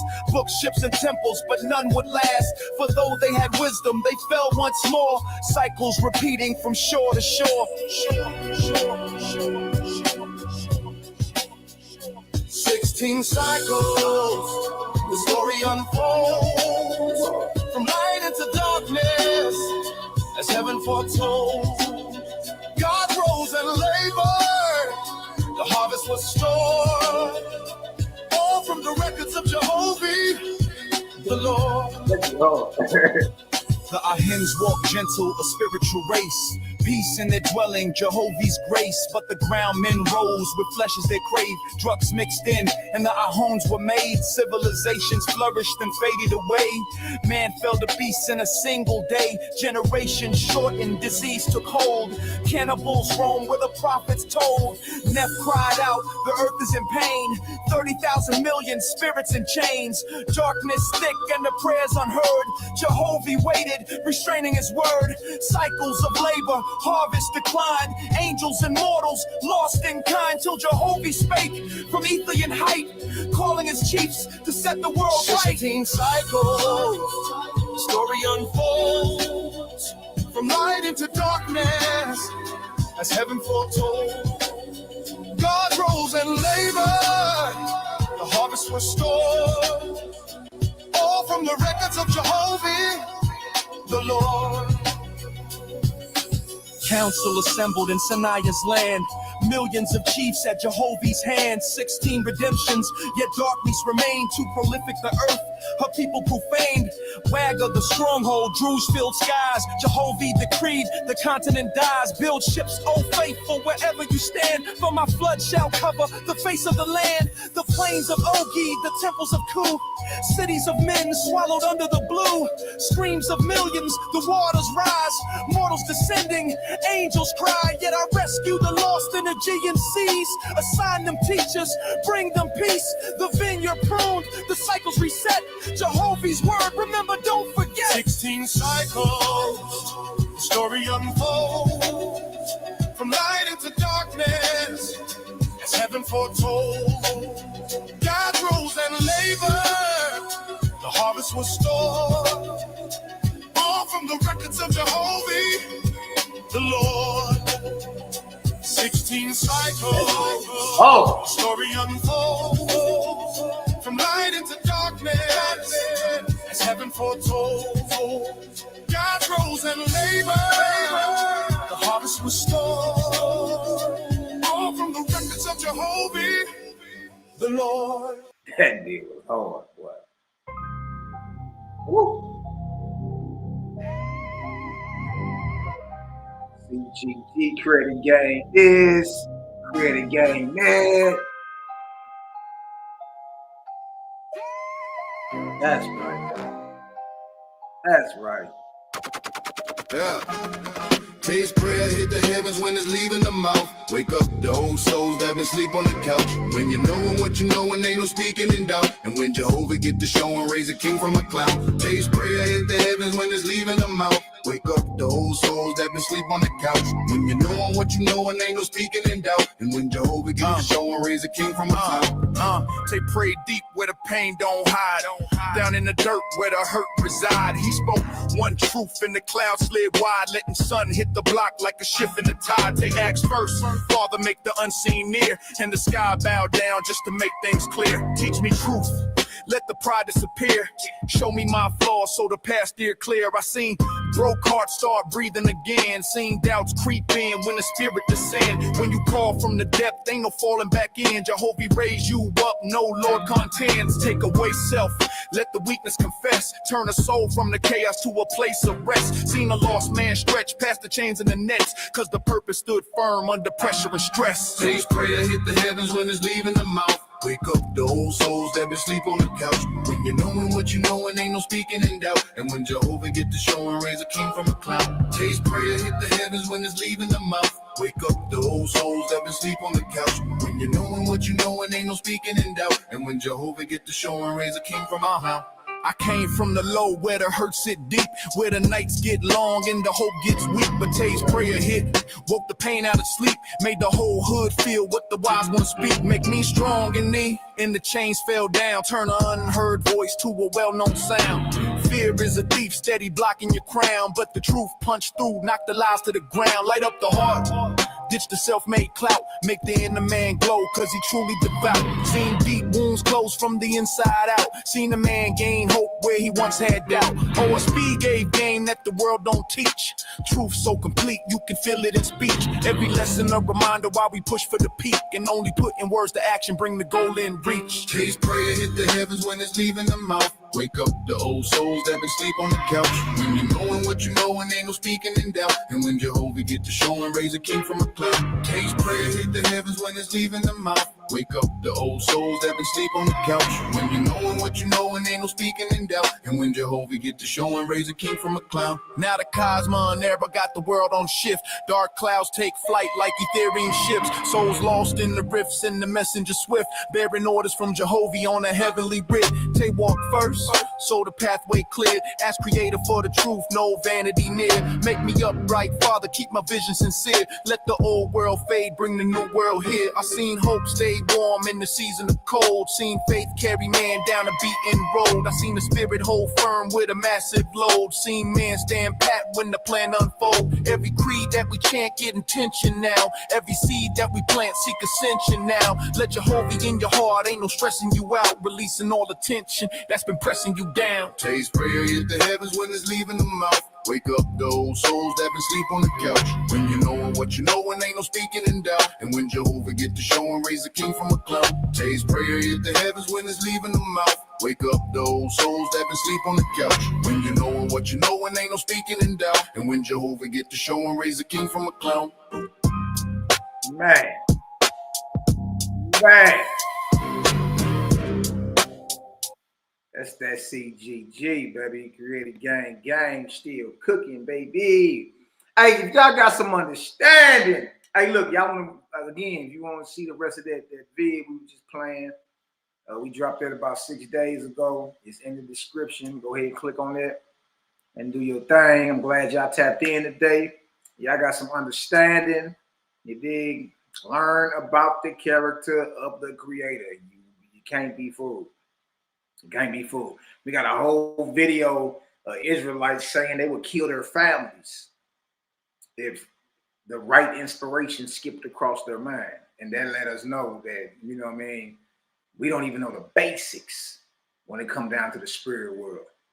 So if the inspiration skip across your mind and it's in the name of who you've been praying to, and it look just like you expect it to look and do some type of miracle, and it tell you to go over there and kill infants and sucklings or even your own, you know what I mean?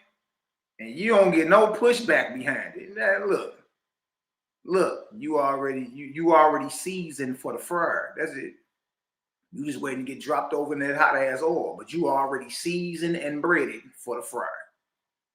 You dig? And again, we talking about reputable Israelites, quote unquote, brothers and sisters is supposed to be like, you know, veterans in this. But when they was asked, would they remove their families off the board if their God told them to, all of them was like, hell yeah. And that's how we know. You feel me? Nobody was like, hell no, I'm not doing that. Well, why? Because I was told not to kill. That's why. So whatever inspiration that is can't be of the Almighty. See what I'm saying? You got to stop being so gullible in spirit. Stop being an automat, a robot. You dig? Look, the spirit world is really more of reality than this tangible reality that you call life. You dig? It's a lot of inspirations that go on all the time. While you awake and you sleep, all of it. Your job is to decipher, is that of the Almighty or is it not?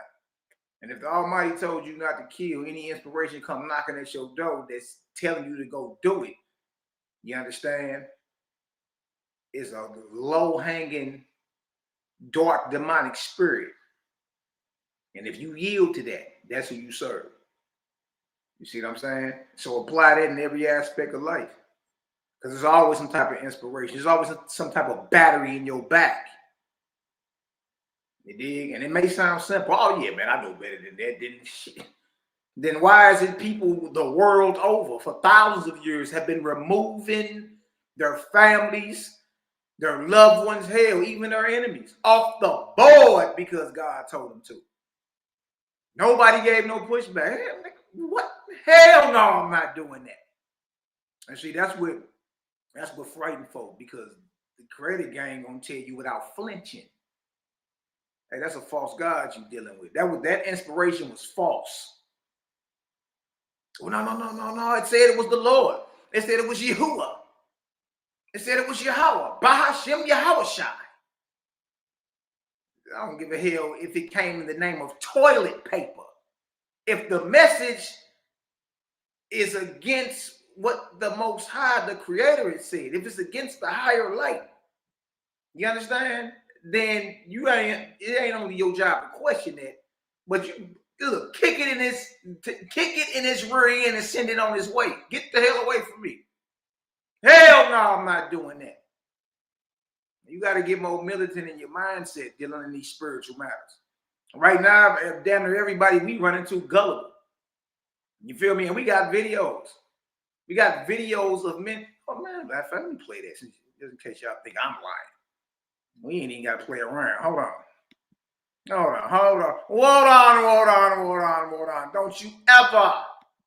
Don't you ever bring false God business to me. Hold on. Y'all think we playing? What you think is a game? What you think we playing? Pull up my brother Pay, my brother Sela Shalom. We got these niggas on. We got receipts. Hell was y'all talking about? We got receipts. Let me play. We're going to play this and I'm going to ride out. Let me show y'all how real this gets. The God spell is real. Real. When you got a whole bunch of mealy-mouthed devotees telling you that they will remove their families off the board. You think I'm playing? Oh, you think I'm playing? And all these are Israelites. It's sickening. But these not real Israelites. We are. They not. You dig? Watch this right here. You even got that boy Lookall. You even got this mealy-mouthed misfortunate telling you, hell yeah. Nigga ain't even got no children. Got the nerve to talk about some hell, yeah. The underground pieces and something that religion creates. And you can check back in time through the history day. Exactly, brother. Hey, watch this right here. What you think this a game? What you think we playing? You think we playing? Let me show you how brainwashed these zombies are. Ain't nobody giving no pushback. I'm gonna let this play and ride out.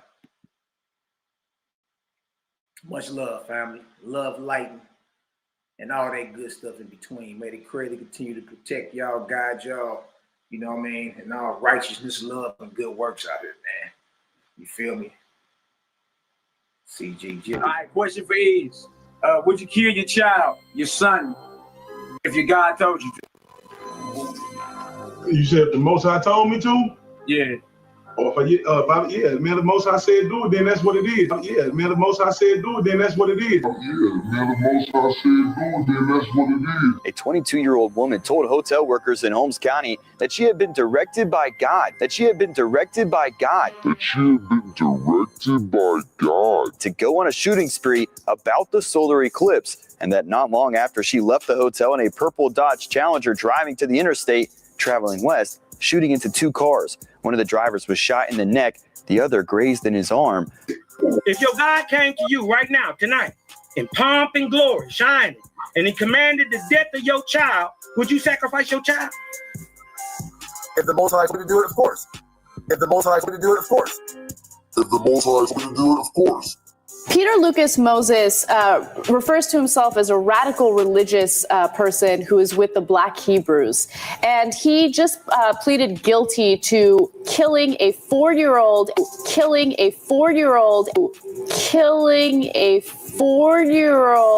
and a woman that he was living with. He killed the 4-year-old because he thought he was gay. Moses believed 4-year-old Higginbotham was homosexual. Klein says Moses took Higginbotham to the garage, played the Lord's Prayer in Hebrew, and shot him.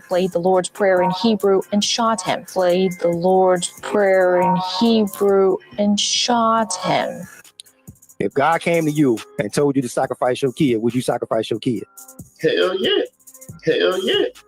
Hell yeah. God is called a terrible, demon-like power. God is called a terrible, demon-like power. God is called the terrible, demon-like power. So Napa means empty, you could say, or open. Shita means demon, or demon-like or terrible. Shita means demon, or demon-like or terrible. Shita means demon, or demon-like or terrible. According to the criminal complaint, Polite told investigators God told him to shoot Pastor Germany.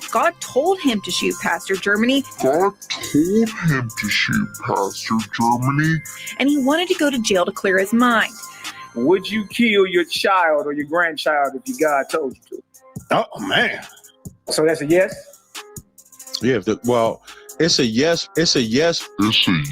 But I think that it would be a test. I don't think the Lord would actually tell you to do it. I think it would just be a test because we can see. You'd be willing to go through with it? I'll go through any trial the Lord puts me through. Leader Yahweh Ben Yahweh, the self-proclaimed Son of God, one day in 1981, her North Dade home became a house of death. Banks and her husband, Carlton Carey, had just returned from talking with police about another Yahweh member who had been decapitated. Today, Yahweh Ben Yahweh is charged in her attempted murder and the death of her husband. October 1986, Yahweh's take over an Opalaka apartment building. Two residents who were ordered to leave publicly complained. That night, both were shot to death. Wow! Judah, do you hear me? If the Most High Yahweh tells you to kill your family, would you do it? Yes or no? Absolutely yes. Oh, Judah, no. Take the heck up.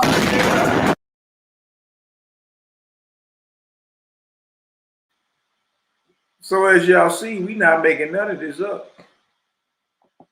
Israel don't even have the basics of the spirit world. These niggas don't even know how to properly discern the spirit of the Almighty Creator versus a damn devil. So that's what I'm saying. Y'all got the nerve trying to compare us to them. But we the ones in darkness, though. Y'all fell out the truth. Ain't got the light. No, it's these niggas. Look at what's being said. You done heard of hell? Yeah, absolutely, yes. I'll do it. I'll go through any trial the Lord puts me through. The hell is wrong with folks? So, y'all, there ain't no, look, I'm sick of the comparison. Ain't no comparisons. Until you bring us some individuals or a group of individuals that's on creator gang time. That roll with the Almighty. That's about raising pillars of light out here. You understand? That, hey, our message is weapons down. The hell with them damn wars and all that.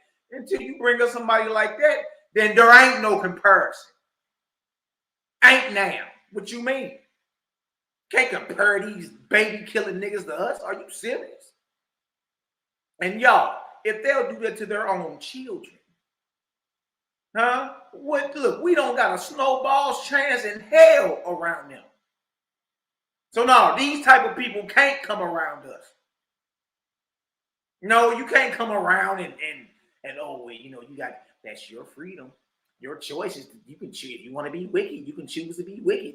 Or you can choose to be in hell to the gnar. You gonna act right to get the hell away from us. How about that? Gonna let no baby killing nigga come around me or us. And we got our children and grandchildren running around. You dig? Got our wives and companions, you know what I mean, around her, feeling safe and everything. And here come this legion. This person loaded up with all type of demons and devils, talking about they would kill their children. You better get the hell away from us before it be a problem. No, you can't come around us. Y'all, their families are more safe around us than them. Their families are more safe with us than they are with their own fathers and mothers. I'm gonna keep it all the way real with you. Look, zero tolerance for behavior like this. Nah, you're not about to skip around us and woke up one morning and you decided to start removing babies off the board. Because you just got you some type of inspiration and you ain't know how to check it at the door. Hell no. No, I'm not about to go kill nothing. Because I've been commanded not to kill. You don't even know the basics. We just supposed to let you just skip through, tiptoe through the tulips around us. Nah, you won't be around. You won't be around. Right? And don't take us there. Because we really ain't trying to take you there. But your best bet is just to stay away from us. How about that? You dig? If you can look at any of them babies at the top of that screen right there, look at the light of the Creator on them little babies, man. Look at them innocent faces, man. Babies ain't never did nothing to nobody. Just smiling, fresh out their mama's womb. Breath don't even stink in the morning. Little babies like that, you smell. Look, little babies like that, you get about 1,000 kisses every day. Kiss all on the forehead. You smell all on them and everything. They just babies. They innocent. So if you could look at anything like that, any child like that, and say, if God, who I call Yahuwah, or Jehovah, whatever the hell you saying, if God came to me in a vision and told me to split this baby head to the white meat, hell yeah, I would do it. No, your head gonna be split. And then we'll just clean that shit up on the other side then. How about that? What you not about to do is harm none of these children around us. Yeah, and look, now I'm standing on that. Don't bring your ass round us. Like, this ain't even no laughing matter. It's serious. You dig? Because what we have people on record in history who identify as being us, these Israelites, that have removed their loved ones off the board. Straight up. I'm gonna keep it all the way real with you. This boils my blood. And again, you may not be tripping. I'm tripping every time. Dang, y'all done got this nigga, but yep, you sure did. I'm tripping. Nigga, use a low demonic urine drinking bastard. If you could look at any of these children at the top of that screen right there and say you will bring some harm to them. Straight up. Straight up. Damn. But Judah didn't mean that, y'all. If the Most High say, put your family down, would you do it for the Most High? By faith, yes. By faith, yes. By faith, yes. But he's going to tell me not to do it, just like he did Abraham. We have a story like that already. Next. The moral law is that if a child was to be rebellious, okay, towards their parents, they was to be taken out and stoned to death because of that. You see what I'm saying? Would you do that? Would you do that if your God came back to you today in glory and said, I want you to stone your son if he get rebellious? Would you? Would you do it? Yeah, I probably would. Yeah, I would. Yeah, I probably would. Yeah, I would. Yeah, I probably would. Yeah, I would. Wow. The Most High was to come to you. And just to be honest, I'm gonna keep it real with you. Who they call the Most High ain't who I'm talking about. I don't worship the same creator as these niggas. I don't care if they claim they Israelites or not. We're not talking about the same creator. Can't be. Can't be. So ain't no they giving us a bad name. I don't worship the same creator as these niggas. Straight up. I'm gonna be all the way real with you. These are devils in the flesh. And ask you to off your loved ones. Look at the arrogance. Would you do it, brother? Look at the arrogance on this Negro face. He done straightened his turban up, threw his thumb across his nose. This the Negro that calls himself Moses 777. The boy talk like he about to cry.